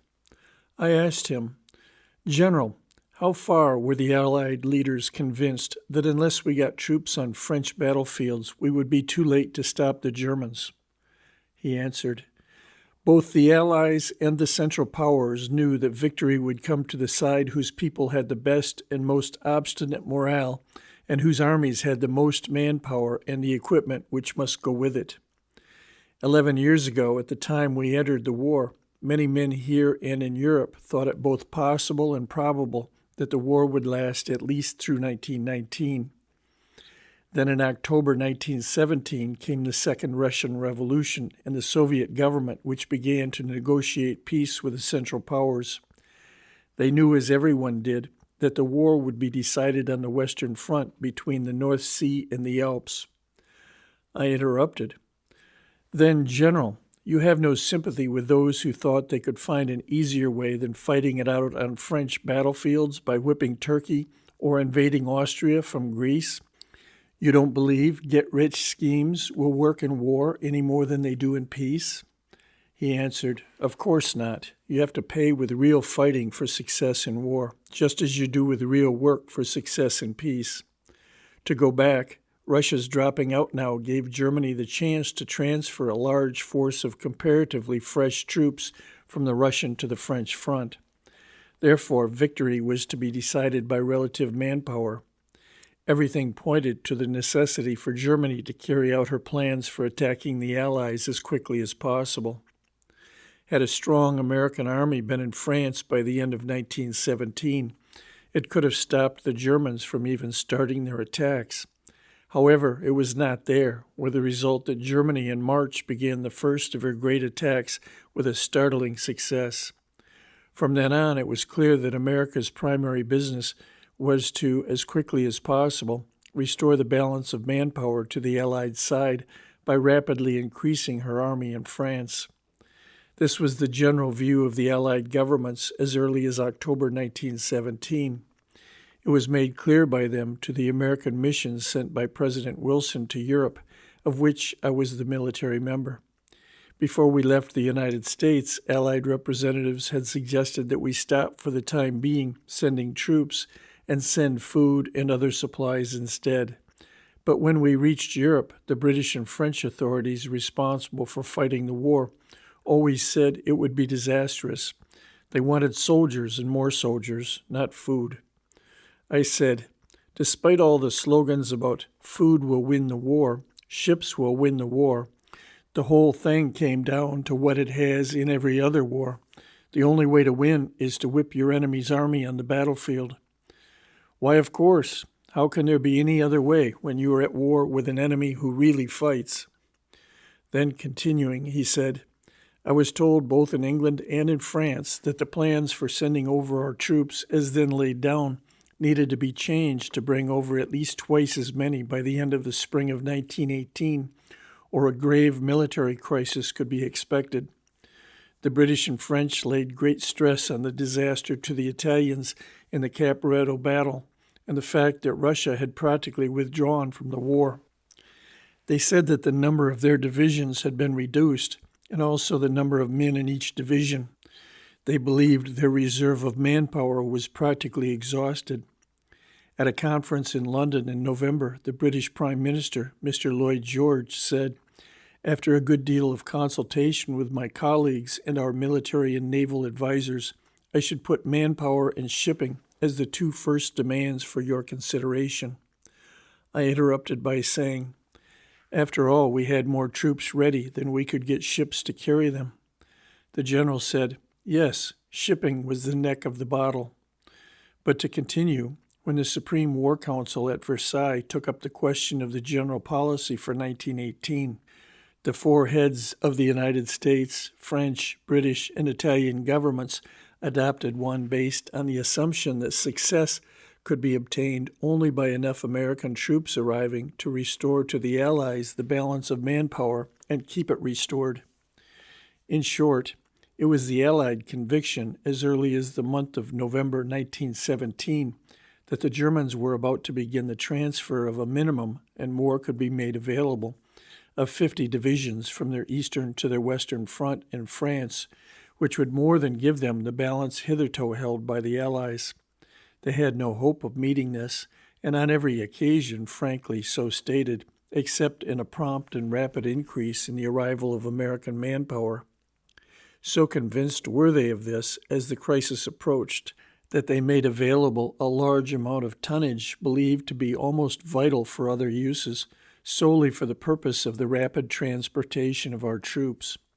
And then began that speeding up which resulted at its maximum in the arrival of Americans at the rate of approximately 300,000 men in 1 month, and which enabled General Pershing to meet the crisis and turn the tide of war the summer of 1918. Just after the second great successful Hindenburg-Ludendorff attack in 1918, when the discouragement among the Allies was profound, Mr. Lloyd George, the Premier of Great Britain, spoke in Edinburgh. He described the position of affairs as a race between General Hindenburg and President Wilson, in which the Germans were straining every nerve to reach the goal ere American help should be available for the Allies. From about the time we entered the war in the spring of 1917 until spring of 1918, when Russia made peace with the Central Powers, the Allies watched Russia's army gradually disintegrate. The 140 infantry divisions and 33 cavalry divisions, a total of about 3,500,000 men, with their immense number of guns which had faced the Germans and Austro-Hungarians, gradually dwindled away. The men simply went home without permission. Every railway from the front was crowded with them. Up to 10,000 a day passed through some of the railway junctions. As the Russian army dwindled, the Germans were free to move their divisions from the Russian front to the Western Front in France, while the Austro-Hungarians moved many of theirs to the Italian front. In January 1917, there were 135 German divisions in France. A year later, by January 1918, there were 174 divisions, an increase of 500,000 men. On the Italian front, the number of enemy divisions in the 2 weeks preceding the highly successful enemy attack at Caporetto increased from 43 to 53, a reinforcement of approximately 150,000 men. The 1,750,000 Germans and Austro-Hungarians who had been on the Russian front were moving west. As Russia first signed an armistice and then peace, practically the whole armed strength of Germany appeared on the Western Front in France. There could be no doubt that as soon as their preparations were complete, Hindenburg and Ludendorff would use it to strike the hardest blow the world had seen in its military history. What had the Allies to meet this mounting tide of enemy troops? When it had reached its maximum, it was certain to put a pressure on the Western Front, which it was extremely doubtful if that front would stand. When Russia was still in the war, the Allies had outnumbered the Central Powers on every front. The Russian and Romanian armies alone outnumbered the whole German army on every front. On the Western Front, the French, British, and Belgians outnumbered the Germans almost 6-4. The Italians outnumbered the Austro-Hungarians 13-8. In the Balkans, the proportion of Allied troops to Central Powers troops was 4-3, and in Turkey 6-5. In light field guns, the Allies outnumbered the Central Powers 6-5, and in heavy guns 7-6. The total British and French forces in all theaters of war by the end of 1917 was 3,700,000 combatants, not including all the services of supply and their auxiliaries so essential to a modern army. These are included in the ration strength, or number of men who have to be fed. Therefore, the ration strength of an army is always considerably above its combatant strength. Against this, the German combatant strength, not including the other Central Powers, was 3,400,000 combatants. Thus, the French and British armies were stronger than the German. As a matter of fact, this had been true for 2 years. However, despite their great strength when Russia was still in, the Allies had been unable to whip Germany. What was worse, they had not been able to prevent her striking them practically always when and where she chose. The First Battle of the Marne, the First Battle of Ypres, the Verdun Defensive were all Allied successes. However, in each the Allies were on the defensive. They were Allied successes only because in each a German blow had been stopped. In each, it was the Germans, not the Allies, who had decided when and where the blow would be struck. The wiping out of Serbia, of Romania, the staggering blows which sent Russia reeling into revolution and out of the war, were all successful blows struck by Germany where she chose. Far greater efficiency in military and political leadership was the reason why the Germans with inferior numbers had been able, on the whole, to get the better of the Allies up to the time we entered the war and Russia dropped out. If this were true with Russia in the war, what was going to happen with her out? This, even though the Allies, with approximately 5,400,000 combatant French, British, Italian, Belgian, Portuguese, Serbian, and Greek soldiers, slightly outnumbered the approximately 5,200,000 combatant German, Austro-Hungarian, Bulgarian, and Turkish soldiers. More soldiers to be put on the battlefield had to be gotten from somewhere. First, enough more must be had to stop the Germans when they attacked with the additional strength of their troops brought from Russia, fully expecting victory to perch definitely on their banner. Secondly, enough beyond this additional number must be gotten, once the German attacks had been stopped, to definitely turn the tide of victory away from Germany by attacking and never ceasing until, beaten, she was ready to make peace on Allied terms. Where were these additional soldiers to come from? With the French manpower drained to its last dregs in a vain effort to keep the French army from falling off in its strength, With the British government unwilling to enforce real conscription, and with the Italians certain that their safety depended upon keeping their troops along their own front, there was only one source of supply: America. The German General Staff knew this as well as the Allies. They knew that after more than 2 years of war, every European country engaged was full of war-weary people ready to make peace.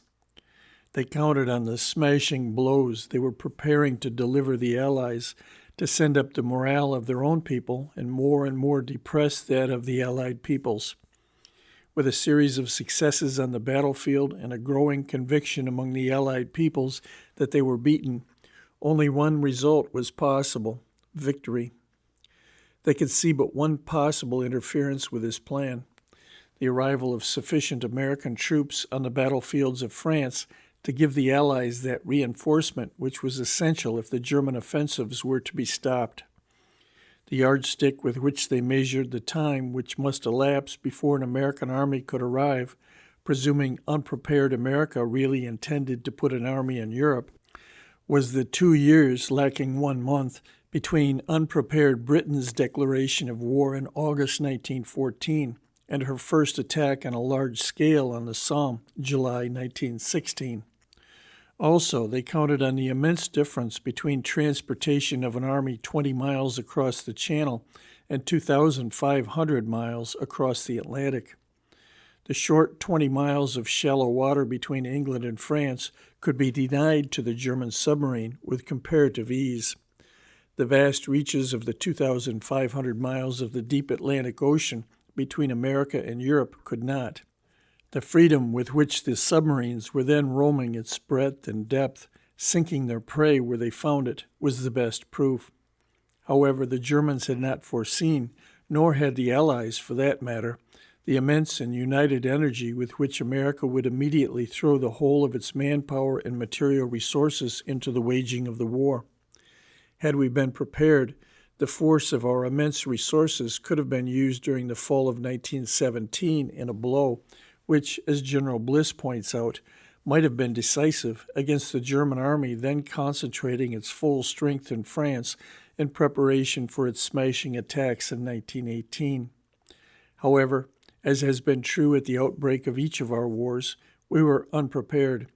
We had no war army of millions. We lacked the ships to carry such an army to Europe. Outside of our small regular army and our National Guard, we had no troops. It is true that for the first time in our history we had a general staff. Also, it was composed of fully competent officers.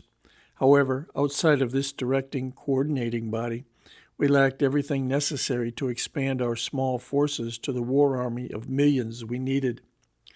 We lacked the camps to shelter the men, the uniforms to clothe them, the personal equipment for each man, the wagons, rolling kitchens, and infinite variety of heavy equipment for each unit, the arms and ammunition.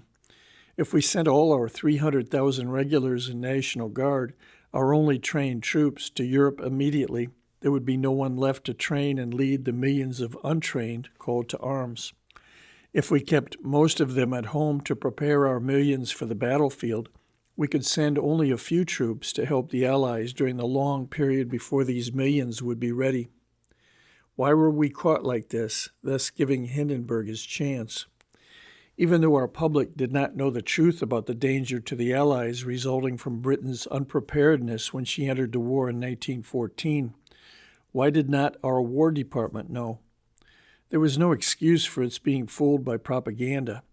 Why had it not done something? It did know the truth. It did its best to have us prepared.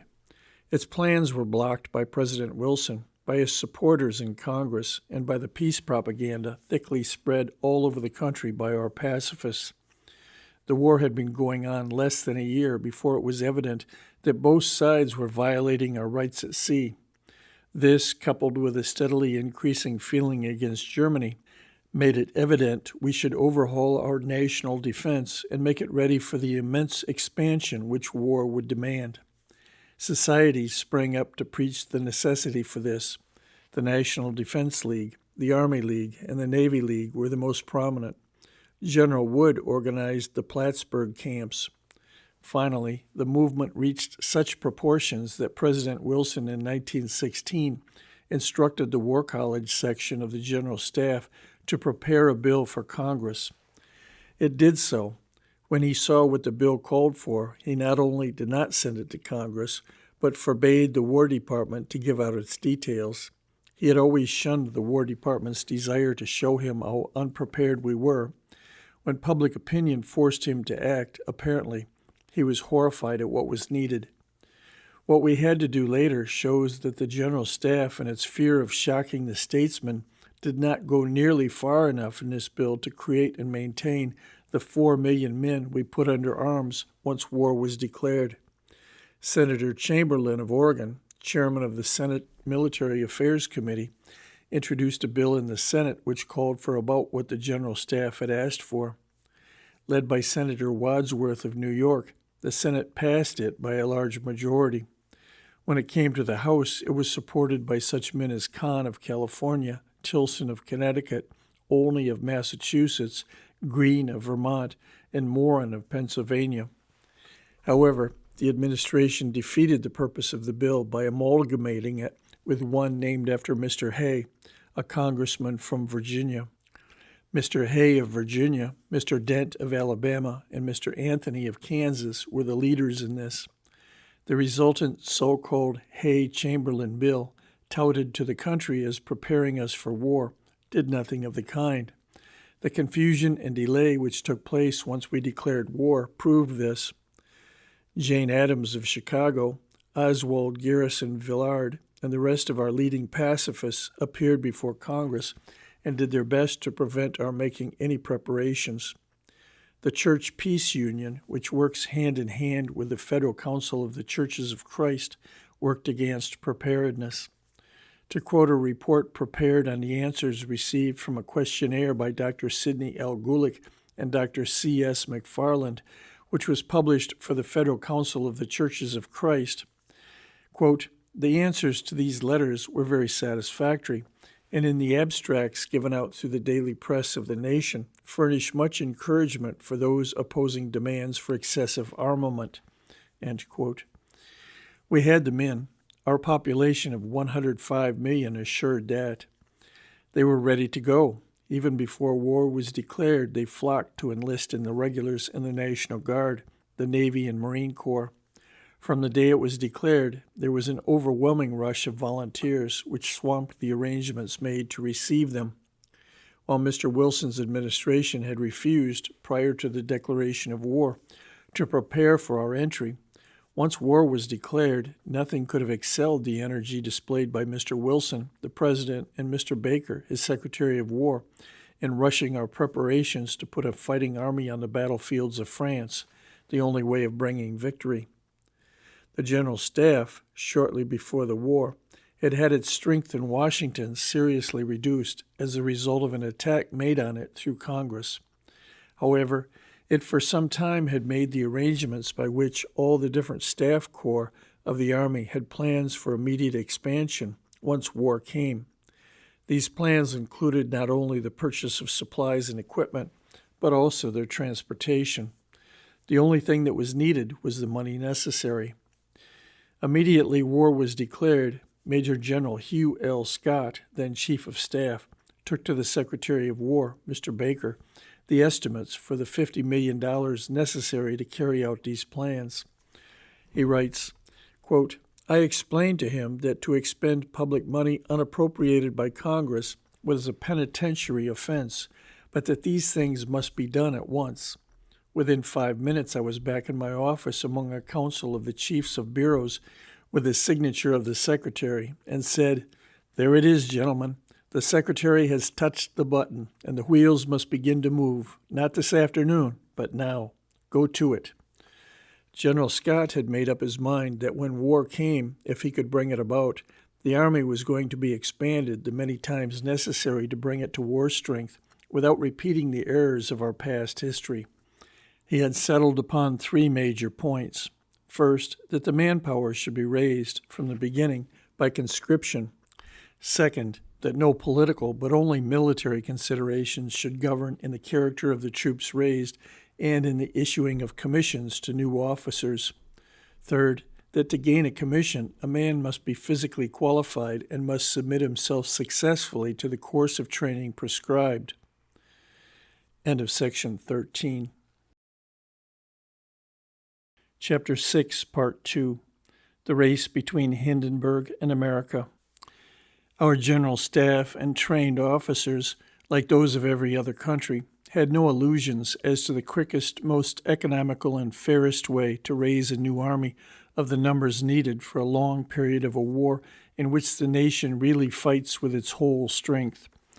It is to be doubted if in the history of the world there was ever raised by the volunteer system a larger army in proportion to the male population than the Union Army of our Civil War prior to the adoption of conscription. Out of a population of 10,795,422 of the Union States, as shown by the 1860 census, 1,356,593 volunteered. However, this number was not sufficient to bring the Union armies to and maintain them at the strength necessary for victory.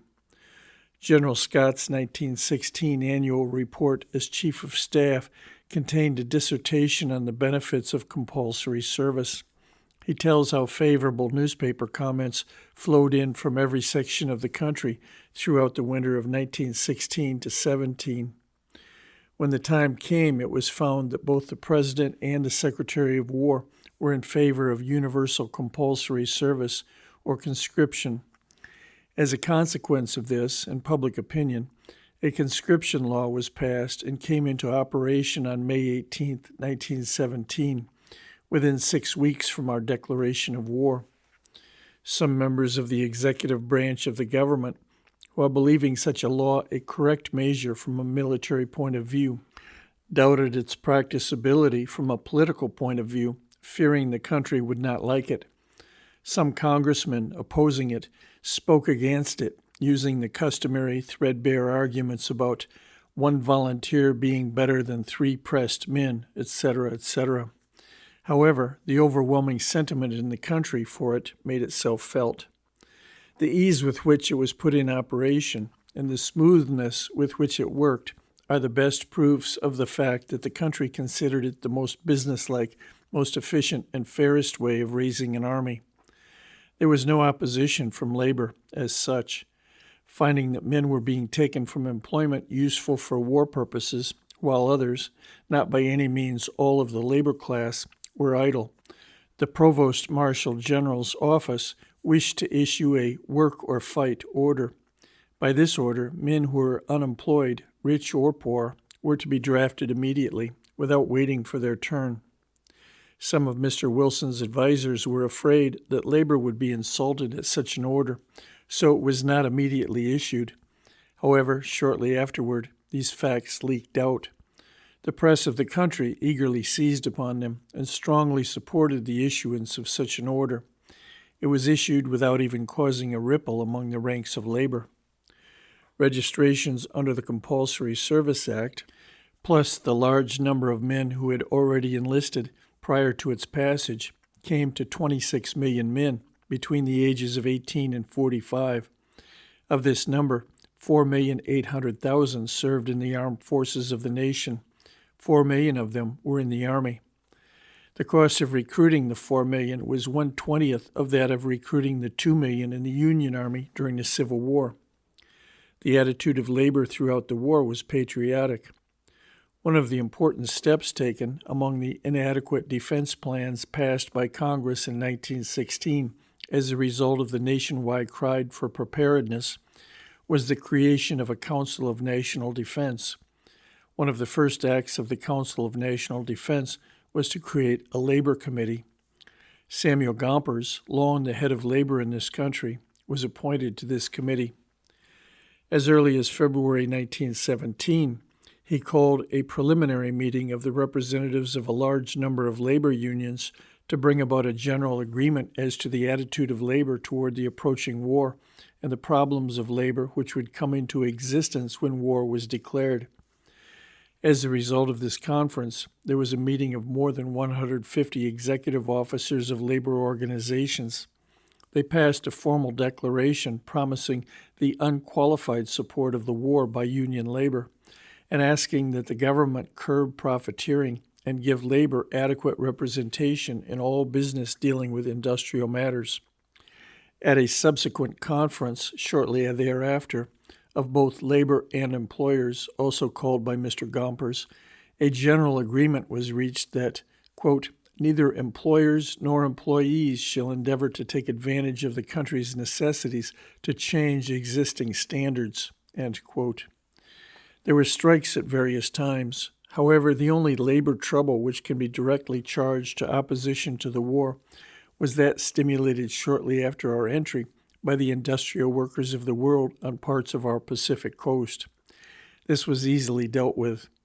Such other strikes as occurred were not due to hostility to the war or to conscription, but were caused by the vicious circle, perhaps unavoidable in war, where the price of necessities soon jumps ahead of each increase in wages. Various boards dealt with these. Perhaps no one had more dealings with labor under the most difficult circumstances during the war than Mr. Edward N. Hurley. It was his job to teach 350,000 men and 130 new managements how to build ships. In summing up the labor question, he says, quote, I am convinced, however, that our publicity work, our reserve of shipyard volunteers, our persistent and systematic appeals to the patriotism of the workers, and our word pictures of the consequences which must ensue if ships were not forthcoming at top speed, averted more strikes than did the wage increases of the Macy Board, one of the labor adjustment boards, end quote. The employers were not behind their employees. To quote Mr. Bernard M. Baruch, chairman of the War Industries Board, there was not a slacker to be found among the industries. No one had to be coerced. He sums up our industrial mobilization as follows, quote, in ensuring our victory, the importance of the battle line at home must ever be a strong factor. The mobilization of America's industrial forces and their conversion from peace and construction to war and destruction was a gigantic task and responded to in a gigantic manner, end quote. The nation had not dawdled. It immediately took the necessary steps to put its manpower under arms, not a few 100,000 at a time, dragged over a period of years, but at once. In the same way, its industry was mobilized for war purposes at once, and without regard to those who, thinking of business as usual, wished to make such mobilization secondary to the interests of private business. However, despite this energy, determination, and patriotism, which produced results far beyond those thought possible by either the Germans or the Allies, there was danger that we should be unable to use this tremendous force in time to stop Hindenburg and Ludendorff from smashing their way through to victory. This because of the lack of means to transport our millions of soldiers and the supplies necessary to maintain them across the Atlantic Ocean to the battlefields of France. When our Civil War broke out, our flag, carried by our merchant vessels, was a familiar sight in every port of the world. The record for speed in crossing the 7 oceans belonged to our clipper ships. Our total tonnage was far beyond that of any other nation, except Great Britain, to which it was a close second. During our Civil War, this great overseas merchant marine was destroyed by Confederate cruisers, most of which were built in British yards and outfitted in British ports. The crushing burden of debt resulting from the more than 4 years of that war was one of the primary reasons why our merchant marine was not immediately rebuilt.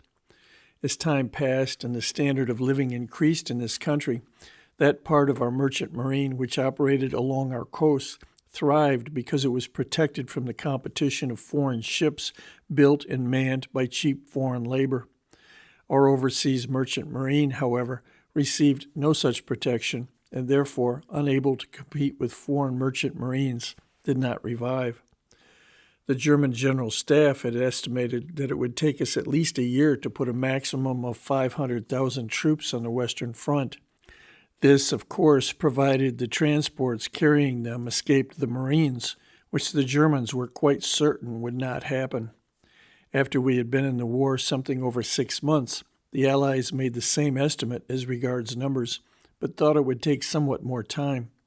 The Allied Conference, which began sitting in Paris the last of November 1917, and which created the Allied Maritime Transport Council, was of the belief that a continuance of the plans we then had underway would enable us to land an army of 500,000 in Europe and maintain it there by the early summer of 1918.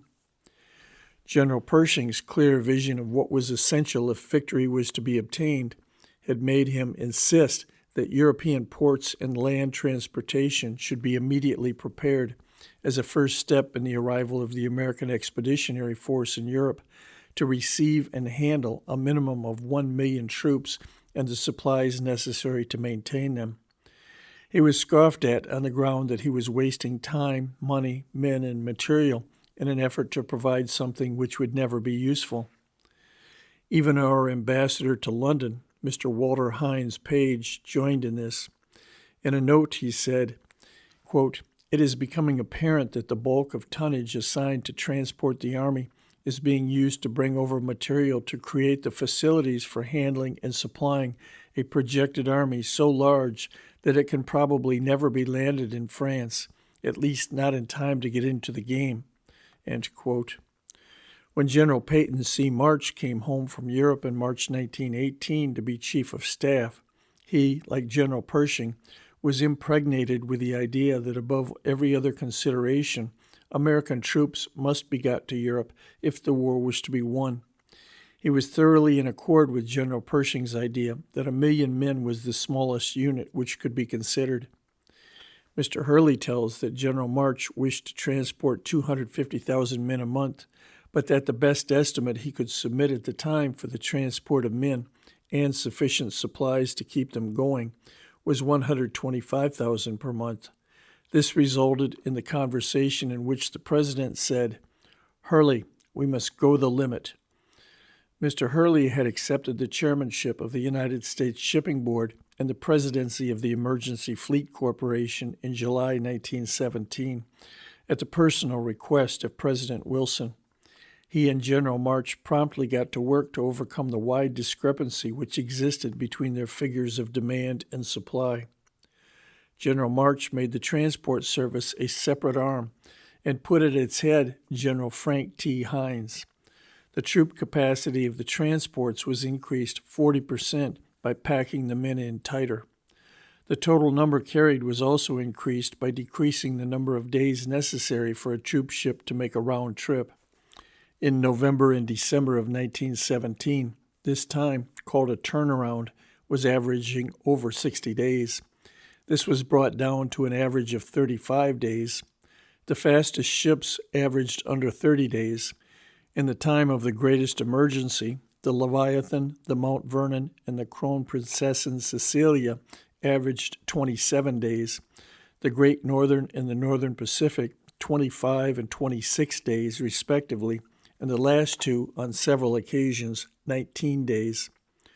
Also, the requirements for cargo tonnage were decreased by reducing to the minimum the number of pounds needed to maintain each man and each horse at the front. The soldiers of the horsed artillery and supply trains will never forget the difficulties experienced in keeping their animals going as a result of the short rations they received. The tremendous work done by Mr. Reilly in speeding up the construction of new ships with an organization the greater part of which had not only come into existence but received its training since the declaration of war is shown by the fact that by July 1, 1918, he had turned over to Army uses, in round numbers, 1,125,000 deadweight tons of ships. Nothing shows better how much the putting of an American army on French battlefields depended upon shipping than the fact that the size of this army had to be limited by the amount of shipping available.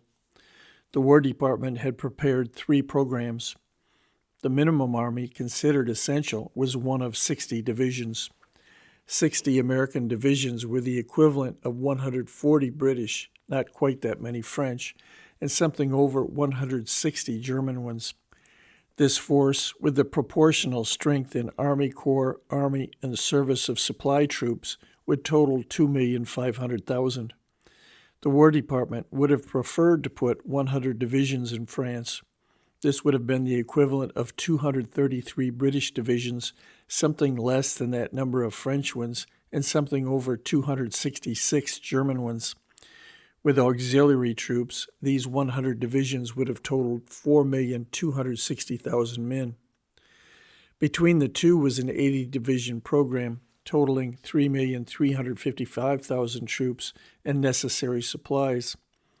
Each of these programs was to be completed by July 31, 1919. Taking into account the shipping already afloat and that which Mr. Hurley's unexampled work was producing, it was necessary to adopt the 80-division program.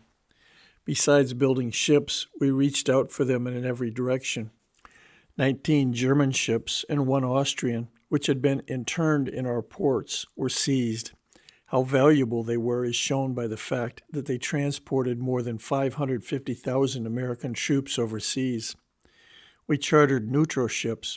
We traded steel and food to belligerent nations like Japan and neutral ones like Holland in exchange for ships. We used every conceivable method to obtain ships. The Germans brought such pressure to bear on the Dutch that they were unable to carry out their agreement with us. Therefore, we exercised under international law right of vangaria. The President issued a proclamation, and we seized 87 Dutch vessels totaling more than 500,000 tons, which happened to be in different ports of the United States. The Dutch crews and owners were fully compensated.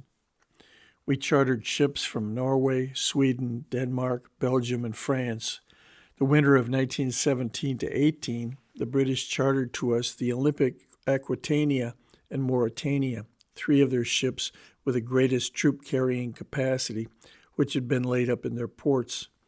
While they were operated by their owners, the United States assumed all risks.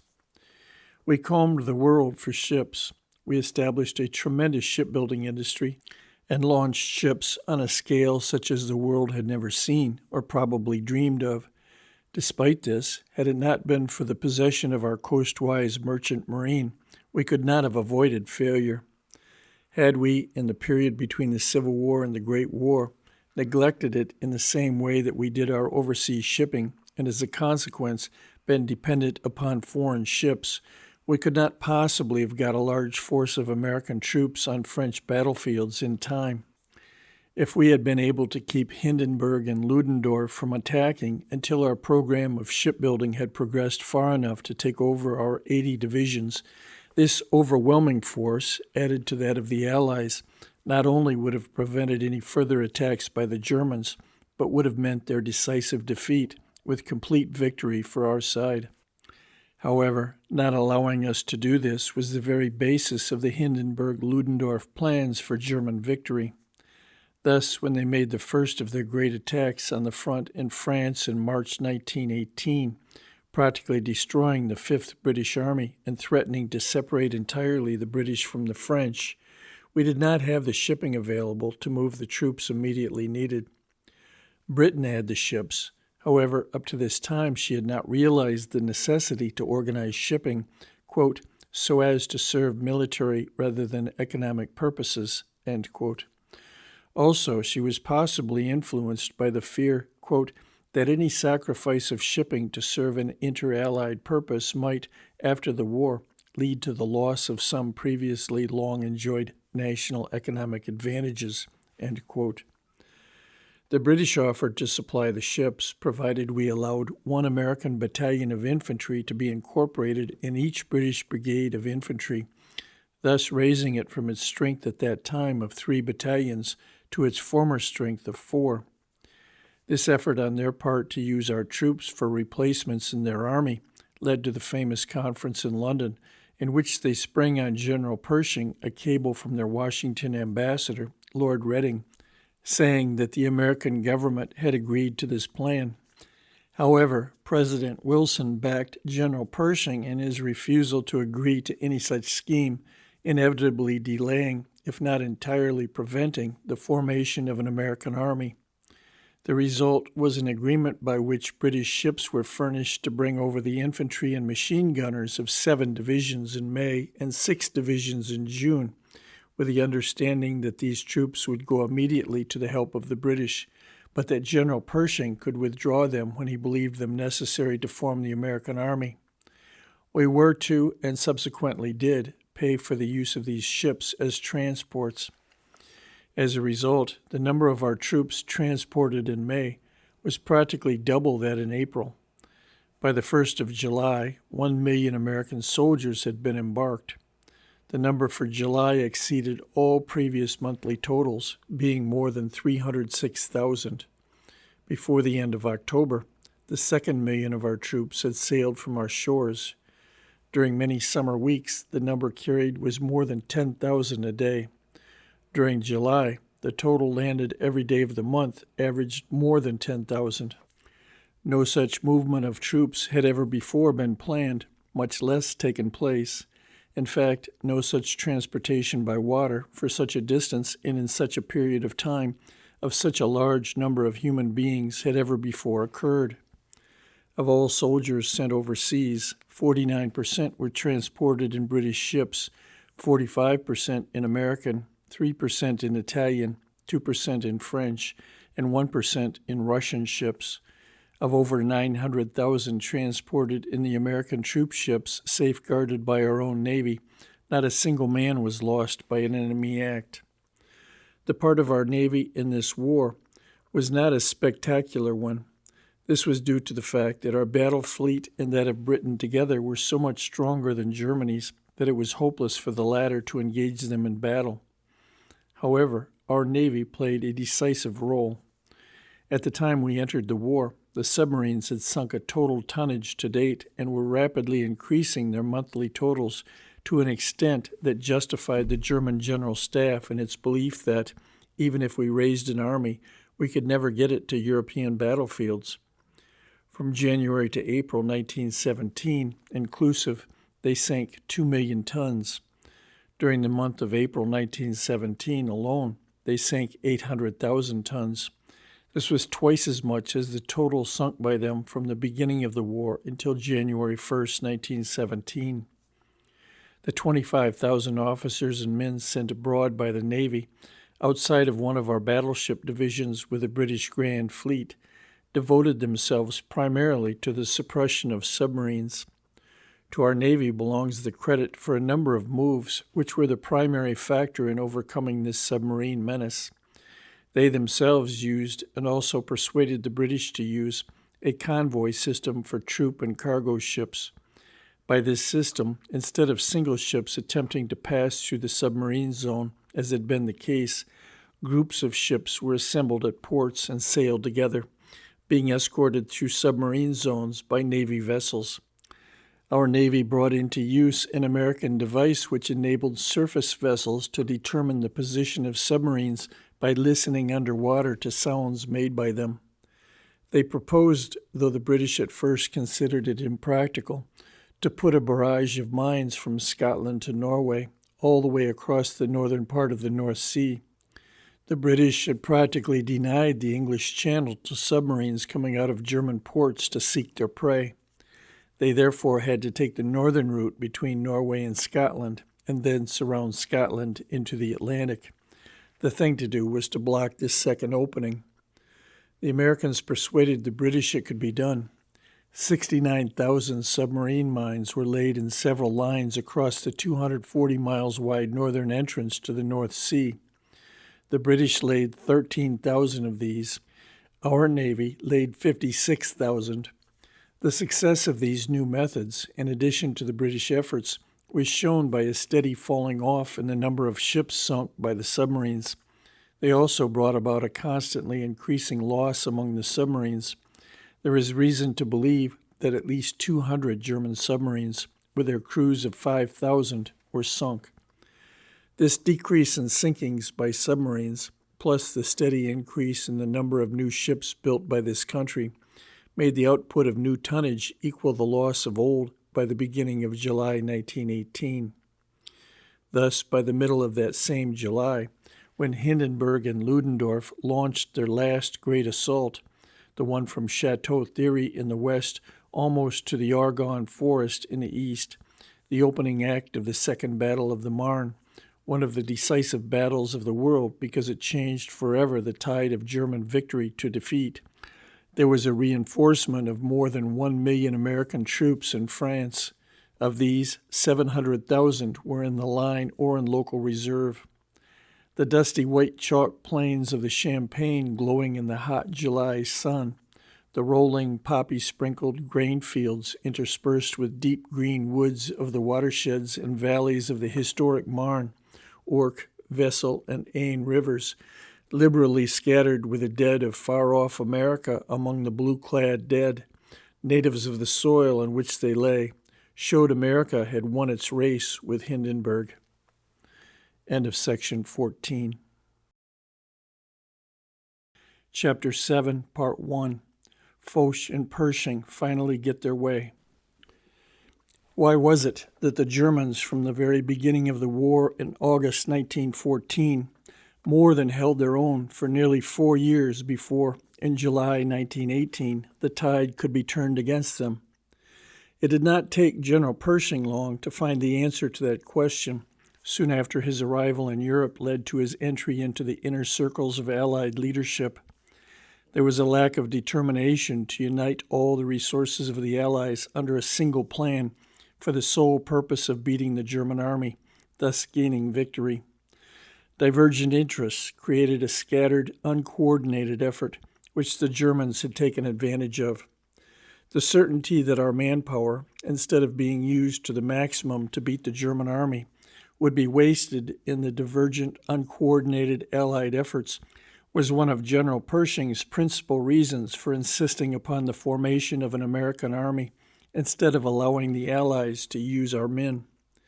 The then General Foch was working hard to convince the Allied leaders that only by overcoming this grave defect could defeat be avoided. He persistently advocated a central Allied body to plan for and coordinate the use of the Allied armies if mutual jealousies prevented the appointment of one man as commander-in-chief. He as persistently showed the equal necessity of giving that body, or better yet, a commander-in-chief, a considerable body of troops which he could use as a central reserve to send to the help of whichever Allied army the Germans attacked. The prevalent idea that there were no great generals in this war, as there were in past ones, is wrong. There were such generals. However, the huge size of modern armies caused them to work in altitudes beyond the vision of the mass of their armies.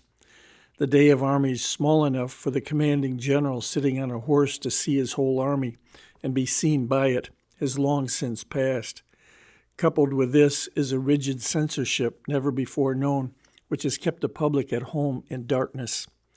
The more facts come out, the more certain it is that Marshal Foch's clear grasp of the situation, of the remedies needed to correct it, and his success in applying them once he was given the power, will enshrine him in history among the great military leaders who preceded him. Recently, the Marshal, in response to a request from me as to his view, after 10 years, on this lack of Allied unity, replied, "History shows that coalitions have many weaknesses, even when they have large military forces.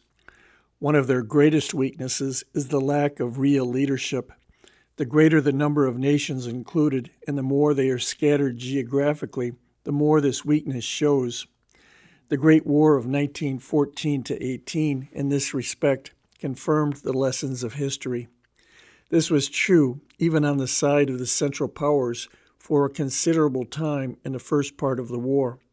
Neither side had taken steps before the war to overcome this grave defect when war broke out. What was done on the side of the Allies during the war was done only because the pressure of events made it absolutely necessary. During the first 3 years of the war, while the Allies lacked many things in the way of war munitions, they had on practically every front a larger force than did the Central Powers. These larger forces enabled them to stop the enemy without suffering too much damage, even though their forces were scattered in the different theaters of war, and were not under a single command. However, with their numerical superiority, they would have gained much more than this if all their armies had been united under one command, looking at the picture as a whole and deciding what to do from this broad point of view. Some of the military chiefs were well aware of this grave defect in Allied leadership. In an endeavor to limit its evils as much as possible, the various commanders-in-chief of the different Allied armies held conferences from time to time. The idea was that this way they could arrange a general plan and agree what part the army of each would take in it. However, as useful as these conferences were, they could not replace a single command which would be in touch with the situation at all times and could issue orders accordingly. The governments of the different Allied countries were much more backward in realizing this situation than were the military chiefs. They had not always seen the necessity to organize to handle the general direction of the war. The result was that the efforts of the Allies were uncoordinated, even when not divergent. It took nothing less than the terrible defeat of the Italians in the Battle of Caporetto in October 1917, the first result of Russia's dropping out of the war, to make the Allied governments create a common war organization. This organization was the Versailles Superior War Council. There was no doubt about the situation. Freed from attack by Russia, the German armies were concentrating practically their whole force on the Western Front. This gave them a superiority in this front of approximately 30 divisions, plus a formidable artillery. They were certain to have this superiority until enough American divisions had arrived first to make up for it, and then to give the Allies the superiority. These divisions, after their arrival, had still to complete their organizations by getting horses, carriages, materiel of all sorts, and a large part of their armament and munitions. During the weeks or even months which must roll by between the beginning of the expected German offensive and the entry in line of the American forces, the Allies, despite their numerical inferiority, simply had to hold, no matter what the cost. Aside from the courage of their troops, there was only one chance of safety left. That was to organize a strong general reserve capable of being used immediately from the North Sea to the Adriatic to help any one of the Allied armies attacked by the Germans. However, such a reserve could be formed only if each of the Allied armies gave troops toward it. No one army was strong enough to do it alone. Also, it must be entirely separate from the reserve which each army kept for its own particular use. Otherwise, when the troops promised by some particular army were asked for, it would be found they had already been used up for some purpose of its own. Above all, this general reserve must be under a supreme command, independent of the commander-in-chief of each of the different armies. This because each commander-in-chief, influenced by the enemy's activities against his army, is not as capable as is such a chief of judging the situation as a whole and making a decision which is to the best interests of all the armies concerned. Finally, the Allied governments saw the necessity for an independent general reserve. The 2nd of February 1918, they agreed to make it. However, they were still unwilling to go the whole way. Instead of putting this reserve under a single chief, they put it under an executive committee composed of 4 Allied generals. This was a timid solution. However, this was some progress in the right direction. Unfortunately, the various governments did not have the strength necessary to overcome the opposition to this plan, with the result that, faced with difficulties in its execution, they abandoned the project. After a while, there was not even a question of forming a general reserve. Therefore, the committee, which should have controlled it, found itself without a reason for existence. After several months had slipped by, the lesson of the Italian defeat was forgotten. At a meeting, the 14th and 15th of March in London, this prudent plan for a general reserve was sidetracked despite vain efforts made to convince the governments of the grave responsibilities which they ran. Several days later, on the 21st of March, the German attack on the British front brutally exposed the false security in which the Allies were resting and clearly revealed to them the greatness of their peril. The time for hesitancy is past. A radical solution was demanded, the immediate institution of a supreme command for the coalition. Such was the purpose of the agreement at Doullens, the 26th of March, completed and made formal at Beauvais, the 3rd of April, 1918. Supreme command. It is necessary really to understand what was meant by this expression. Too often it has been used in an absolute sense, which is erroneous. What was agreed to was not command in the ordinary military sense of the word, as practiced in the different armies of the world. With such different armies as the Allied ones, no such simple method would work. The supreme command in this case meant that the commander-in-chief of the Allied armies pursued a course which secured a coordinated effort of the forces under his orders. This could only be done provided the various governments, the various Allied commanders-in-chief, and their soldiers gave their confidence to the supreme commander-in-chief. This confidence was wholly given him in 1918. End quote. The then General Foch was appointed to supreme control of the Allied armies in France at a conference at Doullens, March 26, 1918. 5 days before, Hindenburg and Ludendorff had made the first of the great assaults in 1918, by which they expected to gain a victory for Germany. In a tremendous blow against the 5th British Army, which ultimately destroyed that army and was the beginning of the greatest defeat in British military history, they drove over the existing lines far west in the direction of Amiens, separating the French from the British. The Doullens Conference had been hurriedly called to see what steps could be taken in the face of this tremendous defeat. There were present the French President, Mr. Poincaré, Mr. Lloyd George, Premier of Great Britain, Lord Milner, the British Minister of War, General Sir Henry Wilson, Chief of the British Imperial General Staff, Marshal Haig, the British Commander-in-Chief, Mr. Clemenceau, Premier of France, and General Pétain, the French Commander-in-Chief. General Foch, having given his views, was walking up and down with some of his staff in front of the City Hall, where the conference was held, when Mr. Clemenceau, the French Premier, came out, rushed up to him, and said, "You have got the place you wanted." Foch replied, with evident anger, "What do you mean, Mr. Prime Minister? You give me a lost battle and ask me to win it. I consent, and you think you are making me a present. I am disregarding myself entirely in accepting it." General Foch's anger was justified. For months he had been predicting just what had happened, a heavy blow from the Germans, with the Allies unprepared to strike back. For months he had argued that the only way in which this expected and greatly feared German blow could be met was to have a central reserve.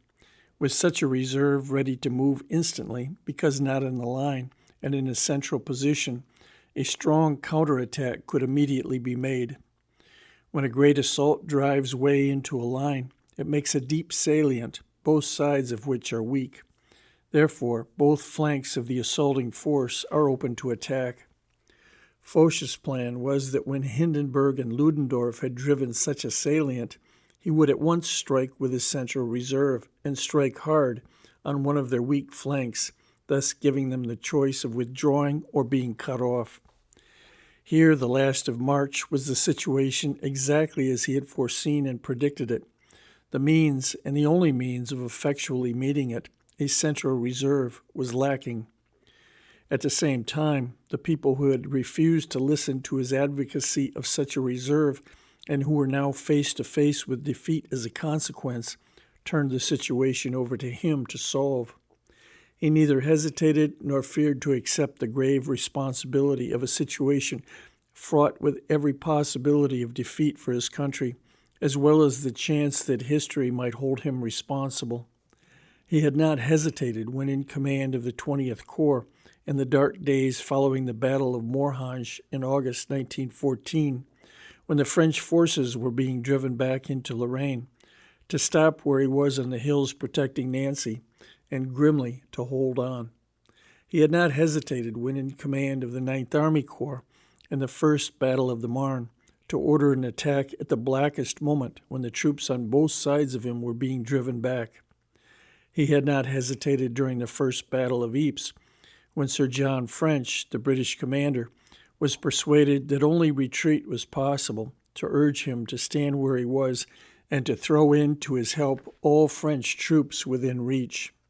What made him angry, and justly, was to have the very people who had created this terrible situation by their refusal to follow his advice ask him to solve it as if they were giving him a present.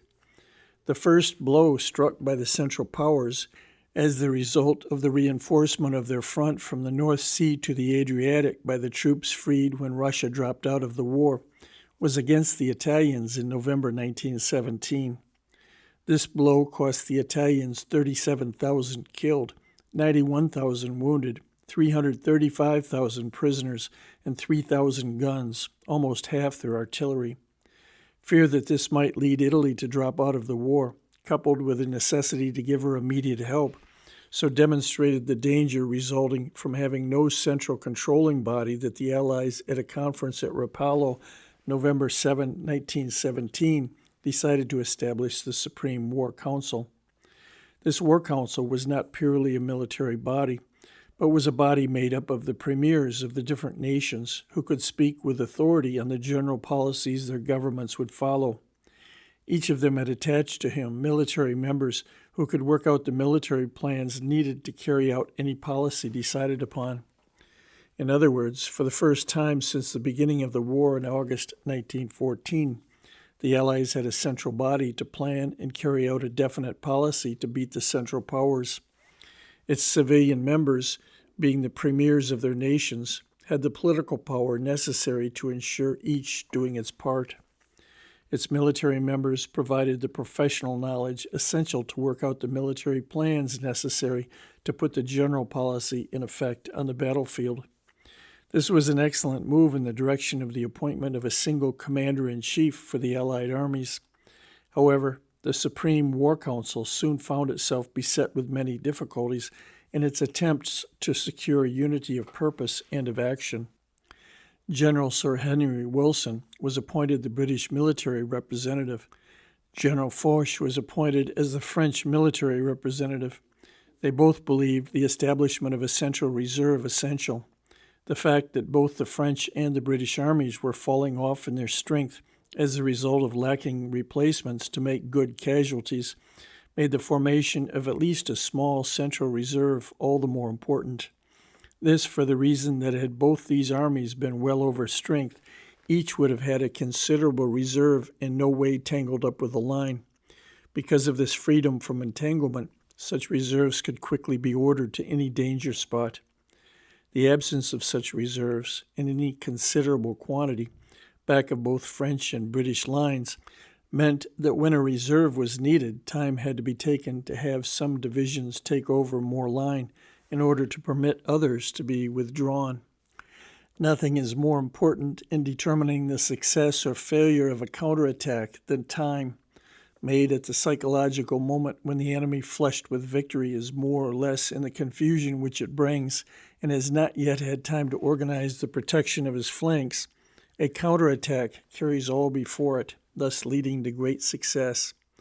On the other hand, once sufficient time has elapsed to allow the enemy to straighten out his victorious troops and reorganize the protection of his flanks, the counterattack only bumps up against a well-prepared position, with the usual consequence that it is stopped with bloody losses. Neither Marshal Haig nor General Pétain was anxious to give up divisions to form a central reserve. Each was inclined to believe that should his force have to face the next German attack, it would be in grave difficulties due to lack of manpower. General Pétain apparently still believed that the British were not holding a length of line, by comparison with that held by the French, in proportion to the relative strength of the two armies. This even though the British had agreed to and were taking over some of the French line. Marshal Haig, backed by the Imperial Chief of Staff, General Robertson, believed that conscription should be put in force and the army in the field brought up to its former strength before any further demands should be made upon it. As a result of an inquiry as to how many divisions each army would give toward the formation of a central reserve, General Pétain replied 8, General Diaz, commanding the Italian army, 6, and Marshal Haig, none. The upshot of the matter was a series of discussions which developed a great deal of friction between the various generals and statesmen. This friction came to a head at a conference in London, March 14 and 15, at which no adequate decision was reached. Marshal Foch protested, but without effect. 6 days later, on March 21st, began the German attack, which more than justified his position. The German use of the Central Reserve Principle and the failure of the Allies to have it was the primary reason why the Germans, far from having been beaten to date, were still on the offensive. They habitually reduced the number of divisions defending each front to the minimum they considered reasonably safe. This permitted them to concentrate the maximum number of divisions where the principal and most important fighting was taking place. For years prior to the war, they had carefully developed their railway system, not only from the point of view of the demands of peace, but also from that of the strategic necessities of war. Thus, they were always able quickly to concentrate the maximum number of troops where they were most needed. One section of the French General Staff has prepared a series of graphic tables showing the movements of German divisions from one front to another during the war. It is not necessary to read the texts which accompany them to see what happened. Merely turning over the leaves quickly produces the effect of a moving picture, showing the divisions flocking from all directions to each front in turn as the Germans took the offensive or defensive in the war's great battles. With the exception of the campaign ending in the victory of the First Battle of the Marne, the Allied strategy could not compare with that of the Germans. Papa Joffre won the First Marne campaign by brilliant strategy. Like every other Frenchman, his heart was torn to see vast stretches of French soil abandoned to the enemy. The occupation of Paris by German troops would have been to him a profanation. Despite this, despite abuse, he kept his mind rigidly fixed on one thing, so to maneuver the French army that the German planned to force it to fight in a bad position, turning first its left flank and then its rear, thus forcing its surrender, would fail. Had he not had the great moral courage to retreat to the Marne, had he not been ready to go as far back as the Seine, if necessary, had he thought only of protecting French soil, French villages, French towns, and finally Paris, the German plan would have succeeded. The French army would have been out in the first round. The Germans would have been free to turn their attention to putting out Russia before the 2 years needed for unprepared Britain to get ready would have passed. The success of their 1915 campaign against Russia shows that had they had their whole army available, they would have disposed of her in less than this time and thereby won the war.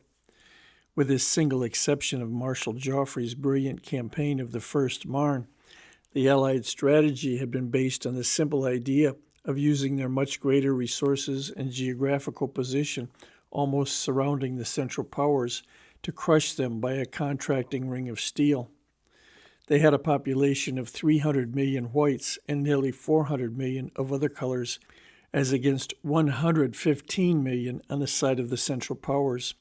They controlled the 7 seas and therefore had available the resources of the world.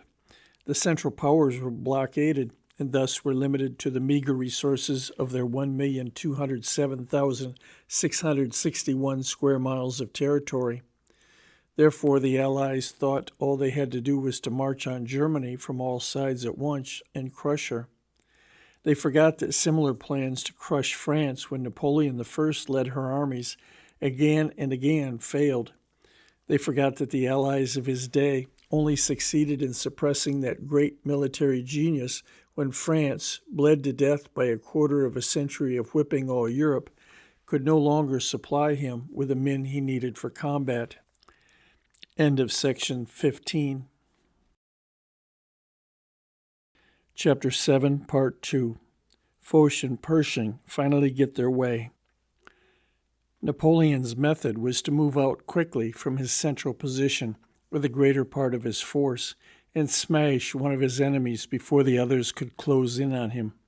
He would then turn on another and polish him off before the rest could arrive to help. As he was in the center, He could move in any direction.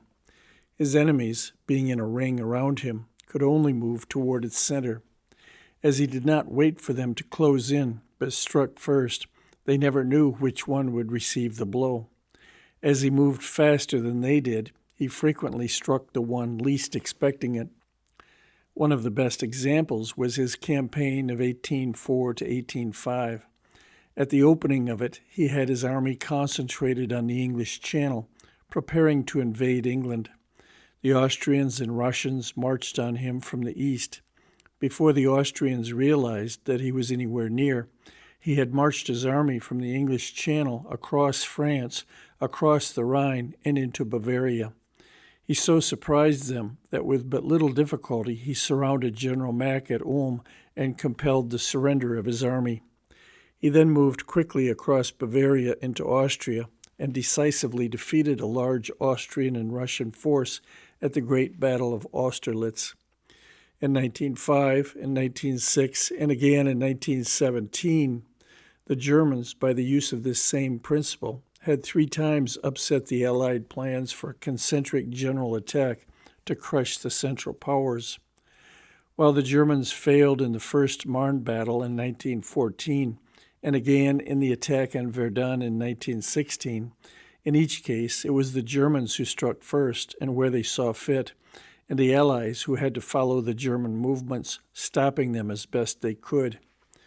General Pershing, from shortly after his arrival in Europe, could not help seeing that the lack of unity of command and of purpose inevitably meant grave chances of the Allies being defeated.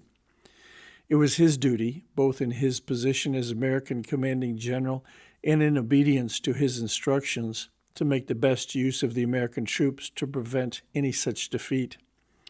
Putting aside national self-respect, which demanded that we have an American army under the American flag, and forgetting that while each of our allies wanted our troops for replacements, neither was willing to put its forces under a commander-in-chief from the army of the other, General Pershing had to decide what was the best thing to do. With the mounting tide of the German force in France, due to the steady flow of German divisions from the former Russian front, there was no doubt that victory or defeat hinged on manpower. With the manpower of France exhausted, the rest of Britain's not available because of the lack of full-fledged conscription, and Italy asking for help, America must furnish that manpower. She was furnishing it. The question was, what was the best way to use it to prevent defeat and bring victory? The Allies said, pour it into their armies, which war-hardened and under war-experienced staffs and generals could put it to the maximum use. However, General Pershing and the rest of our officers, who had been in Europe long enough to know these armies, had come to certain definite conclusions as to what would happen should this be done. In the first place, both the French and British armies were trained primarily for trench or siege warfare. The German forces opposite them were trained, and were being still further trained, for warfare in the open, or a war of movement. The French army had entered the war highly trained for warfare in the open and imbued with the idea of movement as a means of taking and keeping the offensive, the only way to whip an enemy. However, 4 years of heavy loss incurred in hard, grueling fighting had killed or disabled a large proportion of the splendid corps of officers with which the war was started. A large proportion of the men who filled the vacancies had only experienced and been trained in trench or siege warfare. The British regular army had started the war excellently trained for warfare in the open and imbued with the spirit of the offensive. The officers of the territorials had been similarly taught. However, the regulars and territorials were of such relatively small numbers that they were swamped in the large war army brought into existence by Lord Kitchener. This army's first experience was in the trenches. As it grew in size, it was more and more trained primarily for trench fighting. As haste in putting new troops in the field was essential, the system of training became similar in principle to that used by Ford when he makes his cars. Groups of men and officers were trained almost exclusively for certain parts. When trained for these parts, they were joined to other groups, each similarly trained exclusively for some one part. In this way, the regiments, brigades, and divisions were fitted together and sent to the front. There can be no doubt that such a system produces quick results and works reasonably well as long as the job faced by the whole remains the same. However, when the job to be done changes as materially as from trench to open warfare, the lack of elasticity in such a system immediately produces undesirable results. There can be no question that many French and British officers, particularly those who had been in these armies prior to 1914, believed that training for open warfare should be had. Some efforts were made in this direction. However, the difficulties to be overcome were too great. The wear and tear of a number of years' war and the fact that trench warfare was the only kind the majority of officers and men had experienced or believed possible prevented such efforts from becoming widespread enough to produce material results. Our new army, while taught the elements of trench warfare, was primarily trained for open warfare. Thus, it was ready for the kind of warfare for which the Germans were preparing and which they were soon to introduce by smashing through the British trench system in March and the French one in May into the open country beyond. Thus introducing our men as replacements in the British and French armies, while bettering their instruction in trench warfare, would add nothing to their training for open warfare. Furthermore, finding that veteran French and British troops were trained only for trench warfare would weaken the confidence of our young, inexperienced troops in the value of the training they had received. This, unknown to them, was soon to stand them in good stead in their first big battles, which, with the exception of a division here and there, were all to be in the open. From a strategical point of view, the use to which they probably would be put was even less desirable than the tactical. Tactical training in trench warfare, instead of open, would hinder their success, but would not be necessarily fatal. A strategical use of our manpower, which would exhaust it in fighting that could not bring a decisive victory, would be fatal. The constant tendency of Mr. Lloyd George to seek an easier way of winning the war than whipping the German army in France had led to using British troops, badly needed by Marshal Sir Douglas Haig in France, in other theaters of war. As a consequence, pouring our manpower into the British Army very possibly would result in an equal number of British troops being withdrawn from France and used in the Balkans, Palestine, or Mesopotamia, all theaters of war in which desirable territory might be occupied, but in no one of which the German army could be decisively beaten. Such a use of our manpower would not add to the total Allied strength in France, which every trained soldier knew was the only theater of war in which the German army could be beaten. Also, the British strategy in France was not based on the principle of disregarding territory gained or lost, and thinking only of so maneuvering as to whip the German army in accordance with the strategical principle by which Papa Joffre won the first battle of the Marne. It was based on the traditional British policy of keeping the enemy from occupying the English Channel ports and the country to their east. Since England has been a nation, her troops have fought in the Low Countries with this object. The Spanish and the French were their opponents in the past. This time it was the Germans. Starting with London as a center, the closest line of defense is the country just around outside. The next one, farther out, is the British seacoast along the Channel. The next one, always considered their first line of defense by the British strategists, is on the continent of Europe in Belgium and northern France. In a German attack against England alone, the building up and holding of such a line would be all right. Even then, the best way to keep the Germans from invading England would be to whip the German army wherever it might be. However, with a French and a Russian army, each bigger than the British army, to be faced, the Germans could not think of invading England. In this case, tying the British army to the Channel ports was bad strategy. This because it meant that the British forces in France, instead of operating anywhere the military situation showed to be vital to Allied success, were tied down to the territory along the Channel. It also meant that the much larger French army could be free to move in cases where the heavy fighting was not in the north, only by taking the risk of leaving a gap between itself and the British. Not a complete gap, but a thinly held line between the British and French in March 1918 gave Hindenburg and Ludendorff the opportunity which they promptly seized, with almost fatal results to the Allies. This strategy had the same effect as would result from tying a prize fighter to his corner by a short piece of rope, instead of leaving him free to move as he thinks best to beat his opponent. Whenever an army fights to defend ground or to capture ground, rather than to beat the enemy's army wherever it may be, both sides soon sink into a mass of trenches. The trench warfare in the last war was only the siege warfare of past wars conducted on a greater scale. Siege warfare has always been bloody. Siege warfare has never led to decisive results because the capture of a piece of ground or one or more cities never decided a war. The very gallantry and determination of the British troops increased the bloodiness of the siege warfare they carried on year after year in northern France. When a large price in blood is paid and victory is not obtained, statesmen, and too often the public as well, inevitably condemn the generals. The longer the bloody siege warfare continued in northern France, the more the British statesmen criticized the British generals.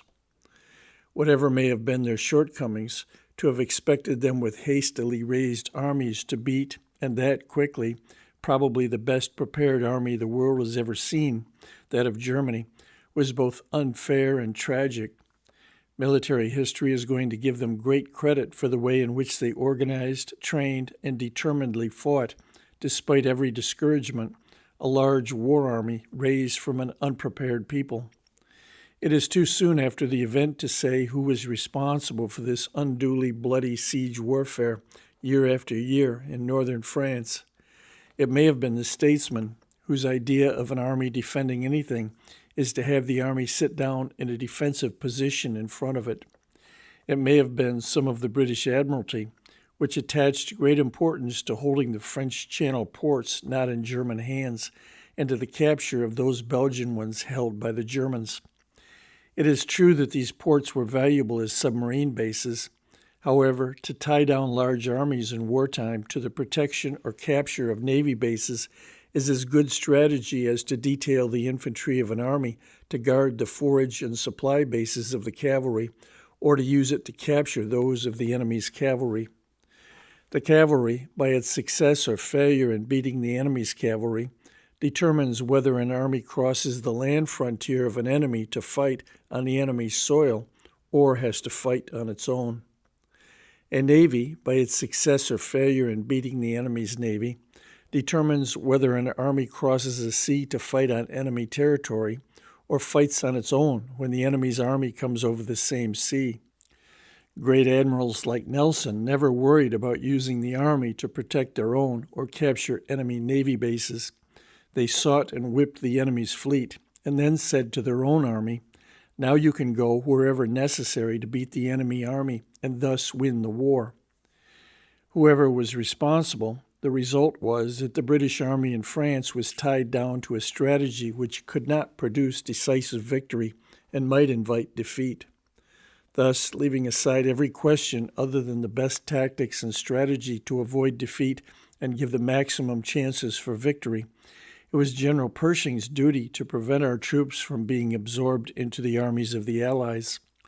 However, when the great crisis came, and the first Hindenburg-Ludendorff assault was smashing its way through the 5th British Army and separating the British from the French, Pershing did not let the belief that an American army was essential to ultimate success cause him to hesitate to offer our troops in any way in which they might be useful. This offer to General Foch, just appointed by the Doullens Conference to supreme control of the Allied armies in France, was made immediately in writing and then in person as quickly as General Pershing could get to General Foch's headquarters. It was this offer which Marshal Foch, speaking at the banquet given by the Anciens Combattants de France to the American Legion in Paris in the summer of 1927, characterized as the most generous ever made by any general in history. Furthermore, the American troops, because of General Pershing's foresight, were prepared to engage in that open warfare forced on the Allies by the Germans breaking completely through the trench system into the country behind. General Foch's first efforts, as soon as he assumed control, were to stop the victorious German advance. There being no organized central reserve, he had to take, besides the few French divisions in reserve back of that army, other French divisions out of the line. Before the Germans were stopped, he had taken 25% of the French divisions out of other parts of the line and brought them north to help the British. By the time the last of them arrived, 40 divisions, or nearly one-half of the French army, had been put in this tremendous battle, stretching from north of Paris to Belgium. The 1st and 2nd American divisions were also brought around north of Paris, the 1st being put in the line at Cantigny and the 2nd in reserve. Other American divisions were rushed to replace the French ones withdrawn from the trenches to be sent to this battle. As soon as this battle, resulting from the first of the great Hindenburg-Ludendorff offensives in 1918, was over, General Foch proceeded to gather divisions to form a central reserve. His idea was to gather this reserve in the country north and east of Paris. Thus, if the Germans again struck the British, making a still deeper salient toward the west, the reserve would be in a position to strike on its southern flank. On the other hand, if the Germans attacked the French, driving a salient toward the south, this reserve would be in a position to strike on its west flank.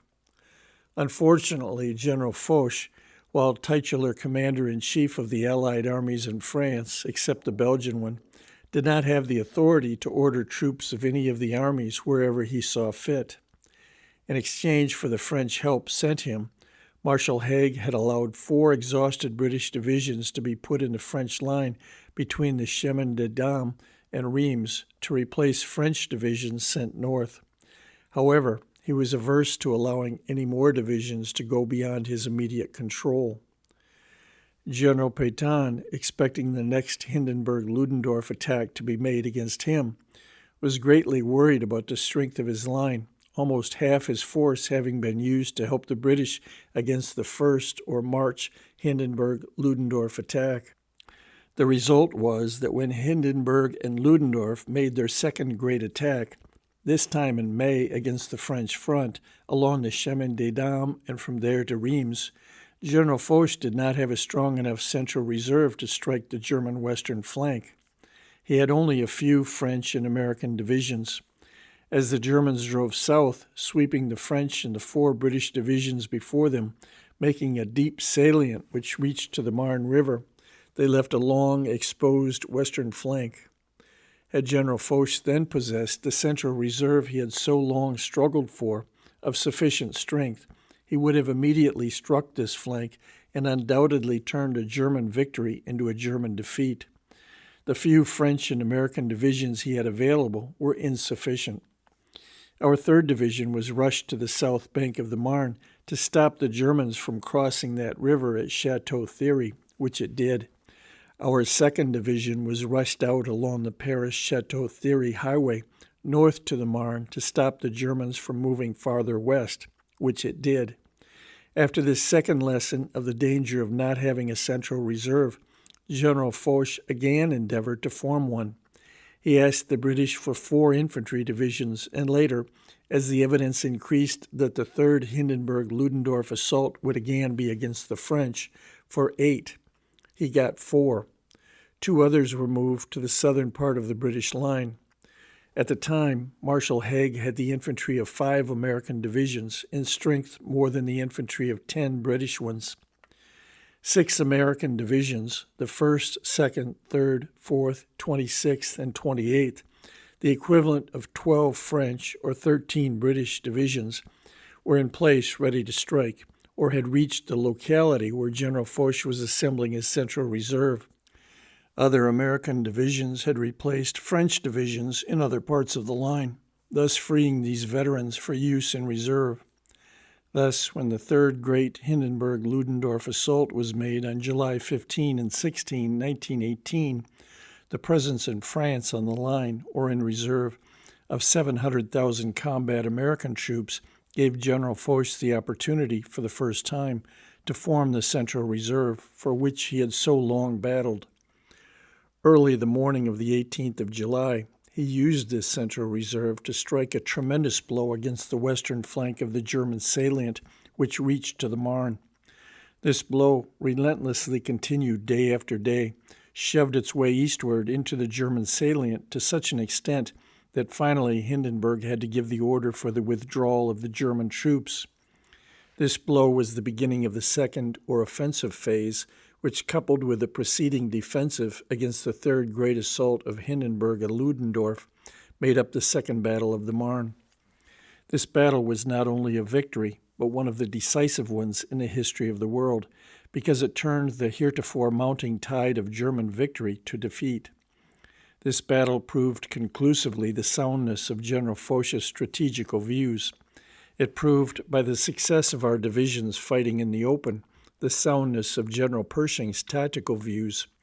It proved the soundness of his strategical views because our troops were available when General Foch most needed them, which they would not have been had they been scattered as replacements throughout the French and British armies. General Foch was rewarded by being made a Marshal of France. General Pershing was rewarded by being given the Grand Cross of the Legion of Honor, the highest possible French decoration. Also, Marshal Foch agreed to the immediate formation of an American army under its own commander-in-chief. End of section 16. Chapter 8, Part 1. The Decisive Day of the War.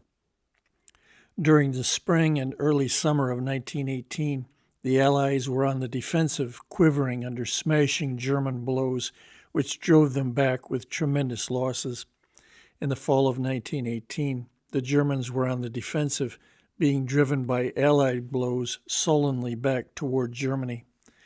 Somewhere between these two periods was a day when the Germans, passing from one victory to another, certain that their goal of a German-dictated peace was just ahead of them, were stopped in their course. Not only stopped, but stopped so thoroughly that they never again took the offensive. Which day was that decisive day of the war? What part, if any, did we play in making it so?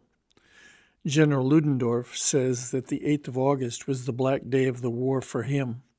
This because on this day the German troops did not resist a British and French attack with the same stubbornness they had always displayed up to this date. They gave way too easily and surrendered in large numbers. Those, and they are many, who insist that we only arrived on the battlefields of France in time to hasten the already certain German defeat, always quote Ludendorff's Black Day. They say that the German army had been steadily deteriorating for years. They say that the crumbling of the German troops on the 8th of August proves it was this long deterioration and not a decisive battle which led to German defeat.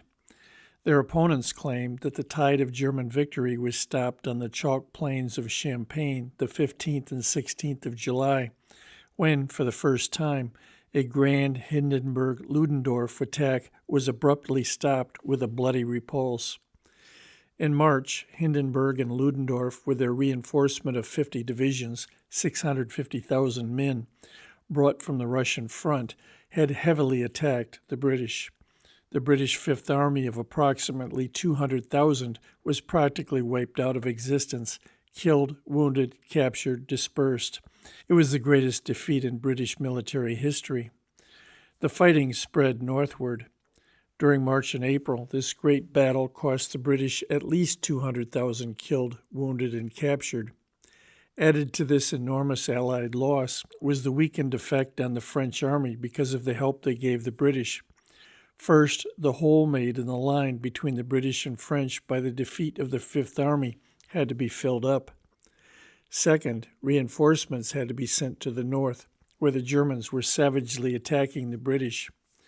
The French sent a total of 40 divisions with a large force of cavalry and additional artillery, about 750,000 men, or nearly one-half of the fighting strength of their army.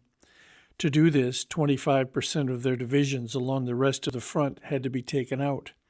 Thus, besides heavy battle casualties, the greater part of their line was so thinned out as to be very weak. May 27th, Hindenburg and Ludendorff, taking advantage of this weakness, started their second great attack. They chose the part of the line along the Chemin des Dames, famous for General Nivelle's bloody failure to break through in the spring of 1917, and from its eastern end to Reims, dominated by the tower of its ruined cathedral. This part of the line was thinly held by French divisions and some British divisions sent there to rest after the March fighting.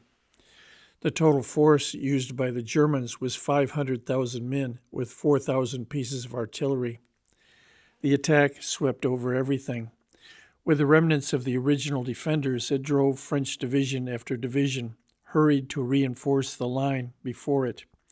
By June 3rd, as the last little wavelets of a rising tide reached their highest point on the beach, the most advanced German troops came to rest on the Marne River between Chateau Thierry and Dormans. When would the next great blow come? Could the Allies stop it? Or would it drive everything before it, as the first parts of the March and May attacks? This time, because of the heavy Allied losses from these two attacks and the consequent lack of Allied reserves, would it crash through, ending the war in Germany's favor? On March 21st, when the first German attack began, there were 197 German divisions in France. By the end of May 11th, there were 208, a force of more than 2,500,000 men. The French and British had different opinions as to where the blow would fall. The same had been true before the March attack. In both cases, the British were sure it would be made on them, and the French inclined to believe they would have to face it. In each case, enemy actions justified this opinion, thus keeping the Allies guessing. Picture a warm, calm summer July night, with the stars by their brilliance attracting the gaze upward. Hardly a sound disturbs the apparent peacefulness of the scene. Apparent peacefulness because it is the calm which precedes the terrific storm of an artillery fire such as the world has never before seen. From Chateau Thierry in the west, along the Marne River to Dormans, thence across the rolling country to the old city of Reims, where most of the long line of French kings were crowned, around and just to the north of Reims and across the chalky plains of the Champagne, almost to the hardly penetrable forests of the Argonne, a distance of 85 miles, 1,000,000 men wait in almost breathless expectancy and that terrible anxiety which comes to many before combat, for the opening crash of artillery which will begin the second battle of the Marne, one of the great decisive battles of history. To the north of the line are 650,000 soldiers in the field gray of Germany, who make up the armies of von Behm, von Mudra, and von Einem, all under the Crown Prince of Germany. Opposite them, stretching from Chateau Thierry to Reims, is the 5th French Army commanded by General Berthelot, and from Reims east across the Champagne, the 4th French Army under General Gouraud. In these two armies are 3 American divisions, the equivalent of 6 French, British, or German ones because of their strength of 27,000 men each.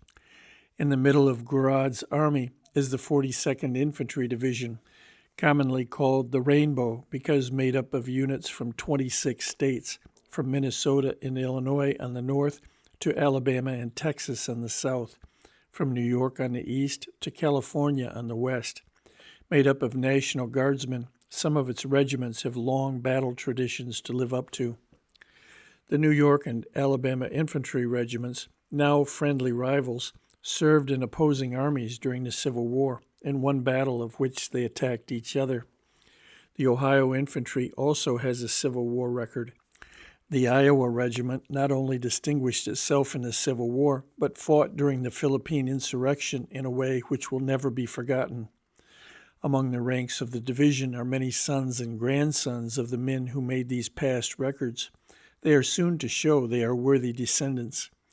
On the extreme left of the line, not far from Chateau Thierry, stretched along the southern banks of the Marne, is the 3rd Division. It is made up of regulars. Shortly they will add one more name to the glorious list on their colors and prove once more that, regardless of losses, of the isolation of being surrounded on three sides by an attacking enemy, the regular imbued by the spirit of West Point expressed in its motto, "Honor, duty, country," will not let an enemy pass. Nearby is the 28th Division, made up of National Guard troops from Pennsylvania, whose heritage stretches from the days of Washington's battlefields up through every war fought by the Union. Once more, sons of that state are to prove their loyalty by bravely giving their lives in battle. The French have brought all the artillery which can be spared from their whole front and concentrated it back of these two armies. They have brought all their infantry reserves. Are they right? Or have they made a mistake, and will the German attack come somewhere else and crash with ease through the thinned-out defenses, denuded to concentrate this mass of men and guns from Chateau Thierry to the Argonne? What is going on the other side of the line, the unusual quietness of which for weeks has excited suspicion? The enemy has made no trench raids to get prisoners. He has not retaliated to the artillery fire brought down well inside his lines to interfere with troop and supply movements. By day, the French airplanes can find no movement. By night, they can see nothing, but do hear the noises which indicate considerable movement. The trench raids made by the French have brought back from the German front lines only the older men of the divisions habitually used in the quiet sectors. No younger men of the storm troops used for attack have been caught. Many had believed that the attack would come the night of the 13th to 14th of July, the night before the great French holiday corresponding to our 4th of July. With breathless anxiety, the troops stood to their arms and waited, but nothing happened. With the first signs of dawn, instead of the expected attack, there was only a silence so beyond that of an ordinary sector as to be ominous in its intensity.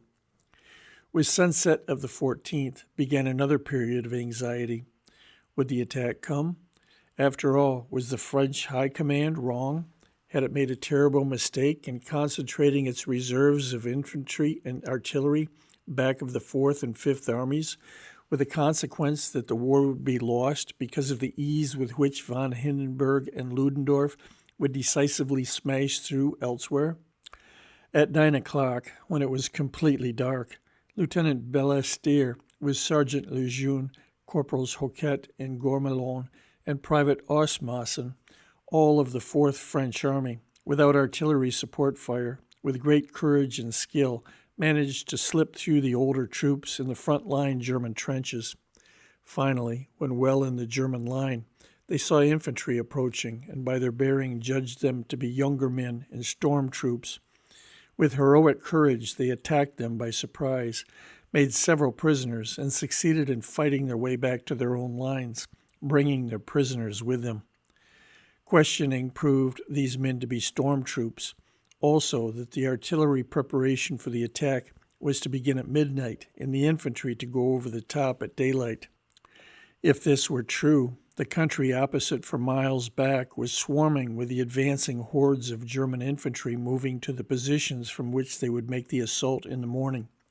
If this were true, here was a target for the French and American artillery, long adjusted to fire on every road, every path, and every communicating trench for miles back in the German territory opposite. If it were not true, and the command was given to fire, the tremendous artillery conflagration which would blaze forth would notify the Germans as clearly as a message printed in the blackest and largest type on the whitest sheet of paper that the French expected the attack along this front, and as a consequence, other fronts being feebly held could offer but little resistance. General Gouraud, prior to the outbreak of the Great War in 1914, had spent 20 years of his life fighting in Nigeria, in the French Sudan, and in Morocco. In these combats, he had been twice wounded by arrows. In a hand-to-hand combat, he had killed a native chief, Samori, who for years had terrorized an immense territory and always successfully evaded the French columns sent in pursuit. Early in the war, he had been wounded in the shoulder by a rifle bullet, but had refused to leave the line. At the Dardanelles, where he commanded the French troops in the combined British and French expeditionary force, a shell blew off one arm, broke one leg, and so badly smashed the other that he could walk only with difficulty.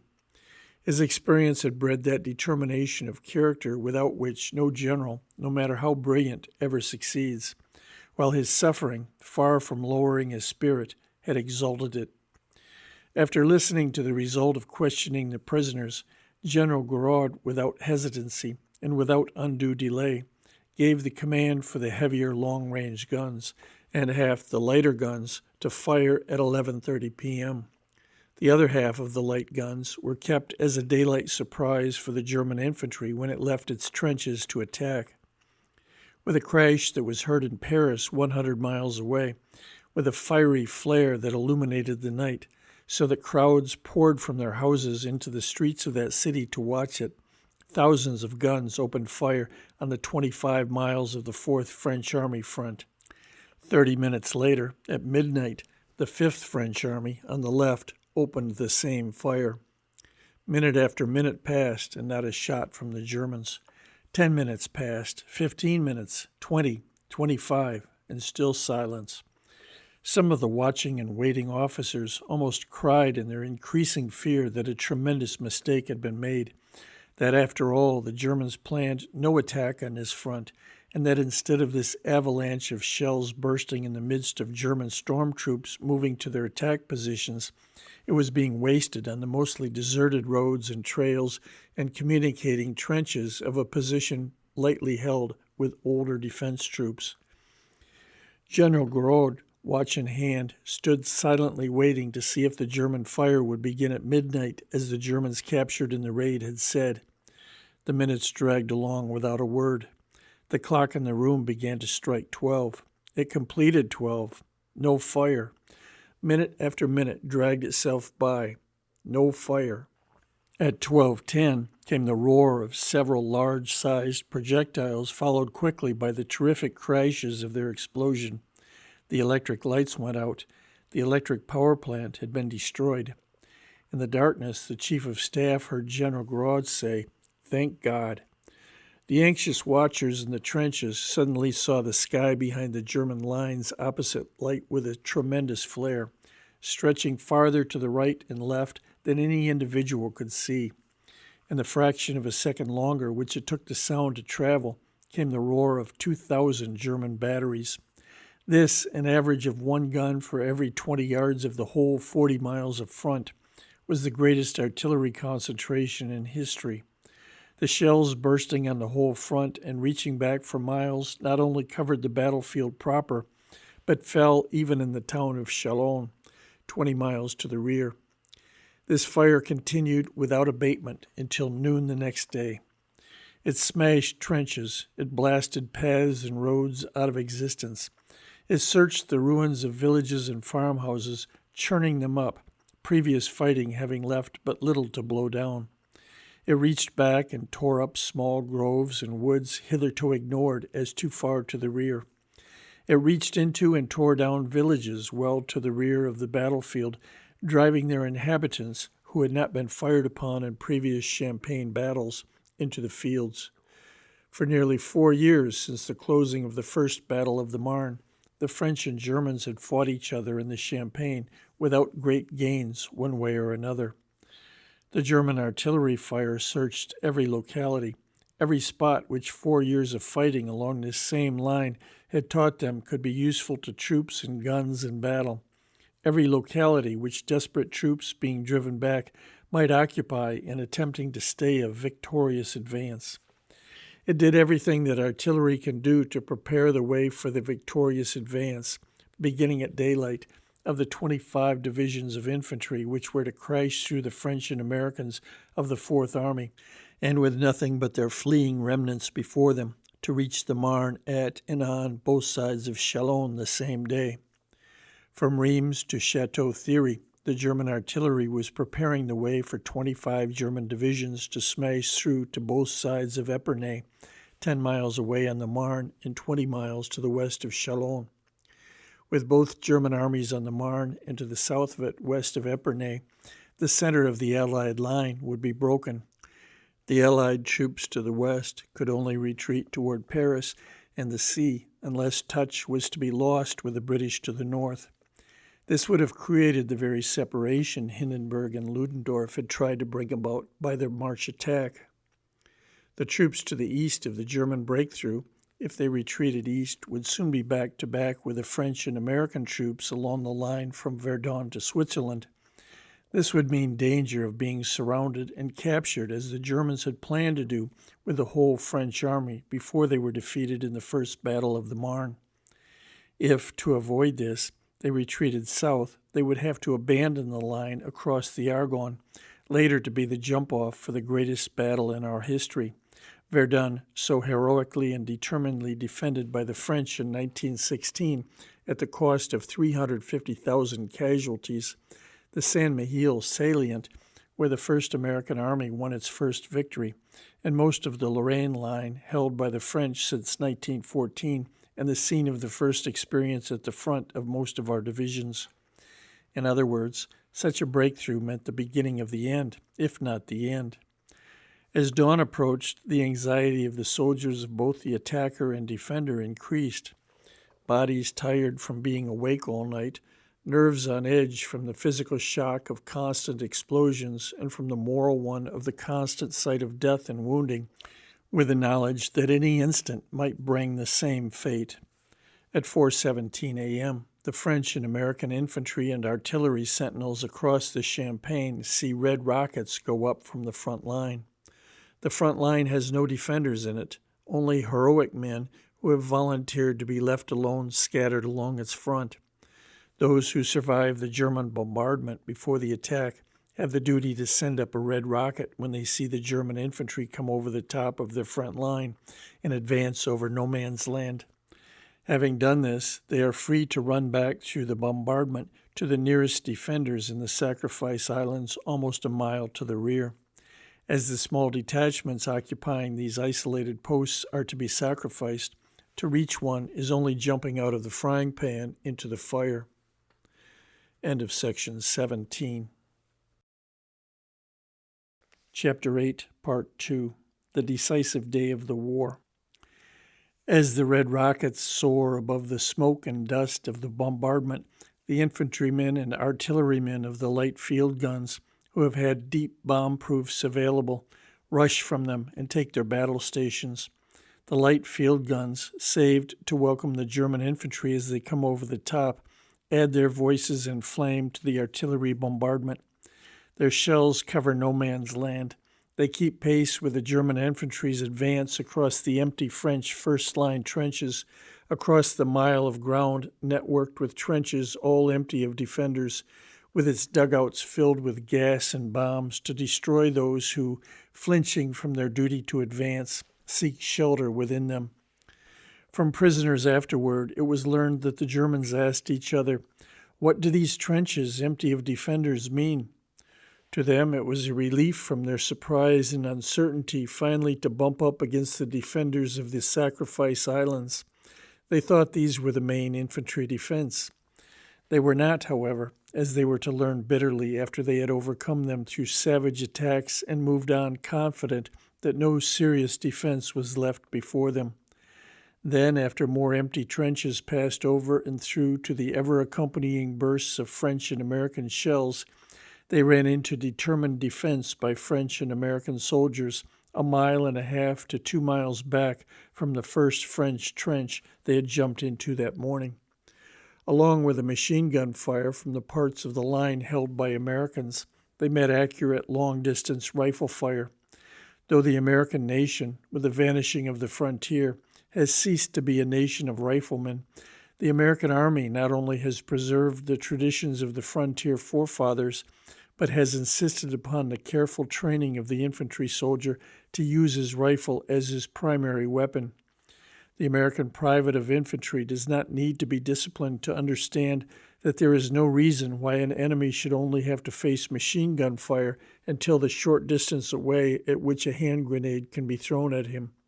His common sense tells him that nothing is more effective to kill and wound and to break down an attacking enemy's morale than the deliberate picking out of individuals as targets and shooting them down at 500 and 600 yards, and even farther if they can be seen. However, despite all the German infantry had been through, the heavy losses they had suffered from Gouraud's surprise infantry fire while they were moving to their attack positions, the heavy losses from additional artillery fire begun at daylight as they sprang out of their trenches to cross no man's land, and from then on the losses endured in attacking and flowing around or over the Sacrifice Islands, the losses in the last few hundred yards of their approach. They made a heavy attack upon the main position. On the front of the Ohio infantry and their French comrades on either side, they attacked 7 times. The acts of heroism which took place would fill several volumes. After the watchers left in the front line trench 1.5 to 2 miles in front of the position where the defense was to be made, left to send up rockets warning of the German infantry attack, the garrisons of the Sacrifice Islands deserve the greatest credit for heroism. These islands were simply various strong points in the midst of the trenches, approximately halfway between the old front line and the new front line, the line of first real resistance.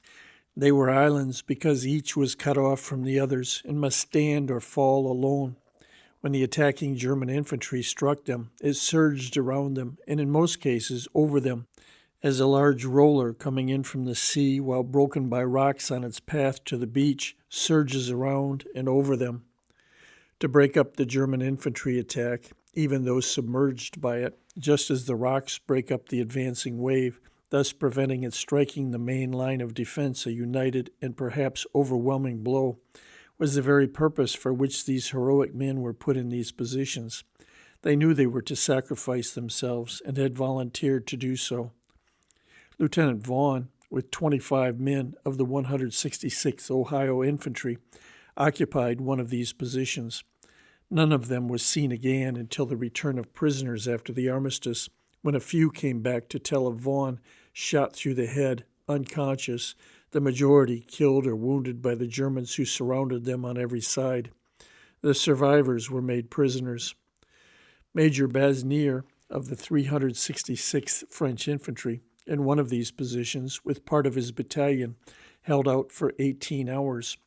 When notified by wireless that his surrender was authorized, during the night he forced his way out with the remnants of his men at the point of the bayonet and back a distance of almost a mile to the main position, bringing 14 German prisoners with him. He was decorated the next day on the battlefield with the Legion of Honor. In the defense of the main position, many officers and men set inspiring examples of that bravery which, disdaining all personal danger, thinks only of beating the enemy. Lieutenant Christensen of Ohio jumped up on the parapet in plain sight of the enemy and fully exposed to his fire. This in order better to throw grenades. Wounded then, and once more during the day, he refused to go to the rear until so weak he could no longer resist evacuation. Sergeant O'Neill of the 165th Infantry, commonly known as the New York Irish, though wounded by a shell fragment, insisted upon returning to his platoon after his wounds had been dressed and threw himself into the hand-to-hand fighting then going on. Private Christenberry of the 167th Alabama Infantry, generally spoken of as the Alabams, though wounded, not only remained at his post, but also rescued a comrade who had been buried when a shell caved in the trench. Lieutenant Williams of the Medical Detachment of the Iowa Infantry Regiment, learning that men were constantly wounded by the heavy German artillery fire upon those companies of the regiments which had no trenches, left the dugout where his first aid station was established, and for more than 2 hours dressed the wounds of the men lying in the open. Private Cummings of the 149th Field Artillery, who was in a forward artillery observation station in an exposed trench, left it to go to the help of Private Sutton of the same regiment, a telephone linesman badly wounded while repairing a wire. As he reached Sutton, he fell by his side, also wounded. His captain, Reddington, who was controlling the fire of his battery from this station, immediately jumped from the trench and went to the rescue of them both. Corporal George B. Reed of the 151st Field Artillery was seriously wounded by the fire from a low-flying German airplane. However, he stuck by his gun, refusing to be evacuated until fire then being executed was finished. The Rainbow Division Trench Mortar Battery, made up of men from Baltimore, had been put in front of the main line trenches so that their projectiles might reach farther into the advancing Germans. Despite heavy losses, they remained not only until the last round had been fired, but until all their mortars had been destroyed or buried by the enemy's fire. From Reims almost to the Argonne Forest, everywhere, everybody, French and American, responded to Gouraud's order issued before the battle, in which he said, "The bombardment will be terrible. You will support it without failure. The assault will be savage, in clouds of dust, smoke, and gas, but your position and your armament are formidable. In your breasts beat the brave and strong hearts of free men. No one will look to the rear. No one will recoil one step. Each will have but one thought, to kill and keep on killing until the enemy has had enough. I, your commanding general, say, you will break the assault and make the day a glorious one." By noon, the attacks, after bloody losses, had practically ceased. They were renewed that afternoon, only to fail again. The next morning, once more, the assault was tried and failed. General Gouraud then issued the following order, congratulating the Fourth Army.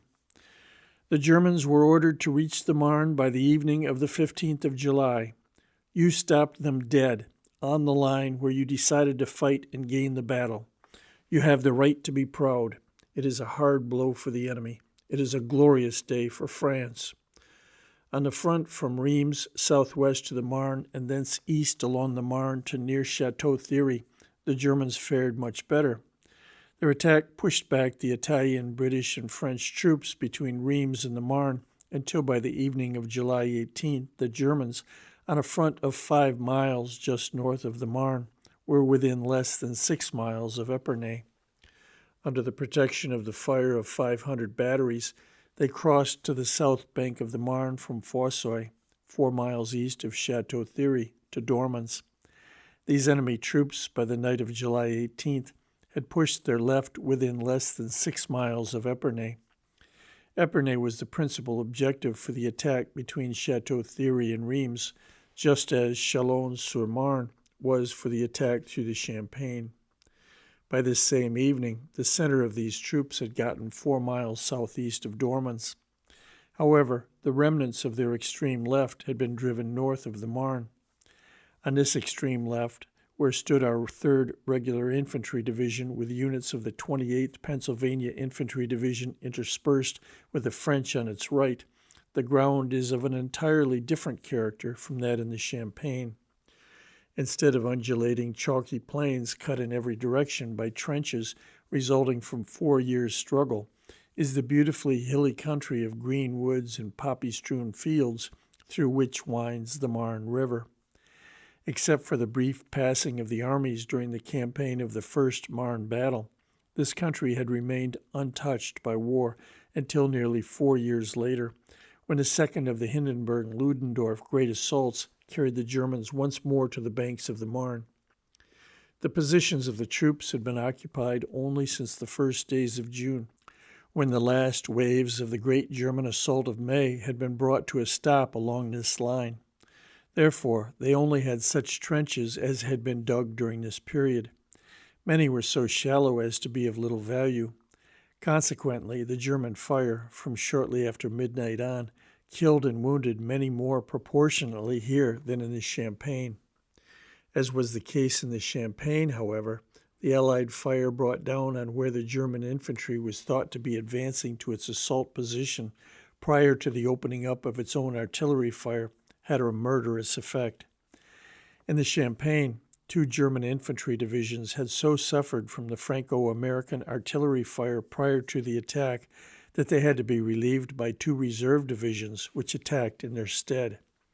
Since the war, Germans who took part have stated they never saw so many dead of their own infantry as they left behind as they advanced down the north slopes of the Marne Valley to the river. The first Germans got across in single pontoons at a number of places during the night. A smoke screen put down by the German artillery just south of the river covered the building of a number of pontoon bridges, across which the rest of their infantry came to the attack. Savage infantry fighting took place in the fields just south of the Marne and along the slopes leading up from it. The 28th Pennsylvania Division, with some units in reserve and some in the line among the French, took its share of the blow of the German attack.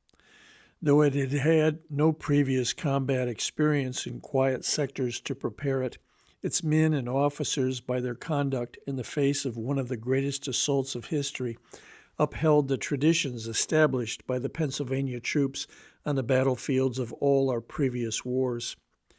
On July 16, the 111th Pennsylvania Infantry relieved the 30th Regular Infantry, which had suffered heavy losses since the fighting began on the 15th. Lieutenant McGuire of the 109th Infantry, although painfully wounded shortly after his platoon began an attack, refused to be evacuated but continued with it. Lieutenant Schenkel, with but 7 men, completely surrounded by the enemy, personally led them in fighting their way out by the use of their rifle butts and bayonets, himself killing an opposing German officer. Captain McLean of the 110th Infantry, having been sent as a liaison officer with a French command, upon the death or wounding of all the officers of the company with which he found himself, reorganized the remaining men, and with them successfully fought his way through the enemy, though twice entirely surrounded. Sergeant Martz gathered together the remnants of his company overrun by the German infantry attack. When all but 3 others were killed or wounded, he led them in a successful attempt to fight their way through the enemy's lines. The 3rd Division had its 4 regiments of infantry in line, the 4th on the left nearest Chateau Thierry, the 7th next, then the 30th and the 38th on the right next to French. The 38th, the 30th, and part of the 7th were on ground the Germans intended to capture and hold to protect the left flank of their main movement southeast toward Epernay. Because of the unfaltering determination of the division, they not only failed to capture this ground, but were driven back north of the Marne. The Americans took a heavy toll of the Germans with their rifles. A large number of the German dead lying among the wheat on the northern slopes of the Marne were shot neatly through the head. The infantry platoons first exposed to the enemy's infantry attack distinguished themselves by their determination. Some were wiped out, others suffered heavy losses, but all stood. Lieutenant Charles Seagraves, 7th Infantry, was twice captured but escaped each time. In doing so, he killed a total of 5 Germans. After his second escape, he gathered together 100 men, the remnants of a number of platoons, and successfully occupied and held a gap in the line. Lieutenant H.P. Marsh of the 30th Infantry, subsequently killed in action in the Argonne, refused to surrender when his 30 men were surrounded by a larger force of the enemy. Instead, he fought his way toward Captain J.W. Woolrich of the 38th Infantry, had established himself with the remnants of his and other commands in the rock pile near the village of Mazy. Captain Woolrich, though surrounded and outnumbered, used the fire of his rifles so effectively, coupled with counterattacks, that he not only held his own, but took 300 prisoners. Of his 189 men, all but 51 were killed or wounded. The 38th Infantry, to which he belonged, occupied a position open to attack from 2 sides to start with. After several hours, it was being attacked on 3 sides. However, it yielded no ground, thereby earning for itself the name the Rock of the Marne.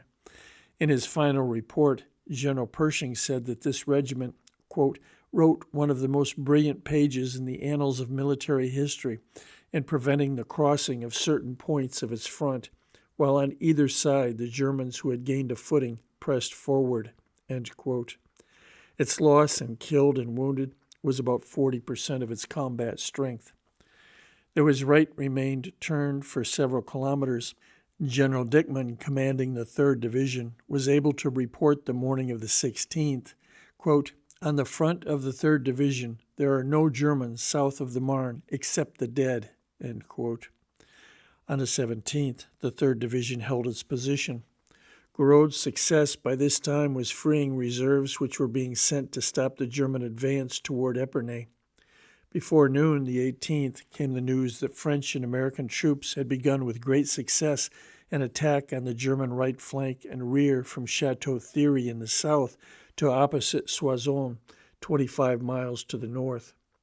This, coupled with French counterattacks, stopped the Germans from pushing farther towards Epernay between the right of the 3rd Division and Reims.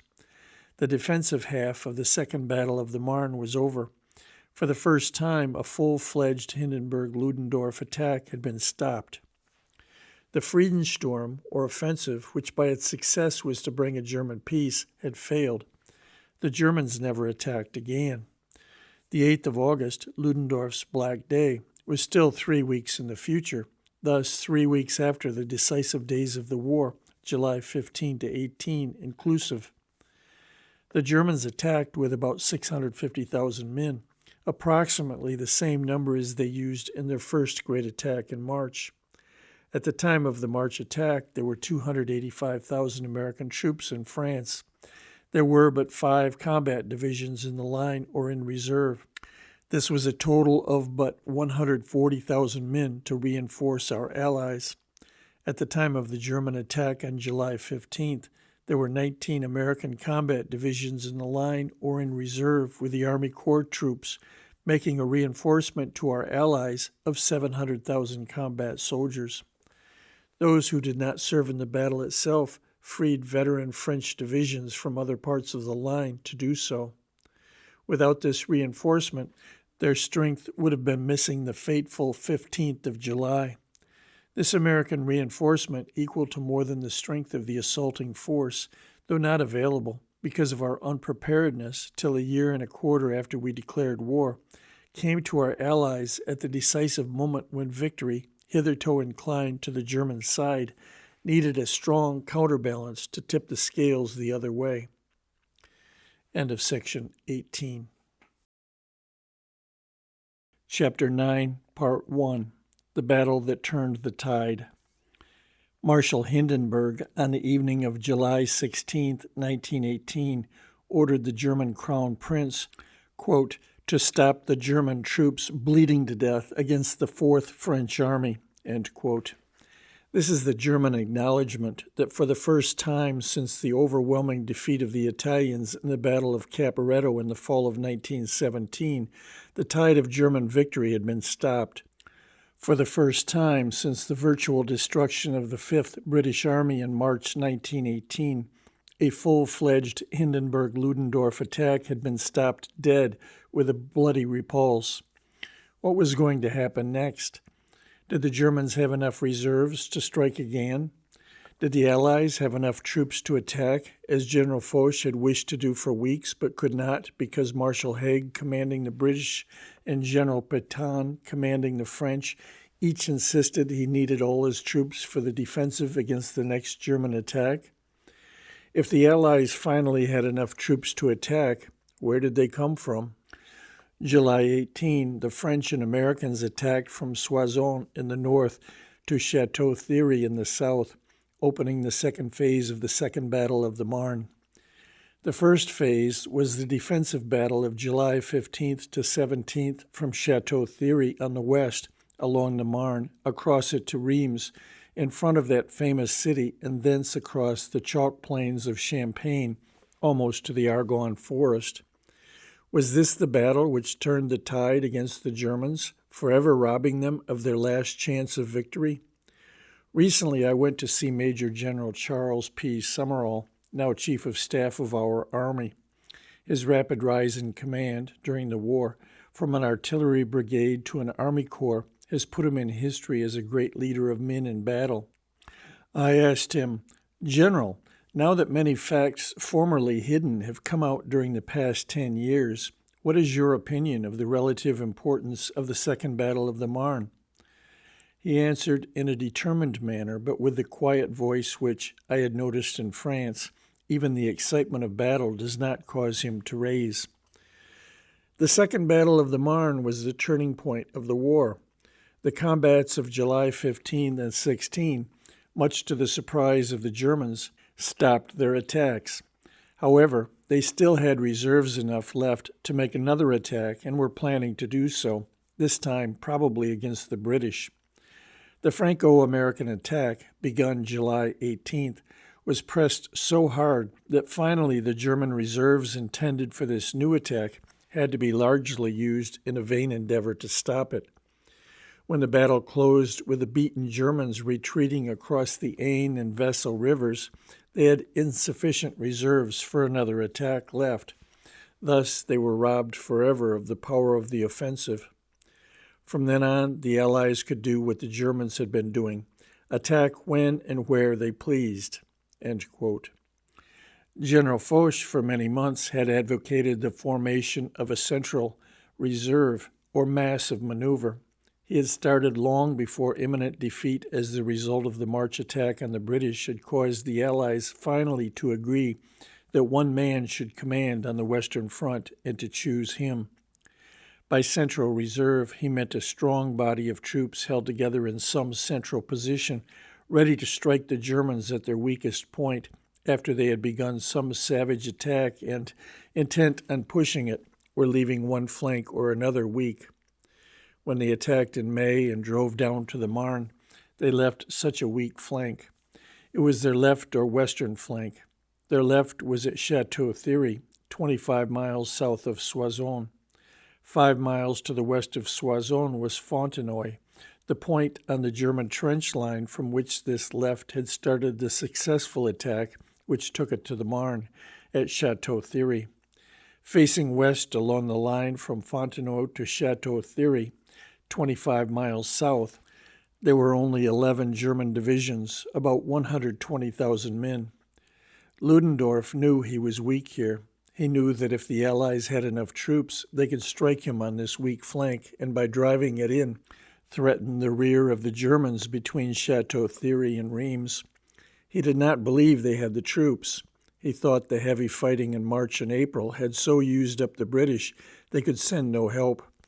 Also, the preparations he was making for a future attack on the British had convinced them, as he had intended, that they and not the French were the next to be attacked. Thus, the British would not part with their reserves, but kept them behind their own line. Ludendorff believed that the help the French had sent the British in March and April had used up their reserves. The, from the German point of view, splendid and easy success of the last days of May and 1st of June, which brought them once more to the Marne, confirmed this view. He did not believe enough Americans had arrived to make good the British and French lack of troops. Therefore, he took a chance of his weak left flank being attacked and put all his available troops into the attack of the 15th of July. However, 700,000 combat American soldiers had arrived in France by July 15th.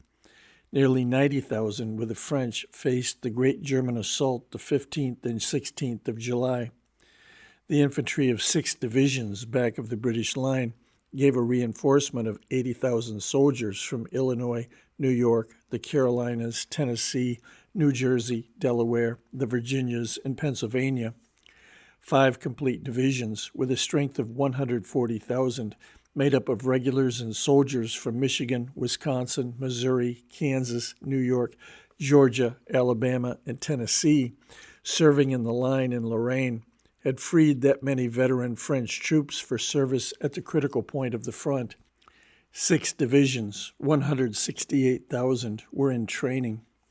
Our 26th Infantry Division, made up of National Guardsmen from all the New England states, and our 3rd Regular Infantry Division were in line near Chateau Thierry. The 1st, 2nd, and 4th American Divisions, all regulars, and the 28th Division, Pennsylvania National Guard, were nearby. Thus, by the 15th of July, Foch had 170,000 American troops in position to be used as a, quote, massive maneuver, end quote, to strike Ludendorff's weak flank. From the first days of June, when the German arrival on the Marne presented this opportunity to attack this weak flank, General Foch had wanted to make it. The question was to get enough troops. Marshal Haig, in command of the British, and General Pétain, in command of the French army, each feared a heavy German attack. After Haig's bitter experiences in March and April, and Pétain's bitter one in May, they did not want to give up any troops for an attack, even on a weak spot on the German line. Each wanted all the troops he had, and as many Americans as he could get to face the third great German blow. Each was convinced that blow would be against his army, and not against the army of the other. General Pershing promptly saw the opportunity and believed he had the American troops to smash the German weak flank. On June 23rd, and again on July 10th, he strongly urged General Foch to permit an American attack. However, it was not until Gouraud's Fourth Army had stopped the German attack in the Champagne the 15th of July that General Foch found General Pétain's and the British anxiety sufficiently assuaged to obtain the French and British troops he wished to add to the Americans to make his massive maneuver with which to strike the blow. By the evening of July 16, there was no longer the slightest doubt that Gouraud's Fourth Army had stopped the principal German attack with such bloody losses that it could not be renewed. Therefore, the order was given for the attack to begin July 18 from Fontenoy on the Aisne River, just west of Soissons in the north, to Château Thierry on the Marne in the south. Between Château Thierry and Reims, an attack was also to be made. The fiery General Mangin, commanding the 10th French Army, was to make the main attack. This army stretched from Fontenoy south to the Ourcq River, famous for some of the bloodiest fighting in the First Battle of the Marne, and soon to have its waters again stained with blood, much of it American, in this final phase of the Second Battle of the Marne.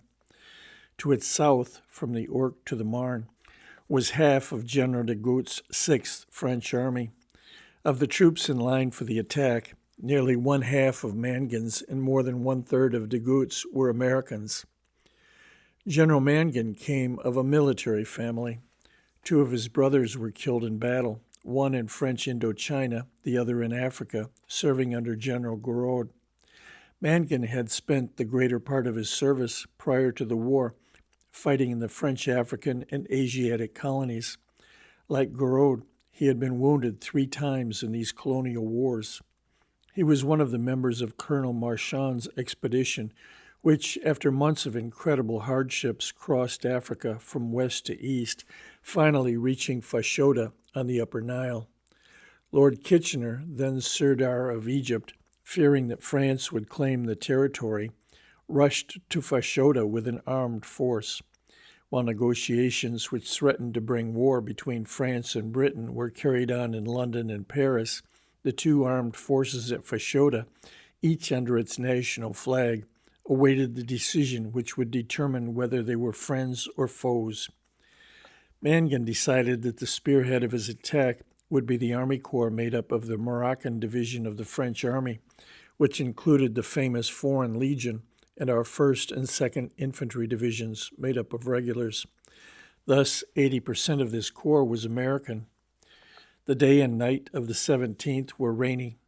The 1st Division, by forced marches and extreme exertion, managed to get its batteries in place during the night of the 17th and 18th. The infantry had been waiting in the Compiègne Wood, later to be the scene of the signing of the armistice.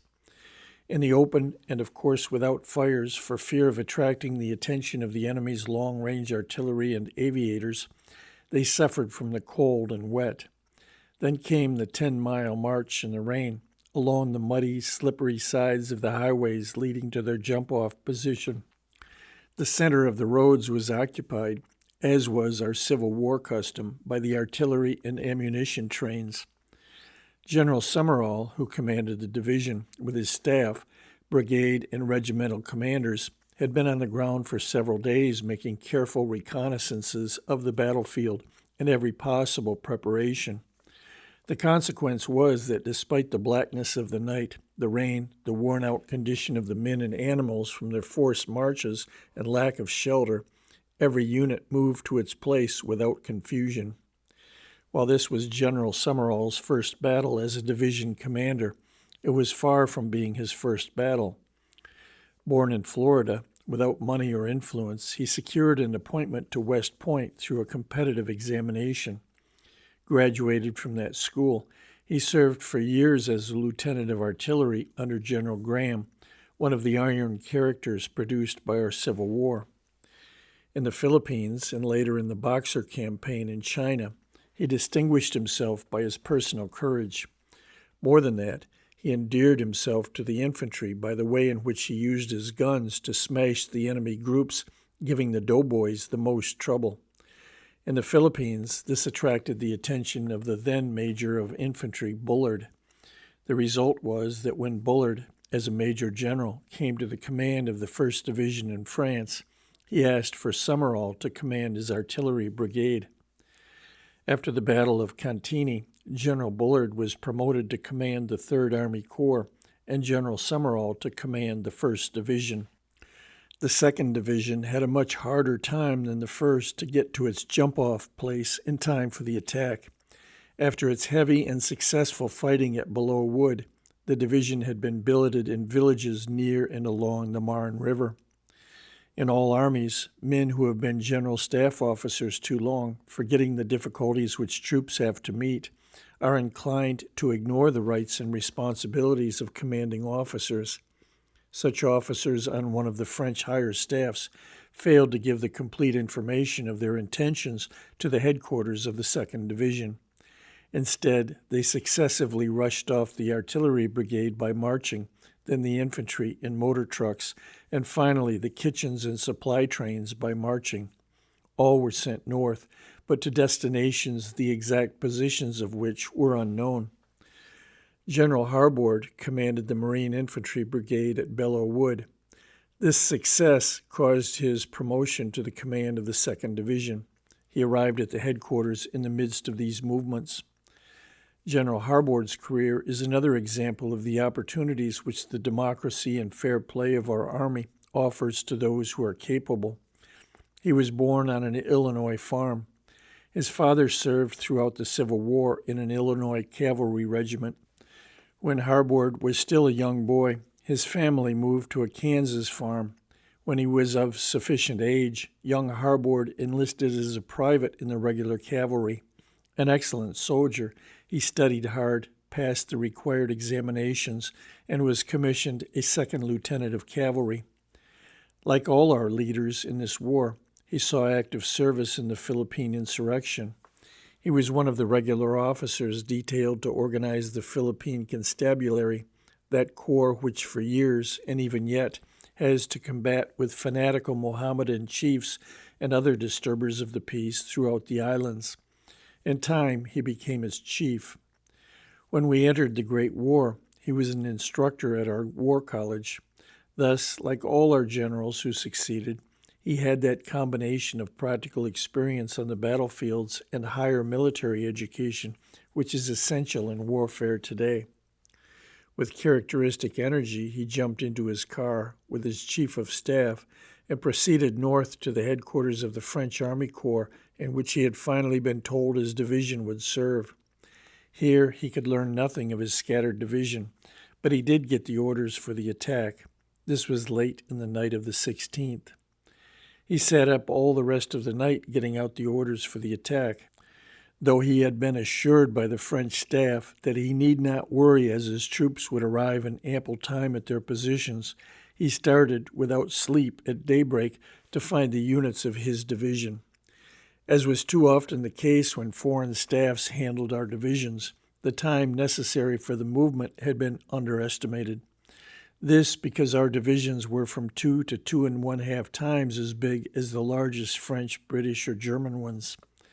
By dint of the greatest effort throughout the day and the whole of the night, again passed without any sleep, the units of the division were moved into place. The machine guns, with their crews, had been dumped by the French motor trucks 12 miles from the jump-off position. However, the animals which had marched overland had been sent to that position. The result was the gun crews carried their heavy machine guns 12 miles, the last few of which were through the pitch-dark forest of Villers-Cotterets. Some of the units were in place shortly before the attack began. Others arrived just in time to start, with practically no halt. Some arriving just too late, even though they had been marching at a double time. Seeing the barrage move forward ahead of them, they continued their double time until they had caught up to the proper distance to its rear. To this day, the difficulties of this approach march stand out more in the minds of the 2nd Division than the 2 days' savage fighting which followed. The attack was to start at 4:35 a.m. As it was to be a surprise, there was to be no artillery preparatory fire. Thus, along the 25 miles of front from Soissons to Chateau Thierry, with the exception of an occasional shot, silence reigned. A few minutes before the time for the attack, a red rocket suddenly shot up into the air from the German position just in front of our 1st Division. In answer to the rocket, down came the German artillery defensive barrage in front of their own infantry, its shells bursting amidst our infantry lying there waiting for the attack. Though Americans were killed and wounded, so perfect was the discipline that not even one rifle shot was fired. Had the Germans found out about the attack, or was some lonely man in the front lines simply seeing things, as often happens, and quite naturally at night? If the barrage continued and spread to the south, it was the first. If it stopped in a few minutes, the second. In a few minutes, the barrage stopped. Then, after a short silence, exactly at 4:35 a.m., the hundreds of French and American batteries opened fire with a crash. To the rear of the infantry, the darkness, for dawn had not yet appeared, was lighted by the flare of thousands of gun discharges. To its front were seen the thousands of bursting shells. The infantry jumped up and followed these bursts as they moved forward, forming the rolling barrage. As the crash of our artillery broke the stillness of the night, red rockets soared up from all along the enemy's line. Before these had burned out, down came the enemy's artillery fire, and with it the tat-tat-tat of the machine guns, which is always brought to the mind of a veteran by the automatic riveters working in great numbers on the iron frame of a new skyscraper. Except for ravines to go across, the ground in front of our 1st and 2nd Divisions and the Moroccan Division between them was gently rolling and covered with waist-to-breast-high wheat. There being no trenches, the enemy's machine guns and field artillery were distributed here and there, more or less in checkerboard fashion. The result was that our artillery had great difficulty in locating them. Therefore, from the first, our infantry suffered heavy casualties. Both the German machine gunners and the artillerymen stuck by their weapons, firing to the last. Large numbers of them died at their posts. However, regardless of casualties and resistance, the advance continued. The 28th Regular Infantry in its advance suffered severely from flanking fire from the Saint Armand farm. Though it was out of the 1st Division sector, several companies were ordered to take it and did so by direct assault. The Missy-au-Bois ravine, deep and wide, leading into the valley of the Aisne to the north, was strongly held by the enemy with machine guns and artillery. Though suffering losses which almost exterminated some of the attacking companies, and which did destroy the accompanying tanks, the 28th Infantry on the left of the division and the 26th Infantry next on its right persisted until they had conquered the ravine and emerged on the far side. Private G.S. Caldwell of the 28th Infantry, when galling enemy's fire had temporarily stopped the men near him, rushed 300 yards to the front and attacked a machine gun strong point with a German field gun alongside of it. He killed 2 of the enemy and captured 13 others with a machine gun and the field gun. The 18th Regular Infantry, on the right of the division, received a heavy fire on its flank from artillery and machine guns in the village of Chardon. Though outside its sector, the regiment did not hesitate to assault and carry it. The second day, the third day, and the fourth day, the division, though steadily dwindling from its heavy losses, continued its successful advance. At the close of the second day, the colonel of the French Foreign Legion visited the colonel of the 18th Infantry to tell him, quote, "The Foreign Legion considers it not only a privilege but an honor to fight by the side of such gallant troops as the 18th Infantry." End quote. The 16th Infantry, in the right center of the divisional attack, suffered so heavily that on the third day part of the divisional engineers had to be sent to raise its strength for the attack of the next day. The fourth day, the remnants of the 28th and 26th Infantry, with their brigade commander, Brigadier General B. Buck, and his staff, in the first wave assaulted and took Verzy-le-Sec and the hill upon which it stood. These had been strongly organized by the Germans because commanding the Soissons-Château-Thierry highway and the railroad out of Soissons used by the enemy to supply the northern part of his line.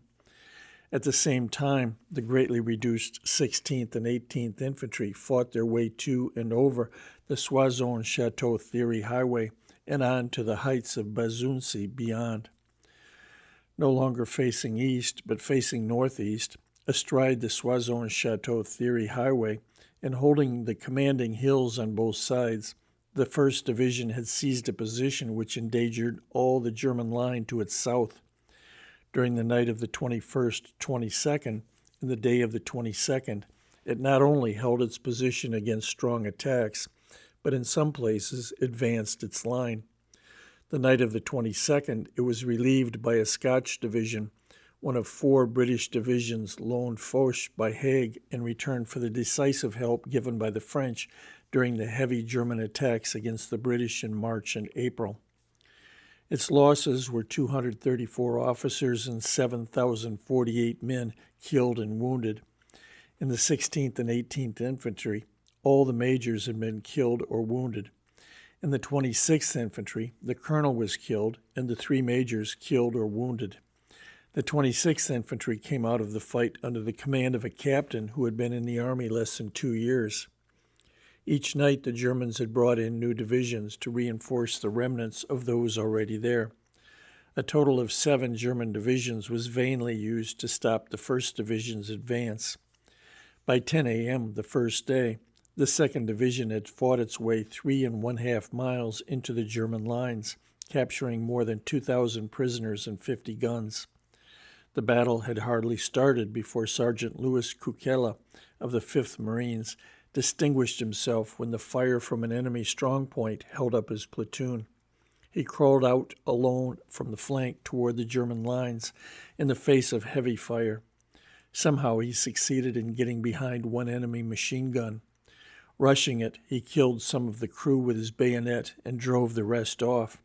He seized the German hand grenades lying near the gun, and with them bombed out the rest of the strongpoint, capturing 4 men and 2 machine guns. The solid stone buildings of Beaurepaire Farm, strengthened by the Germans until really a fort, took a heavy toll from the 9th and 23rd Infantry. However, they carried it by hand-to-hand fighting, as they did batteries of German artillery in the wheat fields nearby, which fired point-blank into the advancing Americans. Private Anthony Wendell of the 9th Infantry, seeing the men near him were held up by the fire of an enemy's machine gun, crawled forward alone, attacked the gun, and captured it, killing its crew. Beginning early in the afternoon and extending well into the night, a savage fight took place around the village of Verzy. In the end, it was carried by assault. During this attack, Corporal E.F. Phelan of the 23rd Infantry voluntarily left the leading wave of his company and alone rushed a concealed machine gun firing into the right flank of that company. Despite the enemy's fire, he reached the gun position and single-handed killed or captured the entire gun crew. The division pushed a mile beyond Verzy, only halting at midnight. This put it more than a mile farther into the German line than any other division which attacked that day.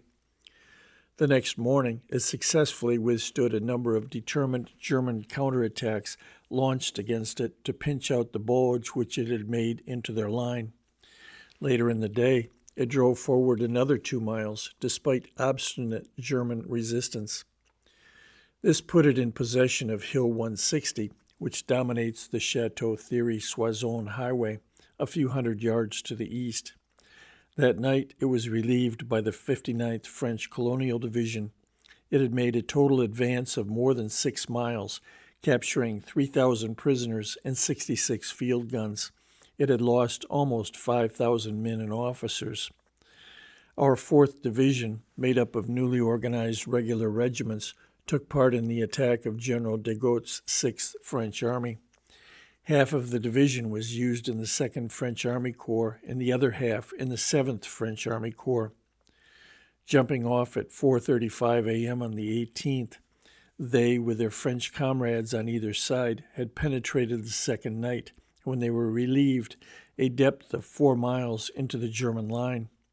While this was their first action, the casualties suffered and the trophies gained in prisoners and guns made the first battle name to be placed on their new regimental standards, one of which they can be proud.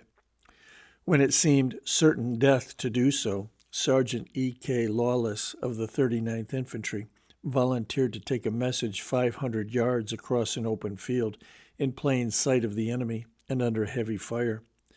Private G.W. Boardman, 59th Infantry, had been hit in the ankle and was lying in a shell hole under heavy machine gun fire. Hearing wounded comrades calling for water, he made several trips to a small stream 100 yards away, each time filling canteens and bringing them back to the helplessly wounded nearby, whose calls had aroused his pity. The southern end of the attack was made by the 1st American Army Corps under command of General Hunter Liggett. End of section 19. Chapter 9, Part 2. Command of General Hunter Liggett. General Liggett, after graduating from West Point, served as an infantry officer in an Indian campaign, the Spanish-American War, and the Philippine insurrection. Noted as one of our deepest military students, he later served for years, first as an instructor and finally as the chief of our Army War College. This combination of military education and practical experience enabled him to make a record, beginning with this battle, which led to his finishing the war in command of the 1st American Army of 500,000 men. This was a far larger force than any one American general had commanded in the field in any of our previous wars. The line of attack for the troops north of the 1st Corps was one running from the Aisne River in general south until it reached that corps. There it turned in a southeasterly direction until it reached the Marne near Chateau Thierry, Chateau Thierry being in the German line. North of Chateau Thierry is the Etropili Plateau. The road from Chateau Thierry to Soissons climbs the steep southern side of this plateau, and reaching its top heads almost due north for Chateau Thierry. The 1st Corps front was 5 miles west of this road, at the bottom of the steep southwestern edge of the Etropili Plateau. If the Germans lost this plateau, they would have to give up Chateau Thierry. Also, their line for some distance to its north would have to fall back to prevent being outflanked from the south.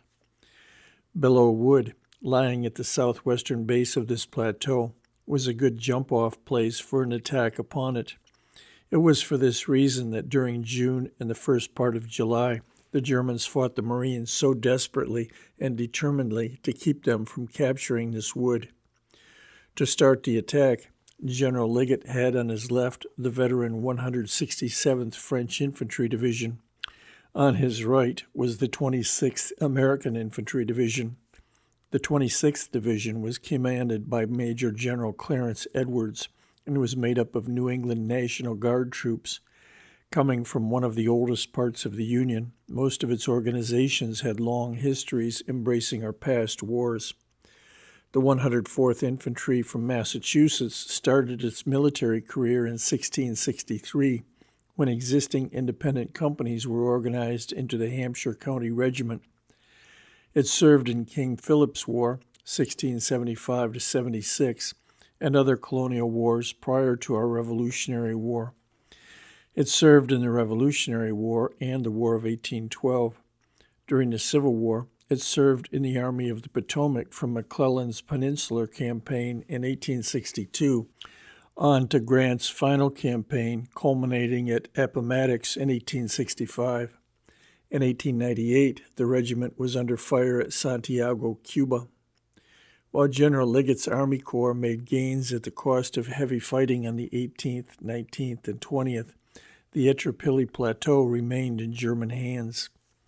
Private George Delboy of the 103rd Infantry, after his platoon had gained its objective, a railway embankment, stood on it to reconnoiter. Immediately, a German machine gun only 100 yards away opened fire upon him.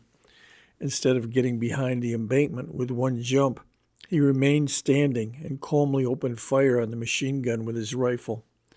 Failing to hit all the gunners, he rushed the gun with his bayonet. When about 25 yards away, he fell with his right leg almost cut off above the knee by several bullets, and his body pierced by 3 more. With courage undaunted by his wounds, lying where he was, he fired with his rifle, killing 2 of the German gun crew and putting the rest to flight.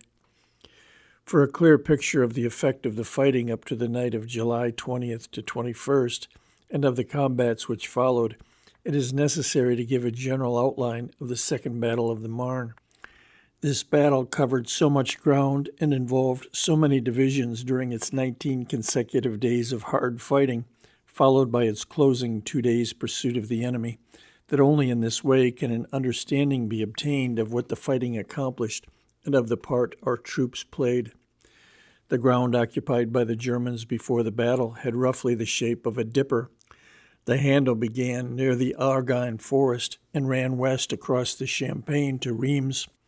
This handle was 25 miles long. The top of the dipper was to the north and ran from Reims west along the Vesle River to the Aisne River, of which the Vesle is a tributary, thence along the Aisne past Soissons for about 5 miles to Fontenoy. The top of the dipper was about 35 miles across. From Fontenoy, the front face of the dipper ran south about 25 miles to Hautevin, just northwest of the famous Billow Wood. The bottom of the dipper, which was irregular in its shape, ran from Hautevin through Billow Wood southwest to the Marne River, just west of Chateau Thierry. Chateau Thierry was in the dipper near the center of its bottom. On reaching the Marne, the bottom ran east along its northern bank for about 10 miles, as the crow flies, to Dormans. From Dormans, the back face of the dipper ran northeast to Reims, nearly 20 miles away. The battle was in 2 parts. The first, July 15, 16, and 17, in which the Germans attacked while the Allies were on the defensive. The second, July 18 to August 4th, inclusive, during which the Allies attacked. In the first half, the Germans attacked along the handle in the Champagne, across the rear face of the dipper, from Reims to Dormans on the Marne, and across the eastern part of the bottom, from Dormans to Chateau Thierry. Along the handle, the Germans were stopped dead. They badly bulged the rear face and the eastern part of the bottom, except the last 5 miles nearest Chateau Thierry. Here, our 3rd Infantry Division stopped them. The Franco-American attack, which began July 18, was to smash in the front face of the dipper. If the Germans stayed in the bottom, they would be caught. If they didn't want to get caught, they would have to get out of the dipper. The first 2 days drove in the whole front face of the dipper. By holding hard to the Etropili Plateau, the Germans had prevented our 1st Army Corps, despite its persistent attacks, from bulging very far the part of the bottom west of the Marne and Chateau Thierry. However, despite the fresh divisions which they continually fed in, the Germans were unable to stop our 1st and 2nd Divisions and the French Moroccan Division from bulging in the north part of the front face so far that the south part of that face and the bottom of the dipper were in danger. Therefore, the night of July 20th to 21st, while putting in more fresh troops to stop the bulge in the north, they withdrew their line in the south from the Etropili Plateau, evacuated Chateau Thierry, and brought their 10 divisions south of the Marne to its north bank. During the 21st, the French and American troops in the south followed up the Germans. The 39th French Division and part of our 3rd Division crossed the Marne at Chateau Thierry. Preparations were made to attack the next day. In the north, the German line hung on grimly and desperately to the hills south of the Aisne, determined that no further bulge should be made in this part of the Dipper. Except for the capture of Verzy-le-Sec and the heights of Buzancy by the 1st Division, they were successful. The capture of these heights closed the first period of the offensive half of the Second Battle of the Marne. For the next 11 days, all efforts to budge the Germans from their position along these hills failed. On the night of August 1st to 2nd, the Germans retired from them, abandoning Soissons and moving to the north of the Aisne River. They did this only because the center of their line for 7 miles along the heights of the northern bank of the Ourcq River had been forced back after 5 days of savage fighting by American troops with the French on their left. This forcing of the Ourcq at the center of the German line endangered it all the way from Soissons to Reims.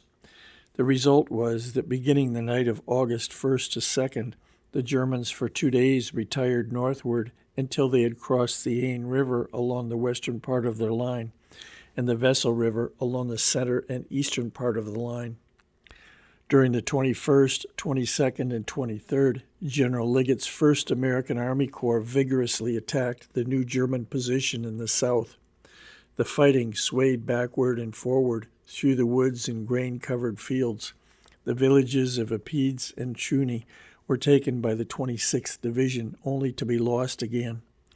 Sergeant Joseph W. Casey, 101st Infantry, after capturing with his platoon 2 machine gun nests near Epieds, saw 3 Germans crawling forward to open fire with automatic rifles on his men. To give them no chance to open fire, he dashed forward alone and single-handed killed all 3. Sergeant John J. Clabby of the same regiment, while advancing with his platoon on some enemy machine gun nests near Trugny, suddenly saw a German machine gun firing on his right flank. Without hesitancy, and despite its fire on him, he rushed the gun and single-handed killed the gunners and smashed the gun. In the meanwhile, the 39th French Division had come up from Chateau Thierry and joined in the attack to the right of the 26th. The rest of our 3rd Division, made up of regulars under command of General Dickman, undismayed by the savage fighting of the 15th to 17th of July, in which it had suffered heavy losses, continued the crossing of its left infantry brigade through Chateau Thierry, while its right forced its way across the Marne and captured Mont Saint-Père, the left of the new German position. In the reconnaissance preliminary to this forced crossing, Lieutenant Isham R. Williams of the 7th Infantry started across the Marne with a patrol in a boat. German machine gun fire sank the boat near the northern bank. Leaving his patrol under cover, Williams swam back to the south bank despite the enemy's fire in order to show the detachment left there to fire across the Marne, the positions of the enemy's machine guns. He then again, under fire, swam the Marne back to his patrol on the north bank. Continuing the attack, the 3rd Division, by the evening of the 23rd, had struggled to a position on top of the hills 2 miles north of the Marne. This threat to their left, added to the pressure on their front by Liggett's Army Corps, caused the Germans during the night of the 23rd to 24th to retreat from the Epieds position to a new one. This one, 4 miles back, was known as the Croix Rouge Farm position. Just to the east of where our 3rd Division crossed the Marne is a long, high ridge running north from that river. Covered on the top with a forest of rhys, it makes a position easily held against attack. The left or eastern end of the Croix Rouge Farm position rested on this ridge. From there, it ran northwest through Le Charmel, a name the 3rd Division will always remember. Croix Rouge Farm, indelibly imprinted in the memories of the 42nd or Rainbow Division, and on to the south end of the heights south of Soissons, still stubbornly held by the Germans. From right to left, our 3rd Division, the French 39th Infantry Division, our 26th Division, now reinforced by General Weigel's infantry brigade of the 28th Pennsylvania National Guard Division, and the French, on their left, vigorously pursued the Germans, overcoming the machine gun nests left behind here and there by the Germans to delay their advance. They soon, with bloody results, bumped into the Croix Rouge Farm position. Our 42nd, or Rainbow Infantry Division, General Memoir, was now commencing to arrive on the battlefield. July 15 to 17, posted in the center of Gouraud's 4th French Army, it had done its share in stopping Hindenburg's and Ludendorff's last great attack in the war. Immediately it was certain that attack was stopped. The division was rushed from the Champagne to near Chateau Thierry. Many of its troop trains passed through Paris during the daytime. From the doors of their side door Pullmans, known in France as 40 and 8, because they will hold 40 men or 8 horses, a splendid view was had of the Eiffel Tower and the towers of Notre Dame and other churches, but that was all. The 84th Infantry Brigade, arriving first, relieved the 26th Division.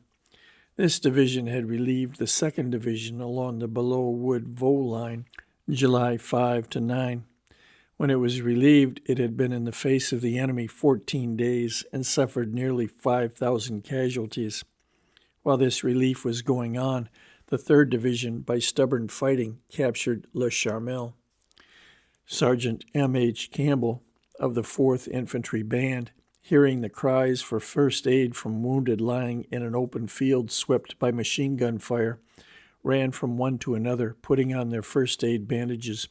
He only stopped when, himself wounded, he was unable to continue.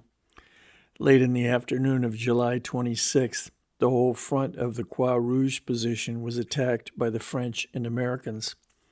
The Alabama Infantry Regiment, supported by the Iowa one on its right, both of the Rainbow Division, without direct artillery support, by savage infantry fighting, broke the enemy's position, capturing Croix Rouge Farm and the woods to each side.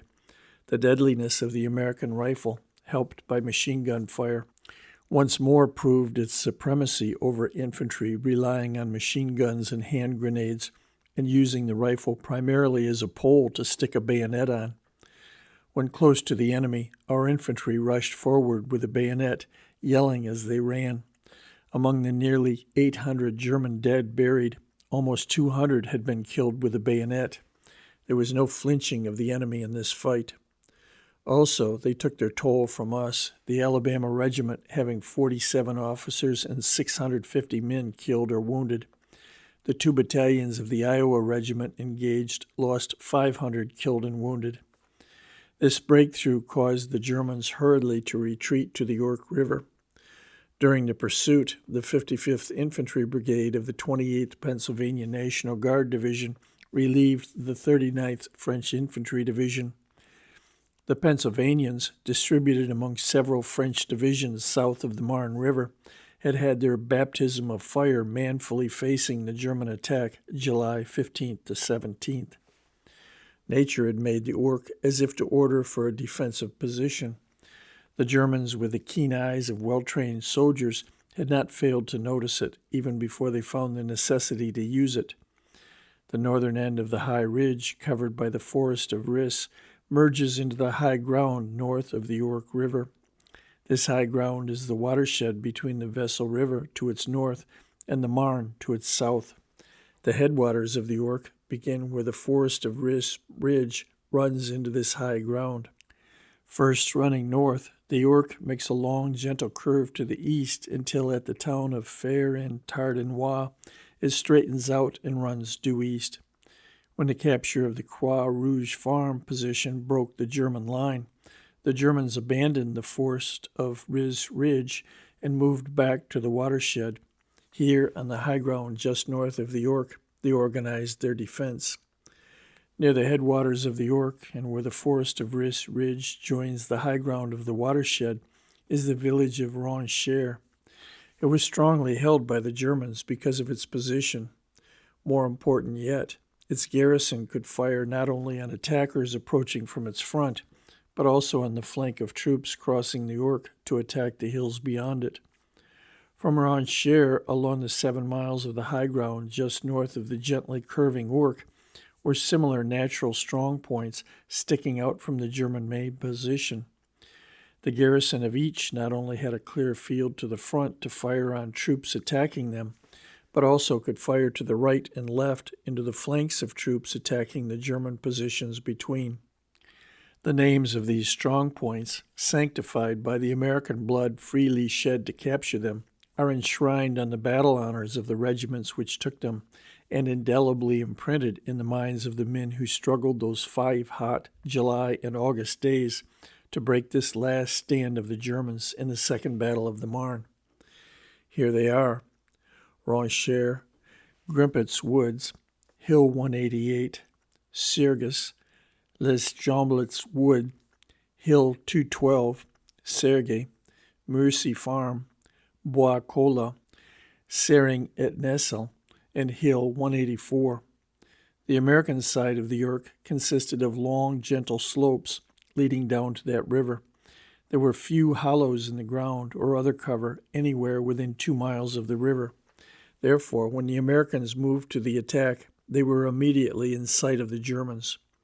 Everywhere, in the wheat and buildings, in the edge of woods, were the machine guns of the defenders. The long curve of the Ourcq, with a splendid view the Germans had of the American side, gave the opportunity for their artillery to fire not only into the front, but in many cases into the flanks of the attacking Americans. July 28, from in front of Ronchère on the right to in front of Sering et Nessel on the left, the American low-flying aviators kept attacking. On the right was the 3rd Regular Division. Next was the 55th Infantry Brigade of the Pennsylvania 28th Division, which had relieved the 39th French Division. Next came the 42nd, or Rainbow Division, by this time all in line. Its 83rd Infantry Brigade had relieved 3 French infantry divisions, whose total strength, so war-worn was France from having borne the greater share of the war from its beginning, did not equal that of 1 American division. Everywhere the German artillery and infantry fire from the front, and soon, in many cases, from the flank, took its toll. The Americans had no tanks. German low-flying aviators kept attacking. Here was no trench warfare, where the majority of combatants are unable to see their opponents until close enough to throw grenades, where men fight in deep, narrow trenches and drive each other in small groups out of holes in the ground, where the main business of artillery is to break down the protection behind which the enemy lurks, and where generals can do but little once the fighting starts, because no human being has the power to get even a reasonably clear picture of what is going on over more than a very limited area. Here was warfare in the open. Thousands of infantry moving to the attack, across the fields in plain view, the rifle taking its deadly toll at ranges where a grenade is impossible, and where the machine gun finds it no easy matter to locate the individual soldier firing on it, while at the same time, with its crew offering him a fairly large target, the artillery firing on infantry in the open, the generals able, from what they themselves and their colonels can see, to form a correct opinion of what is going on, and as a consequence, to take the necessary steps. Once more was shown the wisdom of General Pershing's insistence against European objection that our army be trained for warfare in the open, with a rifle reinforced by the machine gun as the principal weapon of the infantry, instead of for trench warfare, with the infantry using machine guns and grenades as their principal weapons.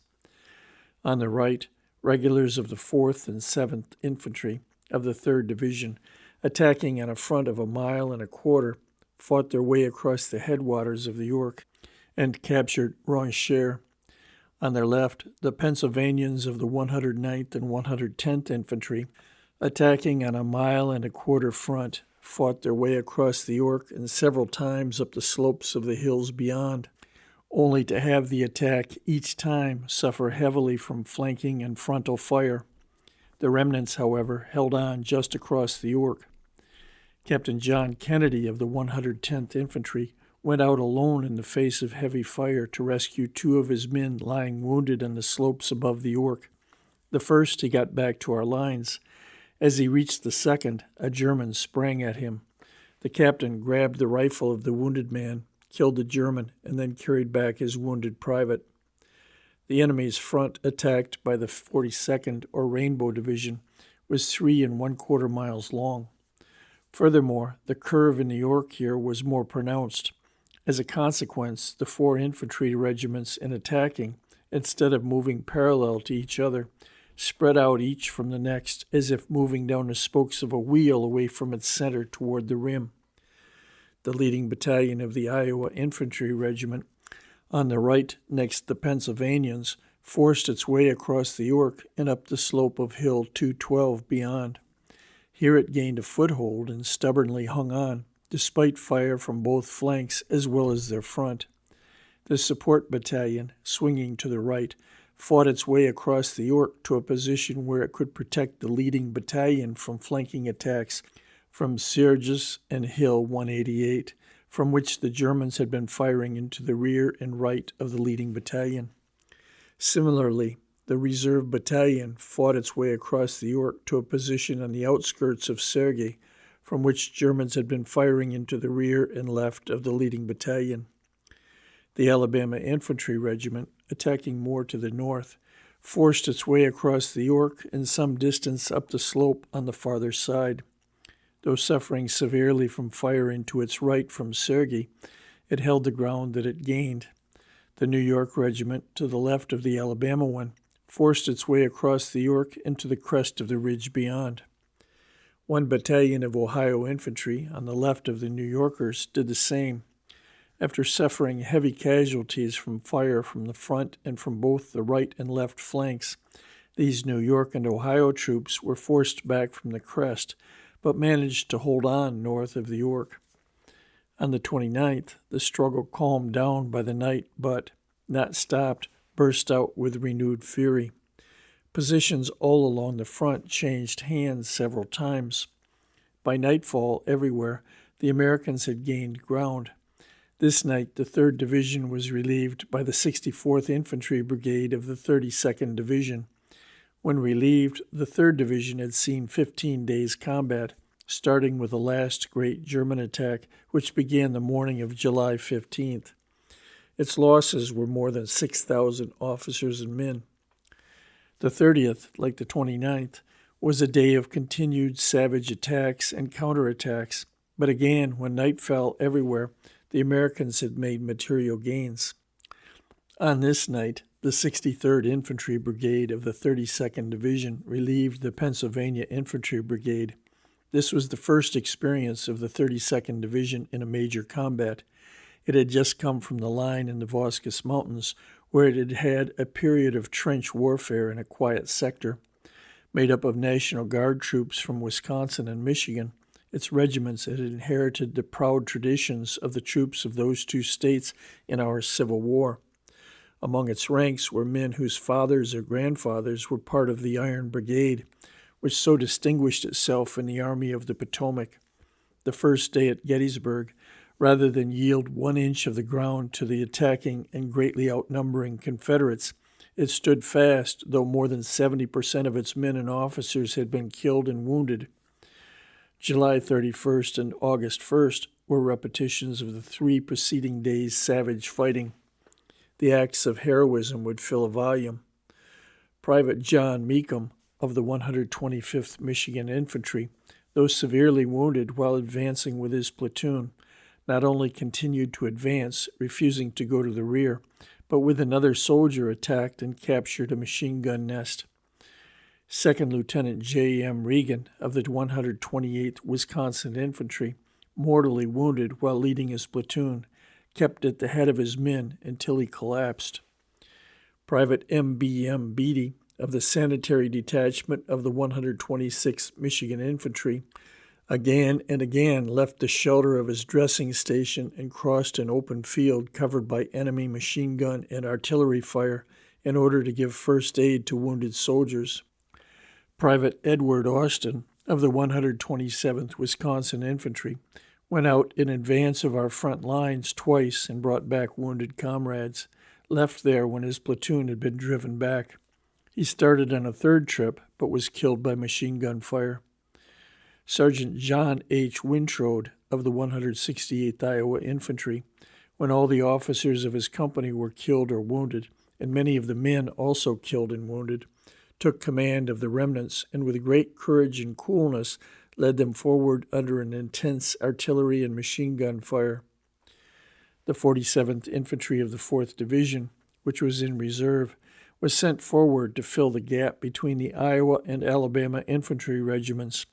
Private Leslie C. Dill of that regiment, though twice wounded while carrying a message, bandaged his wounds under fire and delivered his message. The platoon commander and platoon sergeant of the platoon of Corporal Sidney E. Manning of the 167th Alabama Infantry were killed. Manning took command of his platoon, and though himself severely wounded, led the 35 remaining men forward, gaining a foothold in the enemy's position. By this time he had been wounded several more times. All but 7 of his men had fallen. However, he stuck, and by the use of his automatic rifle and the encouragement which he gave the remnants of the platoon, held off a body of the enemy several times as numerous. It was only when the platoons on either side had fought their way abreast of him that he finally dragged himself to the rear, suffering from 9 wounds in different parts of his body. Major William J. Donovan of the 165th New York Infantry advanced his battalion to an isolated position. Though the Germans persistently attacked him on 3 sides, he maintained the battalion in its position and, though wounded, refused to be evacuated until hit the second time. Sergeant Duke Payton of the Supply Company of the 166th Ohio Infantry, receiving a call for ammunition, jumped on the wagon of Private Brooks and with him drove a 4-mile team at a gallop in broad daylight from the edge of a wood across the open fields in direct view of the enemy. Though continuously under machine gun fire, they reached the advanced position and delivered their ammunition. Lieutenant Cornelius E. Lombardi of the 149th Field Artillery had charge of the telephone liaison detachment with the assault battalion of the 166th Ohio Infantry.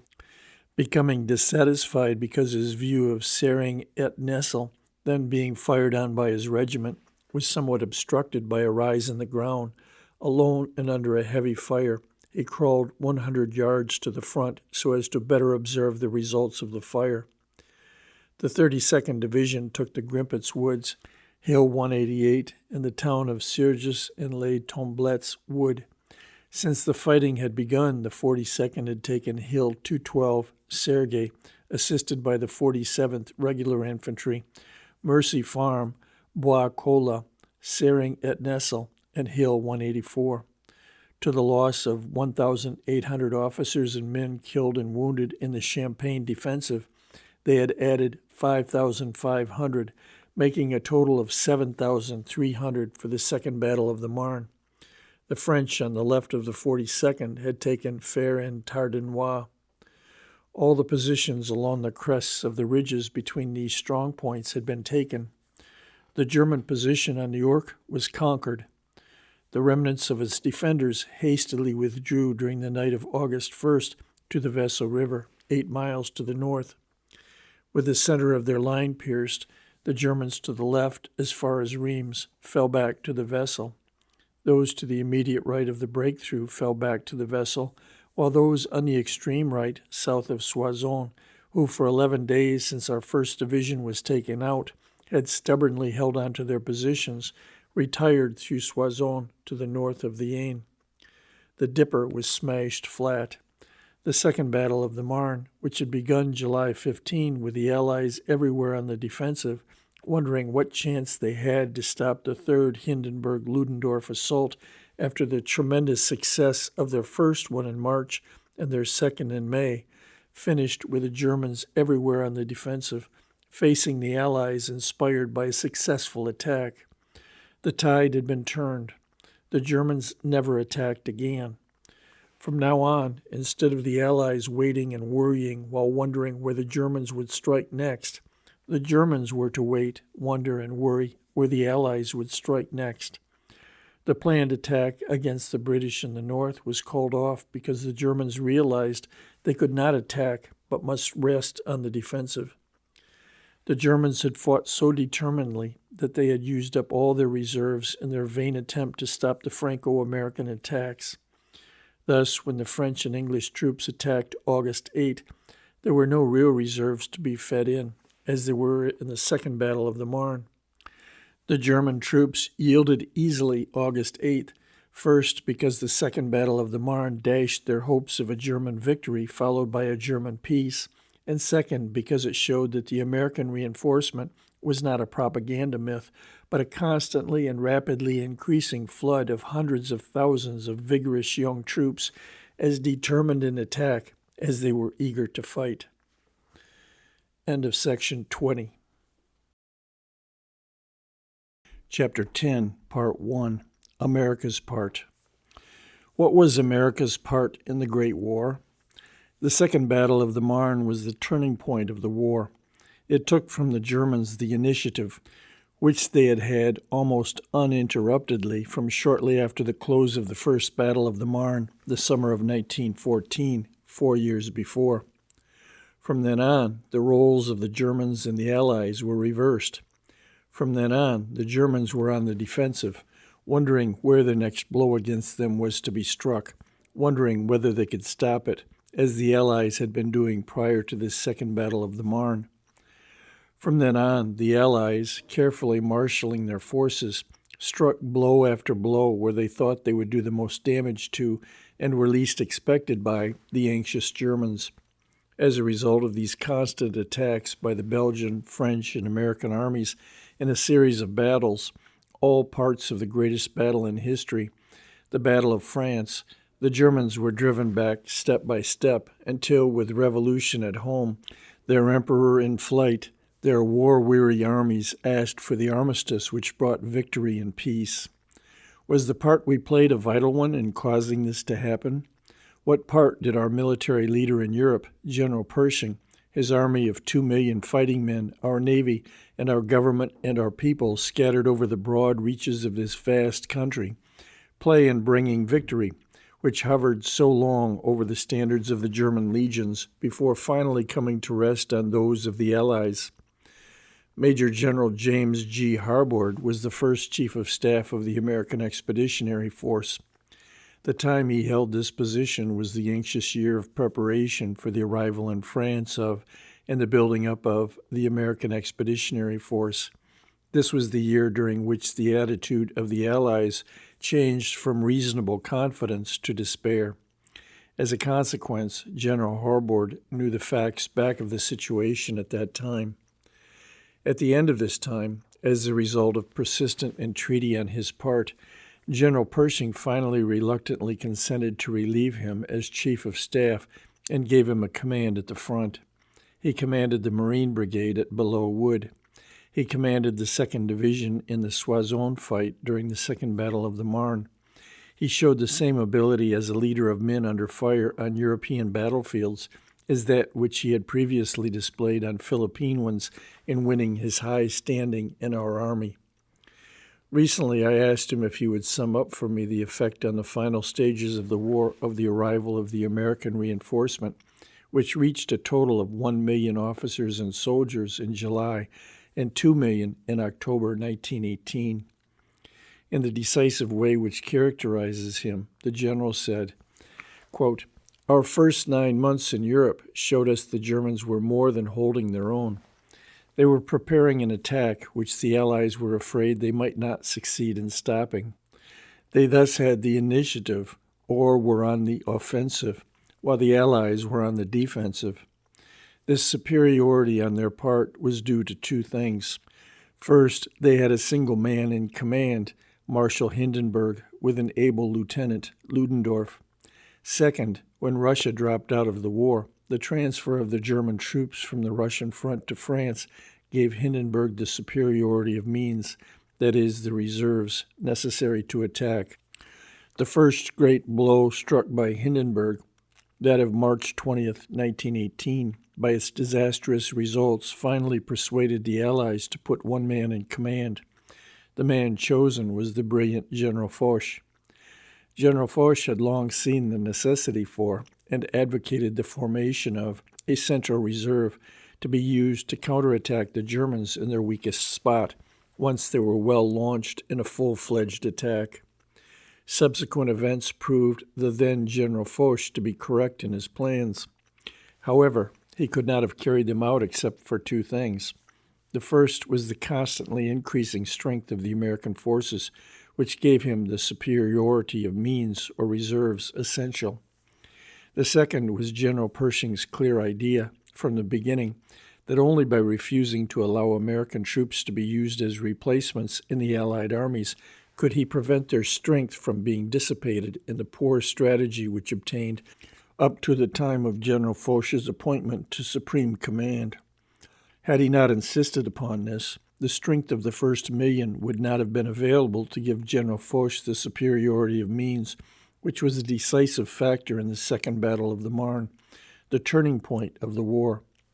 The constant addition in American strength, which finally brought it to 2 million, met a corresponding increase in General Foch's superiority of means, and therefore in the results which he could produce." End quote.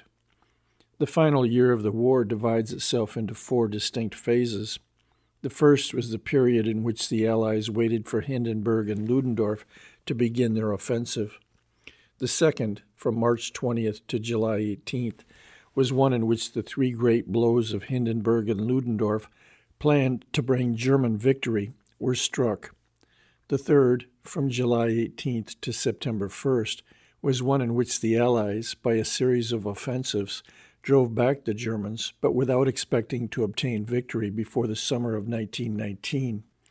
The fourth was from September 1st to the armistice, November 11th, in which, as the result of much greater successes than they had expected in the third period, Marshal Foch decided that victory could be quickly obtained by a great final combined effort, using to the uttermost all the available forces of the Allies. The first phase was from January 1st to March 20th. This was a period of anxiety on the part of the Allies as to where Hindenburg and Ludendorff would strike, with the German army reinforced by the masses brought from the Russian front. However, despite this anxiety, they failed to take the steps necessary to prepare an adequate defense against the expected blow. They did not create the Central Reserve, long advocated by General Foch. Much less did they put one man in command of their armies. The second period was from March 20th to July 18th. In it, anxiety turned almost to black despair.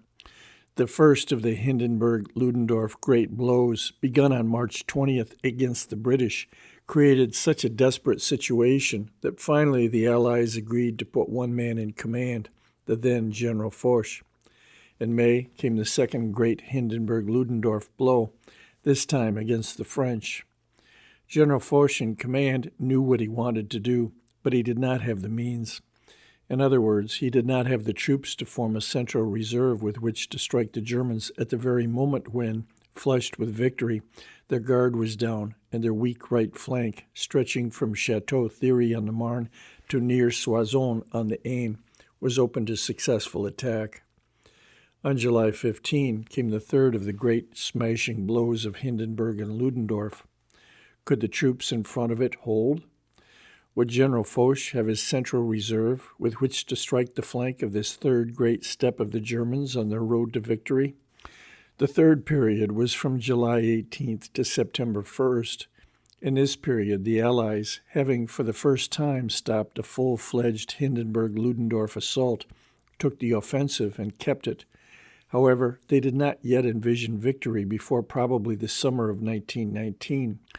The absolute stopping of the attacking Germans by Gouraud's army on the dusty chalk plains of Champagne, the 15th of July, so far removed the danger of a great German success, despite the continued advance of their troops southeast of Reims and south of the Marne, that it freed for other use a considerable number of reserves. Thus, for the first time, General Foch had the means to form his reserve and strike the blow on the German flank which he had long planned.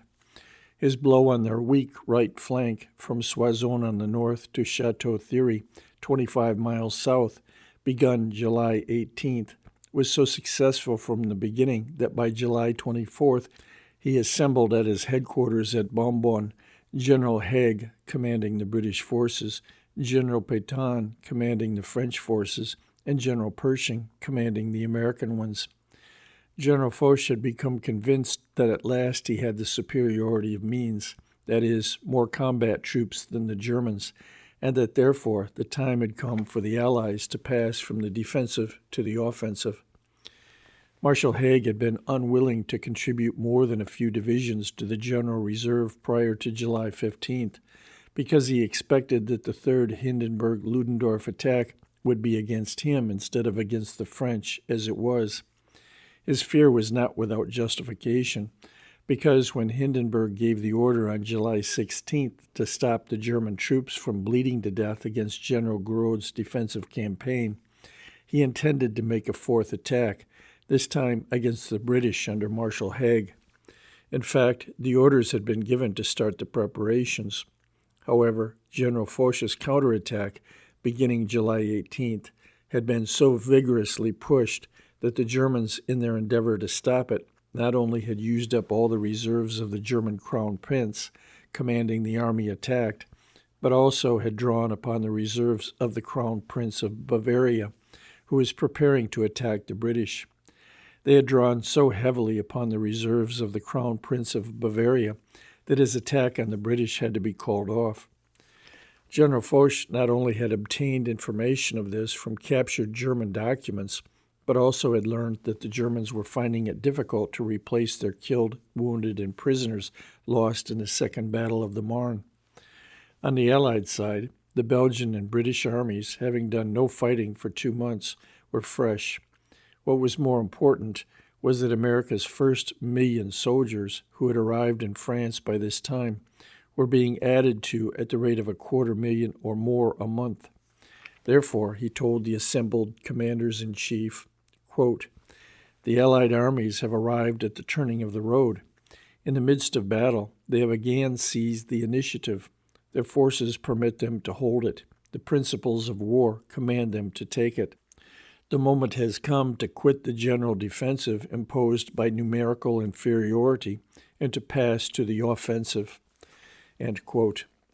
The program he laid out was an offensive, a continuation of the counterattack begun July 18th, then still going on, to free the railway from Paris along the Marne east, the cutting of which by the Second German Offensive in May had seriously interfered with the movement of troops and supplies of the French and American troops just east of Paris.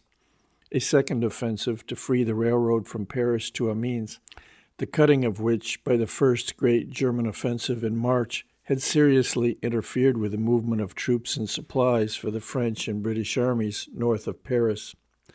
A third offensive to wipe out the Saint-Mihiel salient, which, made by German attacks the fall of 1914, had ever since seriously interfered with the movement of troops and supplies in the region of Verdun and in northern Lorraine.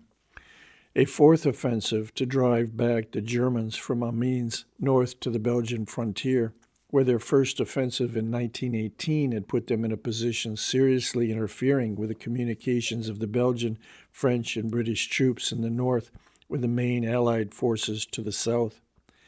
He told the assembled commanders-in-chief that it was not yet possible to foresee just where these offensives would lead the Allied forces, that they at least should prepare the way for a further offensive in the fall of sufficient importance to increase the advantages of the Allies and not give to the Germans a chance to recover.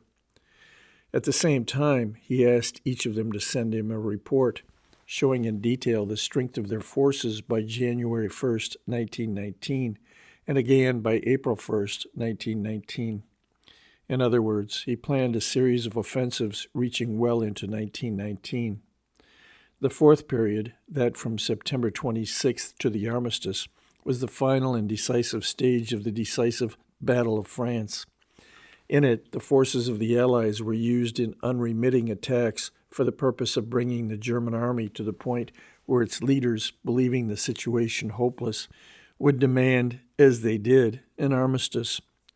By the end of August, the various offensives outlined by Marshal Foch to Marshal Haig, General Pétain, and General Pershing at Bonbon in July had succeeded so well that Marshal Foch decided the time had come to prepare a final series of offensives which would be decisive. The orders were given. The offensive began September 26 and continued until the armistice, November 11. The more the lapse of time brings out the hidden facts of the war, the more their relationship to each other is examined, the more evident it is that from July 15th to July 18th inclusive was the decisive point of the war. The 15th of July on the chalk plains of Champagne, widely and deeply scarred by 4 years of warfare, a Hindenburg-Ludendorff attack was stopped for the first time. The question then was, could Hindenburg and Ludendorff continue to attack? Would they have a sufficient superiority of means, that is, sufficient reserves, to keep up their offensives? That they believed they had is shown by the fact that the offensive southeast of Reims and across the Marne River, begun July 15th and steadily progressing, was ordered continued, while at the same time an offensive against the British in the north was ordered and prepared. The question for the then General Foch was, did he have the superiority of means or the reserves to take advantage of the situation and attack the Germans? He had not had them to meet a similar situation in May and June, when after their second successful attack, this time against the French in May, Hindenburg and Ludendorff were preparing for their third assault. This time he had them. He had them because more than 700,000 American combat troops were in France. Some were immediately under his hand, ready to strike when he gave the order. Others, under Marshal Haig's command, had freed British divisions to be given to Foch. Others, under General Pétain, had freed French divisions for the use of General Foch. Thus, for the first time, he had the superiority of means, essential to permit him to make an attack of the kind which he had so clearly envisioned for many months, as essential if the Germans were to be stopped. This attack, begun July 18th and pushed unceasingly, caused the Germans to use up the reserves with which they had intended further offensives, and thus took from them that superiority of means essential to carrying them out. This attack, which produced this decisive result of putting the Germans on the defensive by using up this superiority of means essential for the offensive, or, in other words, their reserve, was largely carried forward by additional American divisions engaging in the combat. At the same time, the steady stream of American troops arriving in France permitted an equally steady relief of veteran French divisions from other parts of the line, freeing them for combat at decisive points. The steady increase of the 1 million American troops already in France by constantly arriving hundreds of thousands has steadily increased Marshal Foch's superiority of means for the attacks ordered at the Bonbon Conference July 24th. One of these attacks was wholly carried out by the 1st American Army, composed of more than 500,000 Americans and 100,000 French, which attacked and wiped out the San Miguel salient September 12th to 15th. This constant increase in the superiority of means for the offensive, due to the constantly increasing American force in France, enabled Marshal Foch to advance the final decisive offensive, originally expected sometime in 1919, to the fall of 1918. In this last decisive attack, the 1st American Army, the total strength of which was more than 1 million Americans, by its determined and steady drive through the Argonne, played a decisive part in bringing about the armistice of November 11. On that day, the American troops in France, including the 1st Army in the Argonne and the 2nd Army to its right in the Viver, totaled 2 million. There can be no doubt that without the American reinforcement, which reached 1 million in the fateful month of July and 2 million the historical month of November, the brilliant Marshal Foch would not have had that superiority of means which enabled him, first, to rob Hindenburg and Ludendorff of the initiative, second, by unceasing attacks to allow them no chance to recover, and third, to bring the war to a successful conclusion in the fall of 1918. Had General Pershing permitted our men to be used as replacements for the Allies, the greater part of our first million would have been scattered in their armies. As a consequence of the poor strategy which prevailed prior to Marshal Foch's appointment as commander-in-chief, this strength would have been largely used up, because fed piece by piece into the furnace of war in a succession of small offensives, instead of being saved to be used unitedly in decisive blows under the sound strategy of Marshal Foch. Had General Pershing not seen as clearly as did General Ludendorff on the other side, though each arrived at the conclusion as a result of his own deductions, that tactics based on open warfare were essential to the carrying out of strategical plans for victory, the American reinforcement would not have been properly trained to meet the job which was theirs. Had General Pershing not possessed that great determination of character, the characteristic of great generals, he could not have, despite his clearness of tactical and strategical vision, carried forward day after day, like Grant in the Wilderness, and afterward, despite heavy losses, despite local defeats here and there, the offensive through the Argonne, not only the greatest battle in American military history, but a decisive factor in bringing about the armistice. As brilliant as were the plans of Marshal Foch, as clear as was the strategical and tactical vision of General Pershing, as determined as were the characters of both, the accomplishment of the American reinforcement of 2 million would have fallen far below its actual performance had not the men and officers who composed it fought with the utmost courage, heart, and determination. Those who belittle the American effort should not forget that the American soldier did not have constantly before him the evidences of the heel of the invader planted in his homeland, as did the French, that he had not believed for a period of years before the war that the enemy's growing commerce and mercantile marine threatened not only the world's supremacy but the very heart even of his country, as had the British, that he never did believe that a Germany, exhausted by years of fighting, even if victorious, could find or spare, even if she could find, the sea and land forces necessary to cross the broad Atlantic and successfully invade his nation of 105 million people. Yet he fought as determinedly as the Briton or the Frenchman. He did so because, while not trouble-seekers, our people have deeply seated warlike qualities which quickly come to the surface when war comes. The majority of the early settlers of this country were of necessity a warlike people, or they could not have maintained themselves along the narrow strip of the Atlantic coast which was first settled. Had we not been a warlike and determined people, we could not have steadily pushed our way 3,000 miles across this vast continent, driving all opposition before us and securing it to our uses. Our history shows that our general lack of preparedness for war is not due to an unwillingness to fight, but to a belief founded on experience that when the time comes, our hard-headedness, coupled with our warlike qualities, will enable us to succeed. The fact that after each such experience we have either forgotten or ignored the relatively high price paid for success as a result of our failure to prepare ahead of time for war in no way alters this. Despite this general lack of preparedness, there has always been a small group of citizens who, either as professional soldiers in the regular forces or as civilian soldiers in the military organizations voluntarily maintained by the different states, have kept alive the traditions of the best of our military history and the practical knowledge of the military methods of the day. End of section 21. Chapter 10, Part 2, America's Part. The military academy at West Point, the foundation of which was secured by George Washington, and the numerous military schools maintained by the different states or by private corporations, have furnished fountainheads of military knowledge from which quietly, without attracting any particular attention, year after year, have been graduated men educated to be officers.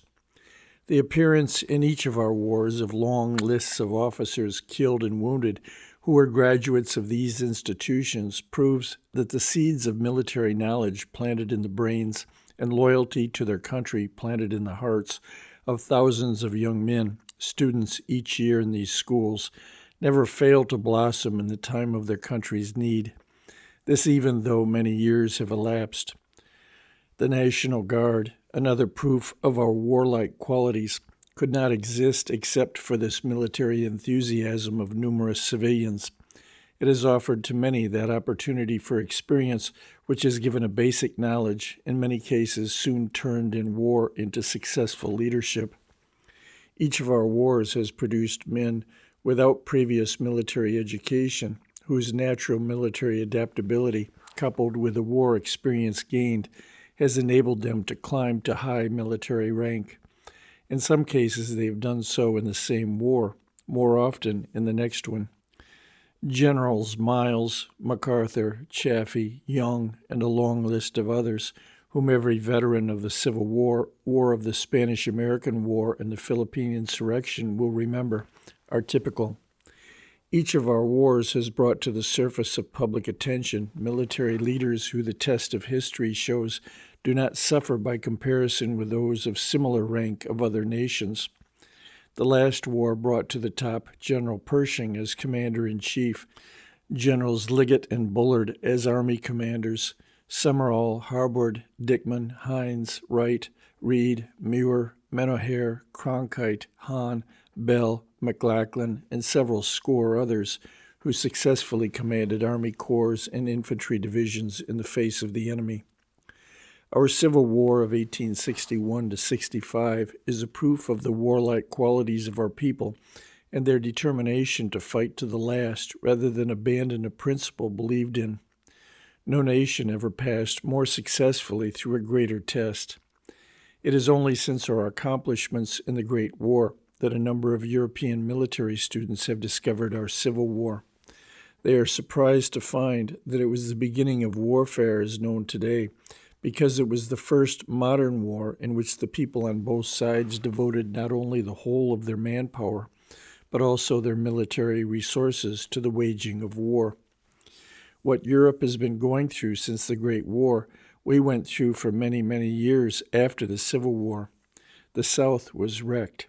The towns and farmhouses destroyed had to be rebuilt. The agricultural and commercial systems, besides having to recover from almost complete exhaustion, had to be reorganized.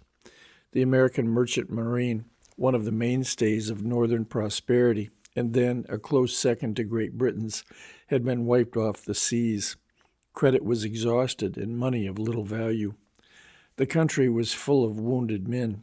Hardly a family but mourned its dead left on one of the bloody battlefields scattered from Pennsylvania to Georgia and from Virginia to Texas. Our Navy, by its destroyers and subchasers, and above all by the new ideas and methods which it brought to bear, decisively reinforced the British anti-submarine campaign at a time when the German undersea boats were getting the upper hand. This, plus the ships produced by our unexampled shipbuilding program, so restored the balance of available tonnage that enough ships besides our own could be obtained throughout the world, but primarily from Britain, to get half of our army of 4 million to Europe. Thus, largely because of American effort, the German plan to use the submarines to prevent an American army from landing in Europe failed. War declared, there was no hesitancy on the part of our government to accept it in its fullest sense. Immediate plans were made and their execution begun, which would make the whole manpower of the United States and all its military resources available to the maximum extent in the minimum period of time. In other words, the whole weight of the nation was thrown into the war. There was no waste of time or effort through partial efforts which could not bring about decisive results.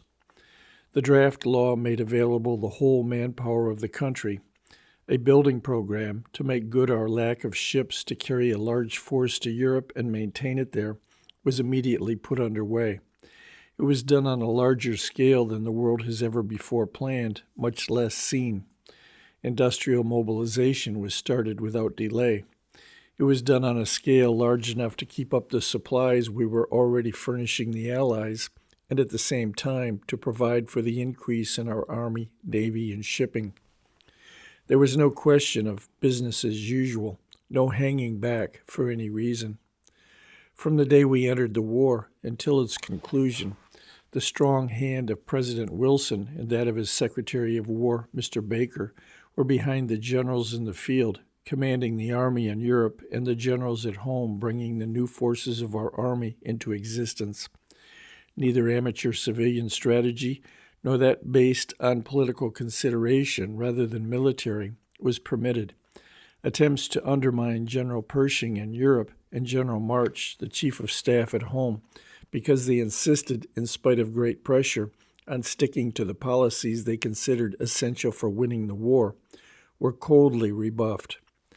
There was no spectacle in this country of a national host divided against itself, the military versus the political, the soldier versus the statesman. We did no bargaining. We asked neither payment nor favors in return for what we did.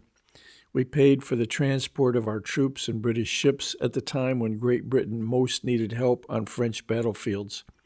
We paid for everything we used or took in the vast preparations for and movement of our army through European ports to the front. Neither prior to our entry nor during the war did we make any secret treaties promising us territory when the war was won, as did each of the Allies. At the peace table, we took no indemnity, no territory. It is true we were not adequately prepared when we entered the war. While it is desirable, as a rule, to avoid comparisons, sometimes they are the only yardstick by which the just measure of a situation can be obtained. Of the great powers actually participating in the war, Great Britain and ourselves were the only two which were not continental European ones, but were separated from the continent by a body of water. Therefore, the first national defense question which each had to consider was that of the Navy. Britain entered the war with the largest navy on the face of the earth. Ours, while smaller, was as strong in proportion to our overseas responsibilities as Britain's. Shortly after war broke out, Britain began to violate our rights at sea. Later, the Germans did the same, but to a much greater extent. As a consequence, in 1916, our Congress voted the appropriations for the construction, beginning immediately, of warships of all classes, which, when completed, would have made us the first naval power. Certainly there is no evidence here of a failure to prepare. We were not prepared on land when we entered the war. No more was Britain when she entered. The excuse often advanced for her unpreparedness on land is that no nation has ever maintained both an adequate army and an adequate navy. It happens that this is not in accordance with the facts, because in the period preceding the Great War, Germany, France, Italy, Japan, and Russia, until the Russo-Japanese War robbed her of her navy, maintained both.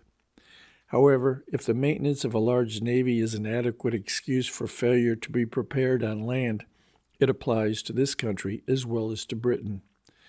Britain, while not on the continent of Europe, had been of it from the beginning of her history.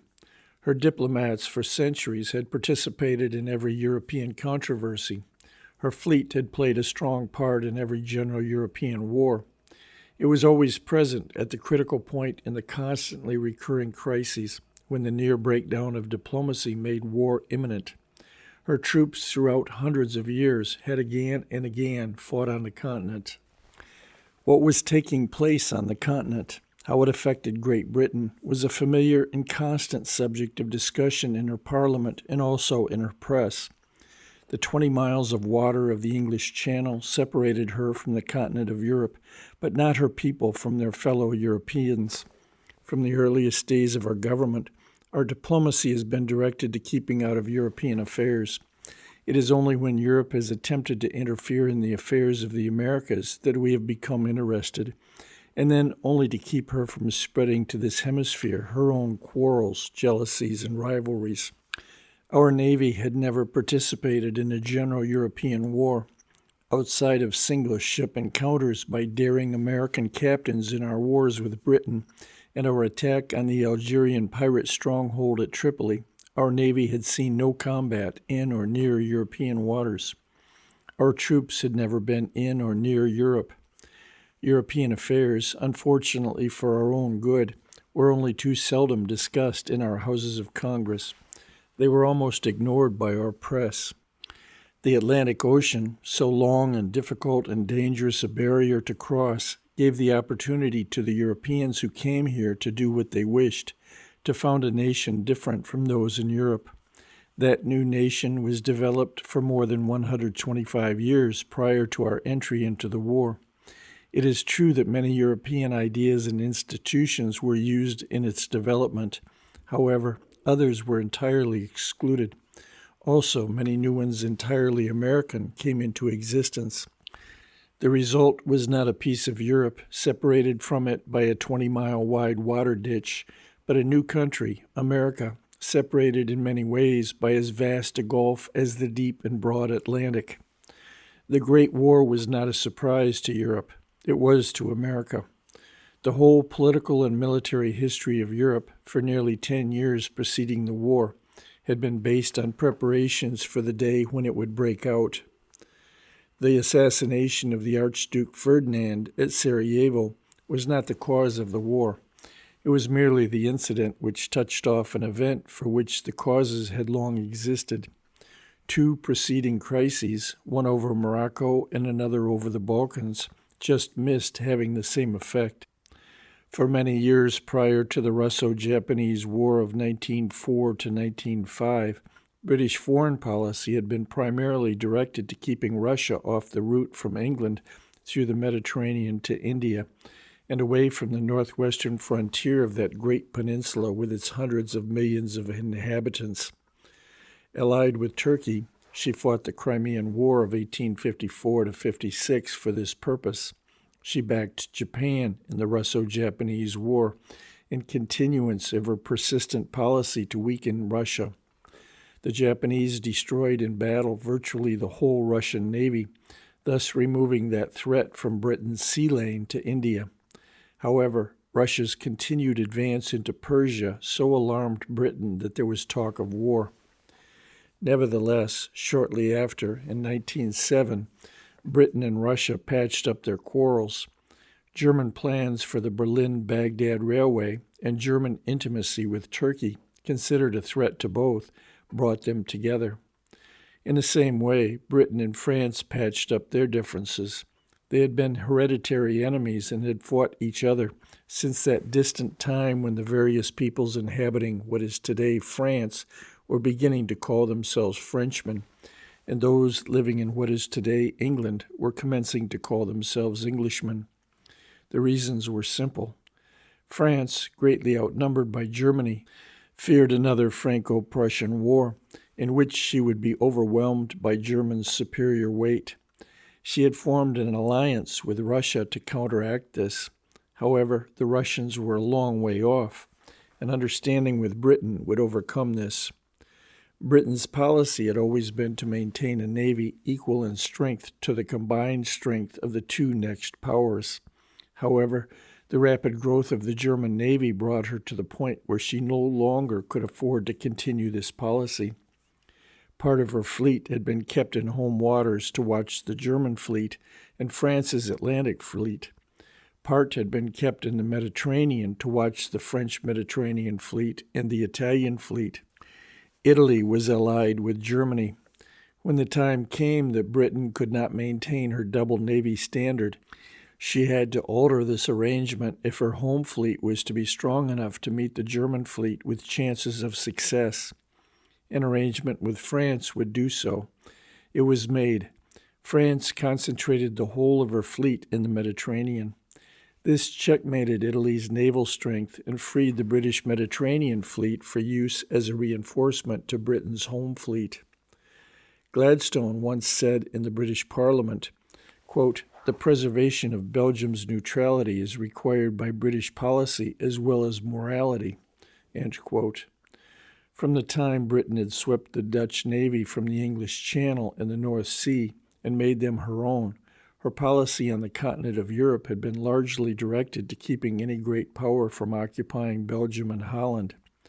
This because such occupancy would allow the building of powerful naval bases on these waters, which could be used for operations, first against Britain's sea power, and second for the invasion of Britain.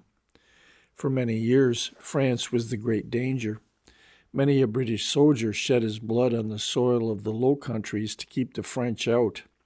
In 1870, at the time of the Franco-Prussian War, Britain secured from Prussia a treaty lasting until after the war, embodying a promise not to pass through Belgium while invading France.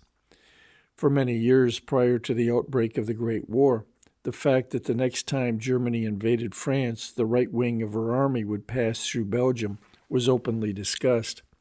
This not only among military people, but also in the parliaments and by the press of the different countries. Thus, the French fear of being overwhelmed by German numbers and the British fear of the growing strength of the German fleet and of her armies entering Belgium brought these two countries together. America had no alliances or agreements with any European power. None of our national policies or interests was threatened, as far as we could see. Even Japan, an Asiatic power halfway around the world and much farther away from Europe than ourselves, was more involved in and much better acquainted with European international political affairs than were we. She had an alliance with one European power, England, and was steadily participating in European councils. Thus, when the war broke out in August 1914, the average American had no idea what it was all about, nor any feeling in the matter. This was in marked contrast to the mass of Europeans who had been aching to get at each other's throats for a period of years. Also, they had been preparing to do so. Nevertheless, we have been accused of being slow to make up our minds finally to enter. The Belgian atrocities, interference with our seaborne commerce, and finally the fight of democracy against autocracy were the reasons given why we should have entered sooner. If true, the Belgian atrocities were bad. However, even Lord Roberts, than whom there was never a more patriotic Briton, had hesitated to believe them. In fact, he had warned his countrymen to remember the unfounded charges of British atrocities during the Boer War in South Africa and go slow in crediting the Belgian ones. Our troops had been accused about the same time, with equal injustice, of atrocities in the Philippines. The first and longest interference with our seaborne commerce was by the British. Some of it had the appearance of being based more on a desire to interfere with a rival's trade than on keeping needed supplies from reaching a blockaded enemy. In any case, methods were used which from the earliest days of our independence we had never previously tolerated. It was some time before the issue of democracy versus autocracy emerged clearly from the mass of propaganda with which this country was flooded. Even then, there were many who wanted to be certain that the Tsar of Russia was fighting for democracy. Less than 10 years before, the country's sympathy had gone to Japan in her struggle with Russia, because convinced that Russia's armies were fighting in response to the will of an autocrat and not that of a people. The very propaganda which flooded the country caused many to hesitate. This for the reason that it frequently seemed to be directed more to robbing American citizens of their birthright than to informing us as to the object for which the combatants were fighting. This because too much of it was based on racial and religious hatreds, the twin curses of Europe, which a large part of our ancestry came to this country to escape. This propaganda reached the unjust and therefore dangerous point where there was a constantly increasing tendency to judge a man's Americanism on the basis of the blood and religion of his ancestors, and not, regardless of these, on his own willingness, as demonstrated by his own acts, to support the Constitution of the United States both in peace and in war. Despite this atrocious situation, the evil effects of which are still only too often apparent, our people did not hesitate, when once convinced that Germany intended to continue sinking our ships at sea, and that the Allies were really fighting for democracy. The wholehearted way in which they supported the executive's demand for universal conscription as the only efficient way of quickly putting the whole manhood of the nation under arms, The way in which, regardless of age or sex or personal interest, the whole nation threw itself into the war shows our people to be loyal to the backbone and always ready to go to war to support the principles in which they believe. Let those Europeans and Americans who have scoffed at the part this country played in the Great War ask themselves, should the time come when China as well as Japan is a great military power, and should we have war with one and the other joined in, would the Londoner and the Parisian, the Leicestershire man, the Northampton man, the Champenois, and the Savoyard send their sons as quickly to die in battle in the Sierra Nevadas in far-off California as the New Yorker, the San Franciscan, the Illinoisan, the Kansan, and the Texan sent theirs to die in battle along the Somme and the Marne? End of section 22. Epilogue. In a quiet part of Tokyo, Japan, reached through narrow streets between high yellow bamboo fences over the tops of which hangs the graceful green foliage of the trees inside, is a modest house. It is that of the great Admiral Togo, the only living admiral who has won a decisive victory at sea. In his sitting room, which is modest, as is everything surrounding the admiral, who is the soul of modesty despite his great achievement and the still enduring gratitude and plaudits of his fellow countrymen, is a model of the Mikasa. The Mikasa was his flagship during the Russo-Japanese War. She carried his flag and person on that memorable May Day in 1905, when the fate of the Japanese army fighting in Manchuria hung on Admiral Togo's ability to whip Rajestvenski's stronger Russian fleet.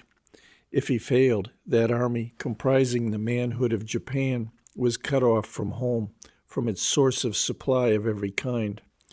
If he failed, an elated Russia would draw freely on her as yet but partially used exhausted military strength to so increase her army in Manchuria that it could crush that of Japan.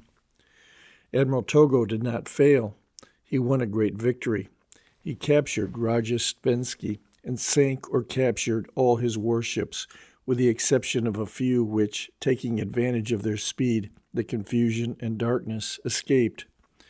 The Mikasa is to Admiral Togo the outward and visible sign of those soul-trying days and hours of the Russo-Japanese War, which no soldier or sailor, no matter how much fighting he has seen, who has not borne the tense anxieties imposed by the responsibilities of high command, can fully appreciate. The Mikasa was listed by the Washington Arms Conference to be scrapped. America, out of admiration for Admiral Togo, agreed to make an exception. The Mikasa still floats today. She is a shrine continuously visited by crowds of patriotic Japanese. To those Americans who come to pay their respects, and what soldier or sailor would not, Admiral Togo shows the model of his Mikasa and expresses his appreciation of America's courtesy to him. 3 years ago, while I was paying my respects, the Admiral asked me to tell him of the latest improvements in the Arlington National Cemetery on the Virginia Hills just across the Potomac from Washington and overlooking it. He told how, should he again have the opportunity to visit America, he wished before anything else to visit Arlington. He spoke of the profound impression made on him by this city of American military dead, soldier and sailor, who have carried their country's flag in battles to maintain the principles for which it stands, from the wind-swept, dusty plains of North China and the palm-dotted Philippine Islands in Asia to the historic Marne, Meuse, and Moselle rivers in Europe and in the Americas between, from the snow-covered and bitterly cold country of our northern border to the desolate high plateau of central Mexico and the tropical isles and shores of the Caribbean Sea in the south. He concluded by stating that no country which took such loving care of its military dead, which so respected and honored them in their last sleep, need fear that the materialism so evident throughout the world today would undermine the really great things in its character. The unknown soldier and his comrades of the Great War, whose relatives wished them brought home to rest in the soil of the country which gave them birth, and for which they died, are the latest recruits to these glorious legions of American dead. The unknown soldier whoever he is, undoubtedly he was typical in his sentiments of his 4 million comrades, perhaps a boy just entering manhood from a Middle West farm, born and brought up 1,000 miles from the nearest salt water, who never saw the Atlantic until packed into an overcrowded transport, to whom Europe was only a map on a single page of his school geography, a place which George Washington had told us to keep away from, a boy who thrilled to the call to arms and went to fight for his country. His parents, as they sit on the porch of their farmhouse in the evening, looking over the nodding brown and golden sunflowers at the blood-red sun setting through an endless vista of tall green corn, know that they gave their son for their country. America asked for nothing material when she entered the war. She took nothing material at the peace table. She fought for a principle, government of the people, by the people, for the people. By this attitude, her dead in Arlington and those in far-off France who still rest on the battlefield earned as their epitaph Christ saying, "Greater love hath no man than this, that a man lay down his life for his friends." The end. End of section 23. End of America's Part by Henry Joseph Reilly.